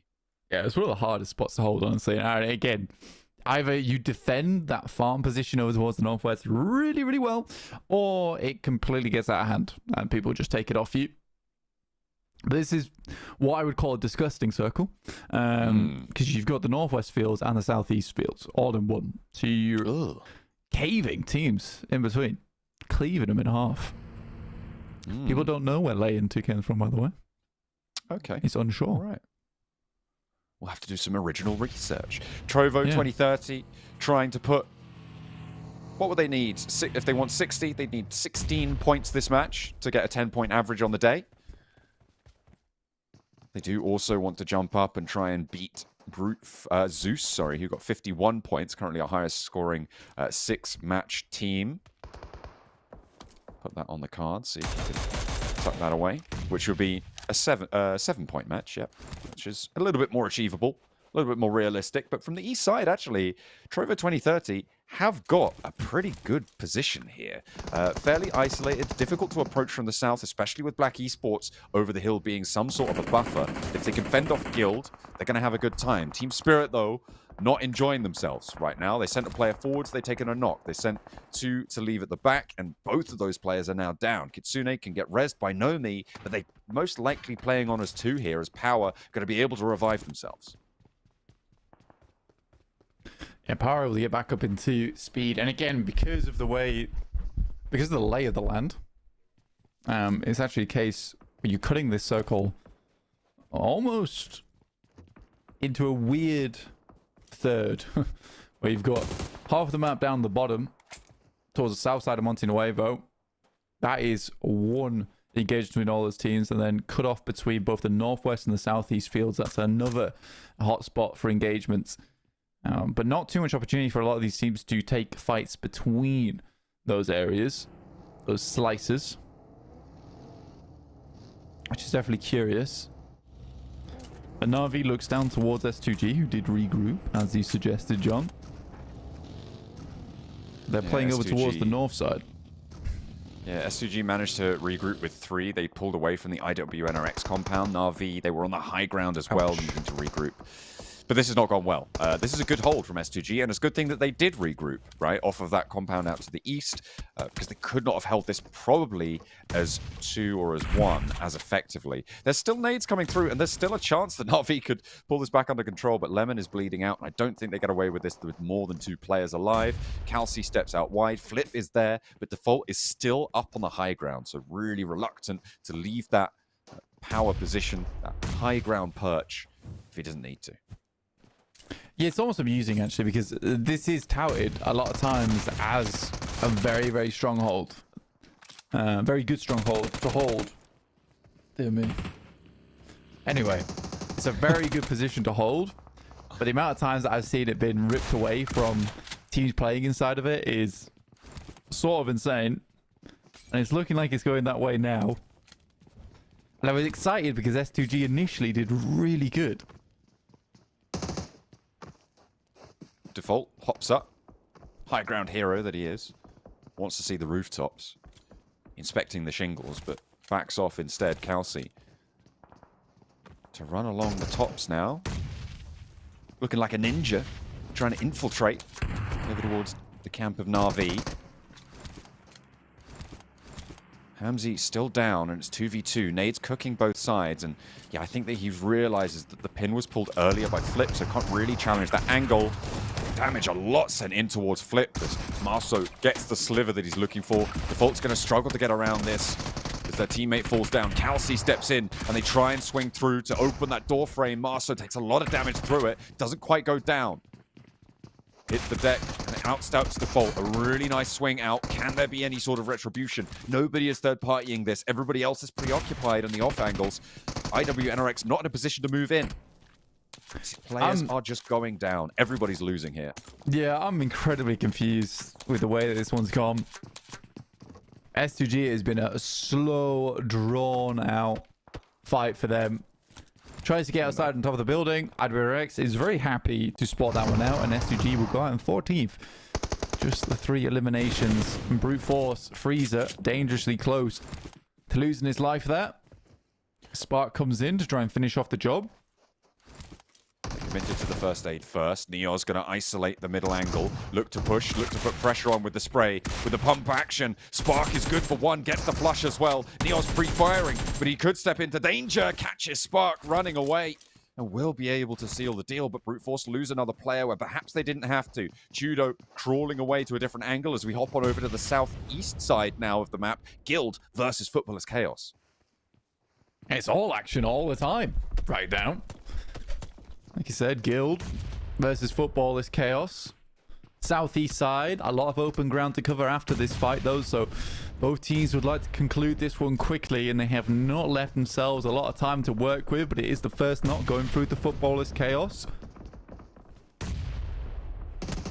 Taken so low, though, and there's the spray down, easy on the off angle. Power seemed to have something, and GG not GG just steps out of the smoke and immediately pulls the trigger, sprays down through it. There's still one on the inside. Yekta trying to cause trouble. Power want to revive their fallen teammate on the outside. They're moving their teammates in to try and get Easy back to his feet, but Al-Haji is spotted, taken low but not going down just yet. Guild trying to repair their wounds, revive their teammates. Yekta tries to get out of there. We'll be able to get to the garage. There's an off angle that's Black Esports taking shots from the northeast side. EXO from Guild. Oh, Molly over the top to try and keep him at bay. Al-Haji takes a side haymaker to the face from the DBS just as he enters, grazes him. That's enough. Re-knock from the play zone there as well. As Guild move through. They're doing okay right now, but they've only got 3 players alive. Satan through the window, doesn't connect with any of the auto shots. He's finally does manage to pick it up, but at the cost of his own life. And Fidan across the way cannot move in to get this refrag. A hold on the spray for Exo, but there's an off angle. Where's that coming from? I think it's still from Black Esports, but there's the shot to find Satan across the road. Fidan goes down, and now Guild can look to res, but will there be Yekta to rally straight back in for Footballers Chaos? He's given them all the time to take the fights themselves, and he wants vengeance for the rest of his squad. Do you hear it? Deep in the face, and somehow Yekta comes away from this with 1 elimination for Footballers Chaos, by the way. That one right there. Oh, yeah. Reasonable. Goodness me. He really splattered his tonsils on the kitchen sink there. It was quite spectacular with the DBS.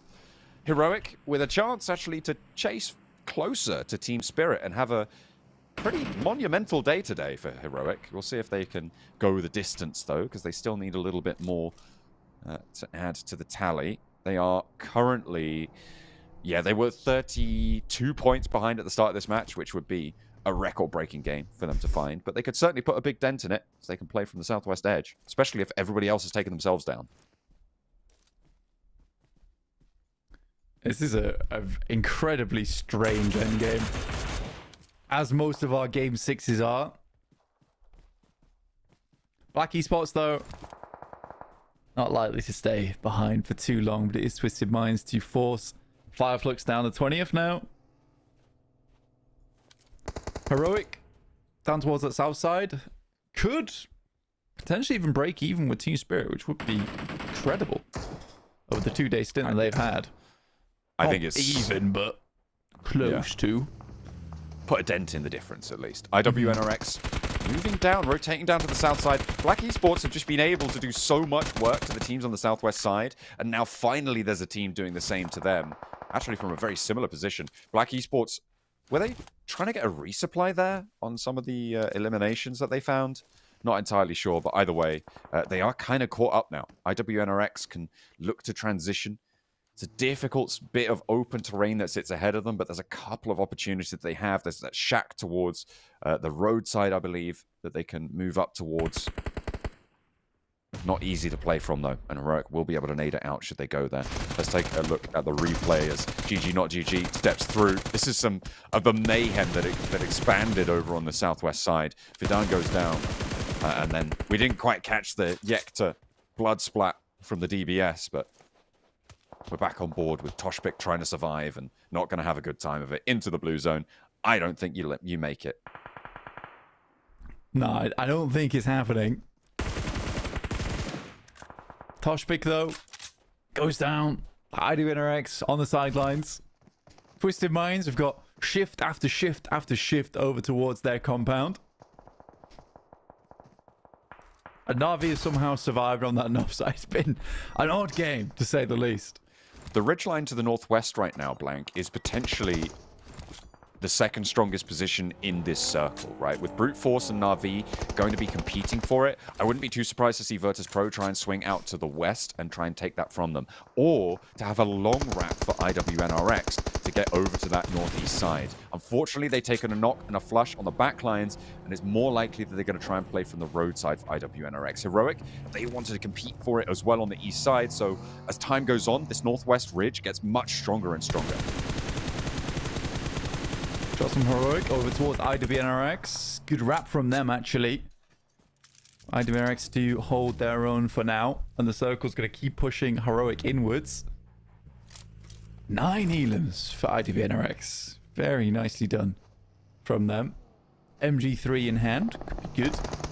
Hold out Heroic as they send on in. What a touch from the vehicle, though. Dear. We'll try and tumble on through, but it's not going to be enough metal to pour on through. 3 players down for Heroic, but there's the pickup, and it's Walsh, of course it is. 4 players still alive here. No one swimming through. No one swinging through, rather, to try and take this flush. I've no idea how they managed to pull that one back in, but Heroic make a brilliant crash. An Odyssey over to the northeast side, and they will get the road edge to play with now. 6 eliminations found, and a chance to go further into the match. Twisted Minds shots off into the distance. And again, for them, this has been a pretty easy game. 6 teams remaining. All the zone to themselves.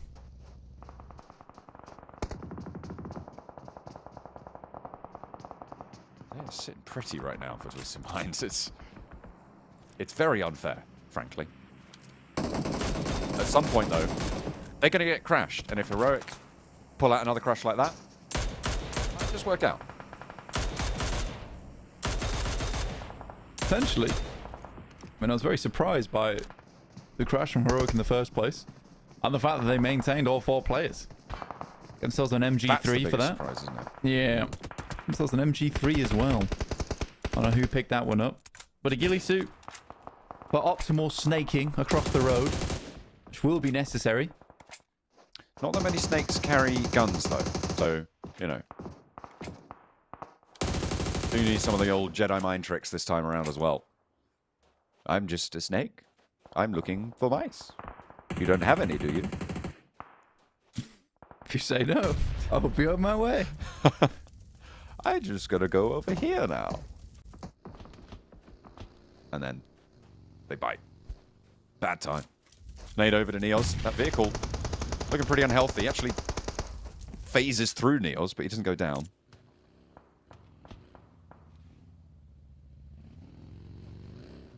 But they're all on the outside of the circle. Na'Vi, Brute Force. Well, the one player of Brute Force in 77. 2 duos and a solo. Gonna have to descend the ridgeline. Heroic can stay on the far side of the road. Virtus Pro going to have to move. Only one team does have 4 players alive. And it is a miracle, really, that Heroic do have that count. I'll have that advantage. Brute Force. Neos looking away from the danger. Hoping that'll be what saves him. If he ignores 77 down the hill. it'll go away. Oh dear. And it's over.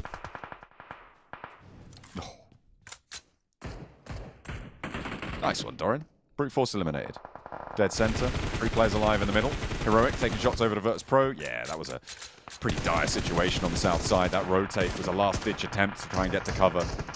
They have actually managed to keep 1 player up in that position. Looking to get some healing, drop those smokes out. Na'Vi are taking shots out this way. About 4 or 5 angles there, but Volt gets spotted. Icy is still out on the back lines there. Needs to be worried about that angle for Heroic. 77 trying to make a dash, but out into the blue they go. 77 fall. Now Na'Vi, the only team on this northwest side. Virtus Pro still drawing attention, but I think they've managed to get the res off. Yeah, just about. Amazingly. Renock. Oh, unfortunately. Virtus Pro, though, far into the game. It's nice to see, again, another strong match from them, but it's Na'Vi pummeling on towards them. A good spray to start off with. That's 2 down, just Icy off in the distance. Na'Vi have actually done a fantastic job this game. I mean, they were not in the greatest of spots.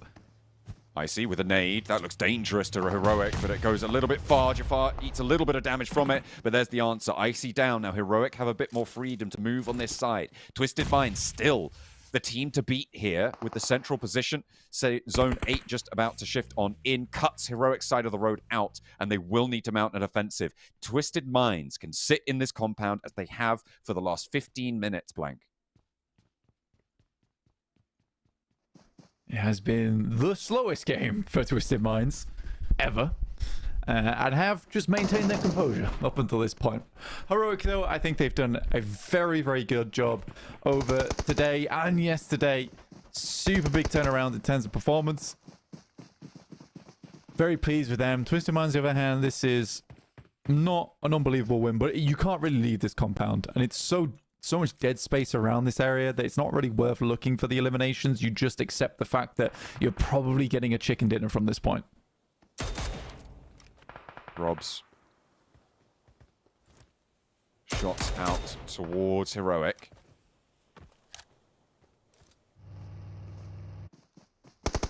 Establishing their smoke train. Doran on the off angle doesn't really have sightlines towards Heroic's rollout. This smoke cover is looking good and actually might cut off the sightlines. They're going to get across. They're going to get across safely. They're into the fight now, and Heroic have numbers advantage, remember. MG3, UMP moving forwards. Rob's burning away that entryway, and Kevin is now separated. Jafar isolated from this fight, but he's found some safety on the upstairs. They can wait this burnout to go. Walsh wants to go up to the top floor, but there's a player waiting for him. DBS is there, has to hit the deck across the way. There's still an element of Na'Vi to worry about. Doran, is he going to regroup, or is he going to be more preoccupied on the south? Two players on the inside, but there it is. Flip shuts down Lord. Kevin is traded off with a nade from Robs, but he's the only one on the inside now. 2 players for Twisted Minds versus the 3 downstairs from Heroic up to 8 eliminations. In comes Na'Vi using that moment of distraction. Send across there. Massive nade from default though. Instant spray over towards Doran, and he is just not hitting his shots here. Na'Vi is in. They are knocking on the door, and they're trying to knock it down. It's just Walsh here, and he's losing his teammates. One player from Twisted Minds, one player from Heroic. Somehow Na'Vi are making this one work. Beautiful picks, beautiful nades. They take down the high ground. They take a nade out as well. Walsh moving in to try and push on up. Has some cover to play around as Flip repositions. Robs is on the same level. And the nades from Flip won't stop. He's launching them up. He knows that balcony is probably occupied. That's perfect. And Walsh goes down. Heroic are out. And it's still 2 players alive. Default with 6 eliminations this match. Racking up one hell of a body count as Robs tries to res Doran on the inside. But Flip has more nades to go. Launches it in. And it will not quite get the damage. But it does tag. And they know that they're on the inside now. Flip still has the nades. And they're being pushed on out. I mean, they have nowhere to go here, and they're just dropping them at the entrance. It's so smart. A huge one goes atop. Na'Vi wins the unwinnable match.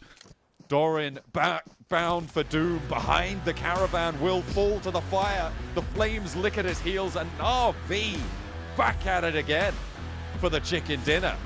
A beautiful win. What a pair play. Heroic drew all the attention up to the north side. And Default worked wonders from the south. I am so terrifically impressed by that game. I mean, for Twisted Minds, that is a real upsetting match for you. It should have been a chicken dinner. It should have been. And that's the only way that game's worth it for them. I'd be really kicking myself in that situation. And that initial knock just really knocks them for 6. That is really unfortunate. A lot of chaos going on in that last match. Nobody's having a real good time of it except for Twisted Minds. That northwest ridgeline, I thought it was just going to be a battle for sort of 4th place, but Na'Vi proved that hypothesis wrong with the counter positive. Default.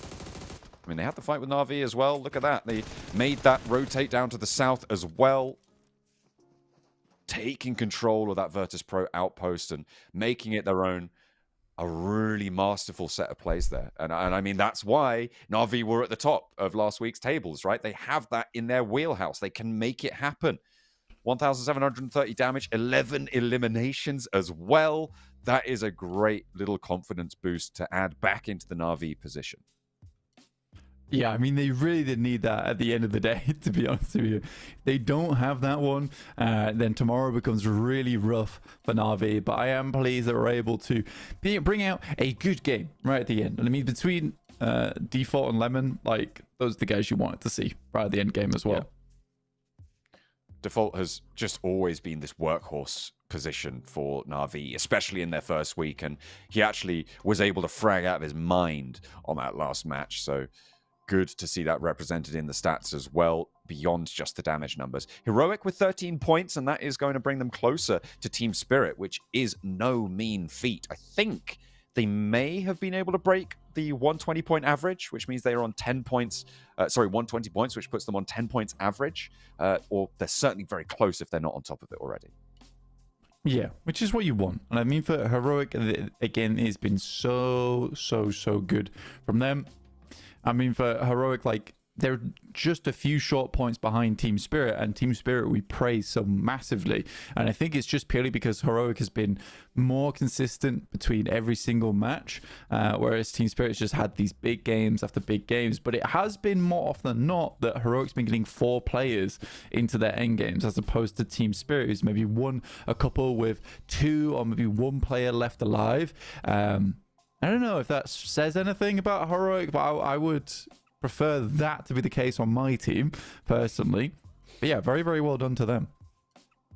Good stuff indeed to be able to pull that one home. I don't think that Heroic today have been doing quite enough at the moment. I'm going to talk a little bit more about Heroic, I think, because on that game, they did do quite a bit, but I don't think they've done enough to catch up to Nomi on the MVP ratings. But it may be a Heroic player for MVP today. On this match, though, Default and actually Flip with the highest damage for the roster as well, to be able to pull down 738 for the team. Yeah, again, it's so awesome to see. And I made a mistake there saying it was Default and Lemon. It was Default and Flip. Again, those are the guys that were popping off the most last week as well. So it's good to see them doing something similar here in our games at the end of it. But yeah, let's take a look at the overall, where everyone has placed themselves currently. Right now at the top, obviously still Team Spirit, but Heroic really not far behind. Look at that, 19 points. Yeah, just 21 points, sorry. Really, really well done from Heroic. IWNRX, 78 points. And I think for them, today has been a real big turnaround. Absolutely. They were able to climb straight back up the tables, coming back off their, I think it was 3rd place or 4th place last week, being towards the top of those tables. It is the only team that is now sort of represented in a similar position to what we saw them in last week. As it stands, Fireflux obviously way down on the tables. 6 matches, sure, but they only got 20 points. You're looking for Virtus Pro, who we saw a lot lower on that front page, but still on the front page. Zeus Esports relegated to the 2nd page, but they will still top it out. A higher scoring 6-match team with 51 points. Trovo 2030 couldn't quite meet up to that mark, and I thought they might be able to with the performances they were putting in earlier today, but the Miramars just didn't go their way. No, not so much. And again, it is unfortunate, but you do have to be good at every single map. Can't be just good at a couple of them. Down at the bottom, though, it's Fireflux. We talked about this earlier today, but they were pushed down into 20th place, which is really where we don't want to see them sit. They're a strong team, and I think it was because they were getting around about zone 4 and 5, and they were consistently getting to that point, so the initial rotations weren't bad, but then they just fell over past that point. But falling over there does mean that you just immediately drop down in terms of point scoring. Here are our daily winners. 313 eliminations and 2 11-11s. That's right. And a 3 elimination chicken dinner just to make things a little bit more dull over on that second Erangel. Goodness me. 29 minutes for that first of the 2 Miramars. And of course, that was over on the plateau grounds and the last zone crunching on in. The Erangel as well for Virtus Pro going very, very late into the match to be able to pick that one up. But good news for Virtus Pro. They didn't quite have the same sort of glow up as IWNRX in today, and Heroic were able to keep going. MVP on our screens now, and it is again Nomi for Team Spirit. That is kind of crazy that he's able to do it twice. Even though Team Spirit didn't have as strong of a day as yesterday, it was still pretty banger. Yeah, he's probably not looking to challenge S2G again. Got a little bit spicy. If they want $500, see who they go up against. 77 do go down in front of us here as Team Spirit almost finds themselves that big chicken here on this Erangel. This could have gone very differently if it wasn't for a lovely nade sent in through from Magnum. Actually, this play, that was an awesome hold on the spray there. Yeah. Yeah, to go for it.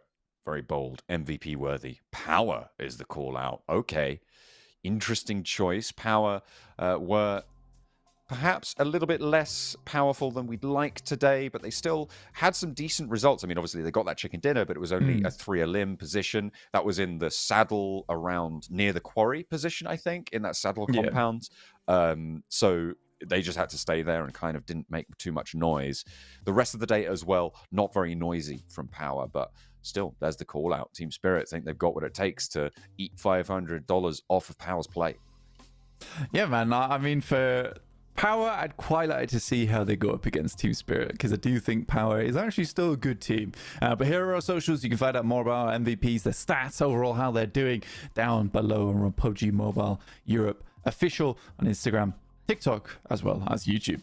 Yeah, make sure that you head on over there, check everything out, because it is getting really interesting here for week 2. We've given out one set of league ranking points, but this week it's kind of shaping up to be a completely different rollout for the tables, which going towards those finals, remember you qualify based on how many league ranking points you have. It's only the top 16 from that table that goes through. It could be completely different this time around and create such a level playing field going into that 3rd week, and it will be all to play for. So make sure that you keep track of what's going on over the next few days and over the next week or 2, because we have got so much more in store. For now, though, we're going to go take a little bit of a rest, because we're going to have one hell of a day of matches tomorrow. We'll see you there.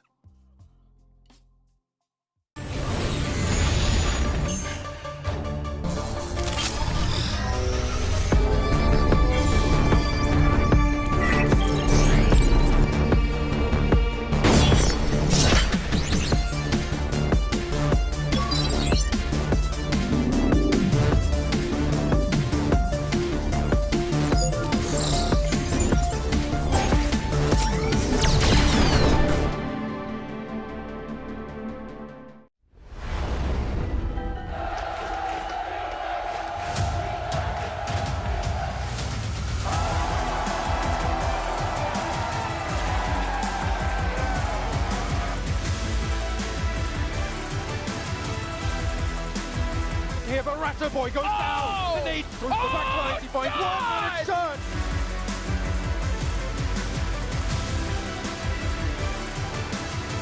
There's the response back though. First pickup. Yo! He goes on to do it.